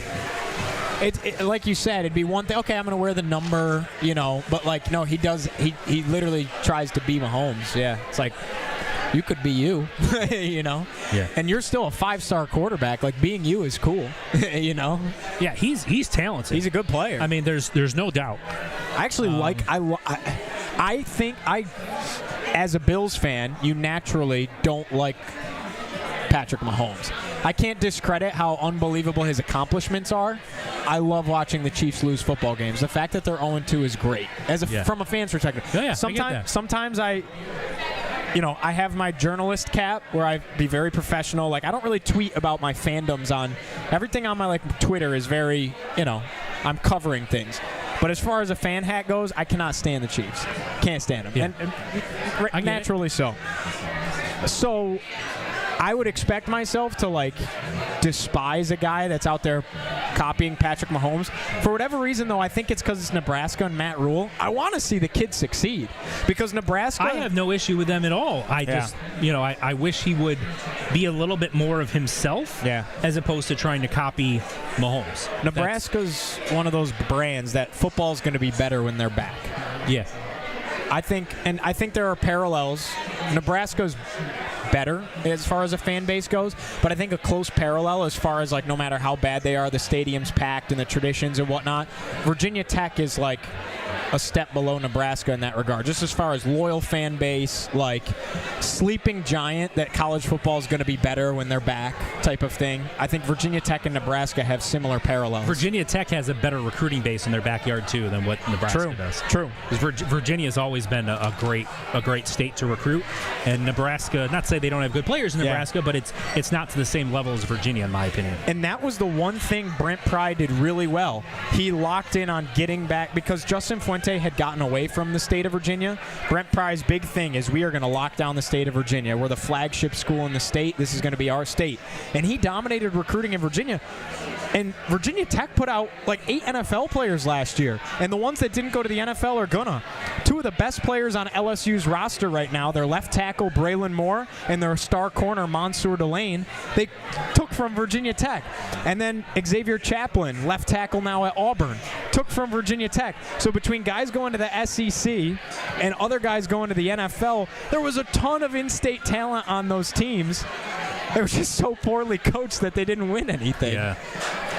So they're showing this graphic on the broadcast, which is the keys to victory for Syracuse, right, was no turnovers. Yep. Syracuse doesn't have any today. Yep. For defense, it was get off the field on 3rd down. They've held Clemson to 3 for 12 on 3rd down. That's huge. That's fantastic. Oh, get the ball! Oh, wow. 3 for 12 is pretty unreal. Man, that felt like it was really up in the air for the taking on that one. It's hard to tell, though, like where the ball actually is. It didn't land like real close to anyone from Syracuse. We got Fish in there saying, why aren't we talking about Steve? Why are we talking Bills Chiefs? We've been on here for like 6 hours, dude. I know, right? We've talked about Steve. About everything. You must be late to the party. We've talked about Steve quite a bit. Quite a bit. Yeah. Get him. Nope. Okay. Wow. Nope, that was a lame duck. Yeah. That was I'm going to get crushed. I better just chuck it somewhere and hope. So now you're 4th and 5, and this is the game right here. Yep. This is a game. Up by 13, minute 45 to go. I mean, you're still in a great spot either way, but if you can stop this, then you just run it 3 times, make them, you almost take a knee instead of run it so you don't risk a turnover, but make them call timeouts and run as much clock as you can, and then just, even if you punt it to them. All good, Fish. Yeah, no sweat. We're glad you're joining us. Just in time for the post game. Call in. Nice. That's game. That should do it. The orange roll into Death Valley. Klubnik, if you look at his raw stats today, like, he's thrown for a lot of yards. I got to pull up exactly how much he has right now. He's got... Oh, my God. They threw it 60 times, Mike. Yeah. That's crazy. But that's and they're averaging 6 yards a carry, but it's also because of the score, right? Yeah. That's part of it. But he's thrown for 3. If you came into the game and said Cade Klubnik is going to throw for 363 yards and 3 touchdowns, you'd say, man, that is bad news for Syracuse. Yeah. And yet, I could argue he actually did not play a very good game today. I don't think he played a very good game at all. He missed a lot of throws. Yeah. He kept a lot of plays alive with his feet. He did. He certainly did some of that, but Steve Angeli was a better quarterback than he was today. Steve only threw it 31 times. How about the balance? Syracuse threw it. If you told me, oh yeah, Yassine. If you told me coming into this game, Syracuse was going to throw it 39 times and Clemson was going to throw it 61 times, I would have thought that would be reversed. Yeah. Syracuse would throw it 60 times, Clemson would throw it 39 times, and I would have told you that probably resulted in a Clemson win. Yep. That's crazy. My thing's about to die, so I got to shut that down. Defense showed up. They did. Yeah, I mean, like I said, I know some of the raw numbers, like number of yards you give up. You give up 360 yards through the air, and you give up 160 on the ground. It's hard. It's weird to say your defense played well when you gave up 500 yards of offense, and you didn't. I don't think, did they even get a sack today? They might have had one. I think they had one, the Brahim Long play where they called taunting. They gave him a sack on that. Yeah. So you gave up 520 yards of offense and you only got 1 sack. that to me coming into this game was not a recipe for success for Syracuse, but they forced two turnovers. As we just mentioned, they kept Clemson at 3 for 12 on third downs. That's really where they won the game. Yeah. Was that. Won the turnover battle, better on third downs. Syracuse has a football team, folks, and a football coach. Sure do. So they're going to call their last timeout. Now you're 3rd and 3, 3rd and 4. You're going to run the ball again. And Clemson doesn't have any more timeouts, so you're going to be able to run another 40 seconds off the clock. They call it 3rd and 2. Yeah. If you get the first down, you take knees and the game is over. Yeah. If you don't, then you're going to punt the ball to them with about 55 seconds to go or so, 55 seconds. You're up by 13. And they will get the ball back, but again with no timeouts. Right. But what the defense has done twice in a row is up 13 with Clemson having a chance to make it a one-score game and try to really put some game pressure on Syracuse when Syracuse has its backup quarterback in. The Syracuse defense has come up with stops. Yeah. Twice in a row. They got an interception and a 4th down stop. Might be even 3 in a row if I'm... Let's look at the drive chart. At least 3 of the last 4 anyway. Trying to get him off sides. Nope. Yeah, this stuff. I mean, keep pushing. He's pushing. He might. He's going to be real close. Depends on the spot. See the spot. They're marking him like kind of right on it. Yeah. It just takes the nose. They're calling it fourth down. Man, I'd be so tempted to go for this. Honestly, given where you are, yeah, go for it. Go for this because this is you're too close to punt. Yeah, punting doesn't make sense. And kicking a field goal is risky because what if you give up a blocked kick and they run it back? Honestly, and, go for this. So your best bet, in my opinion, right here is to go for it. I think what they're going to do is let the clock run down to 1 and call timeout, and then go. And then they'll go for it.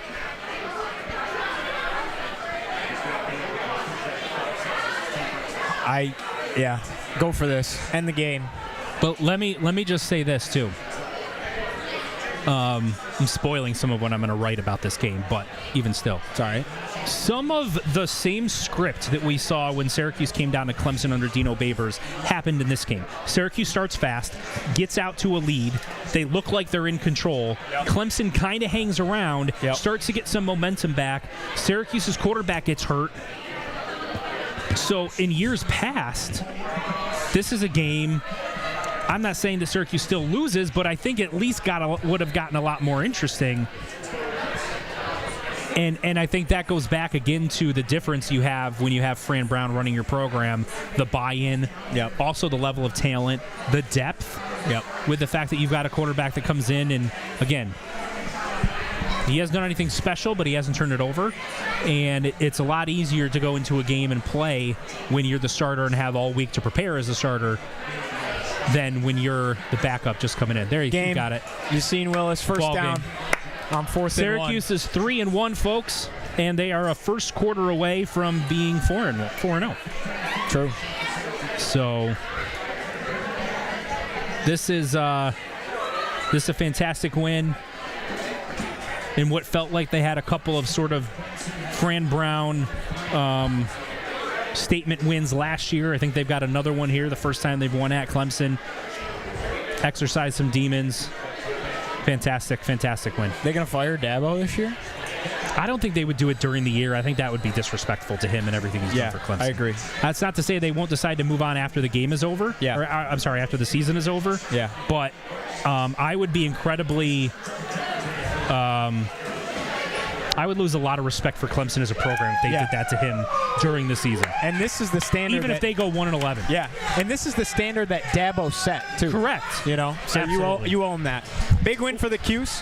What we're going to do is we're going to step aside, and then we're going to rejoin for the post-game show. So I am out, appreciate chat, though, so I will see you guys all later.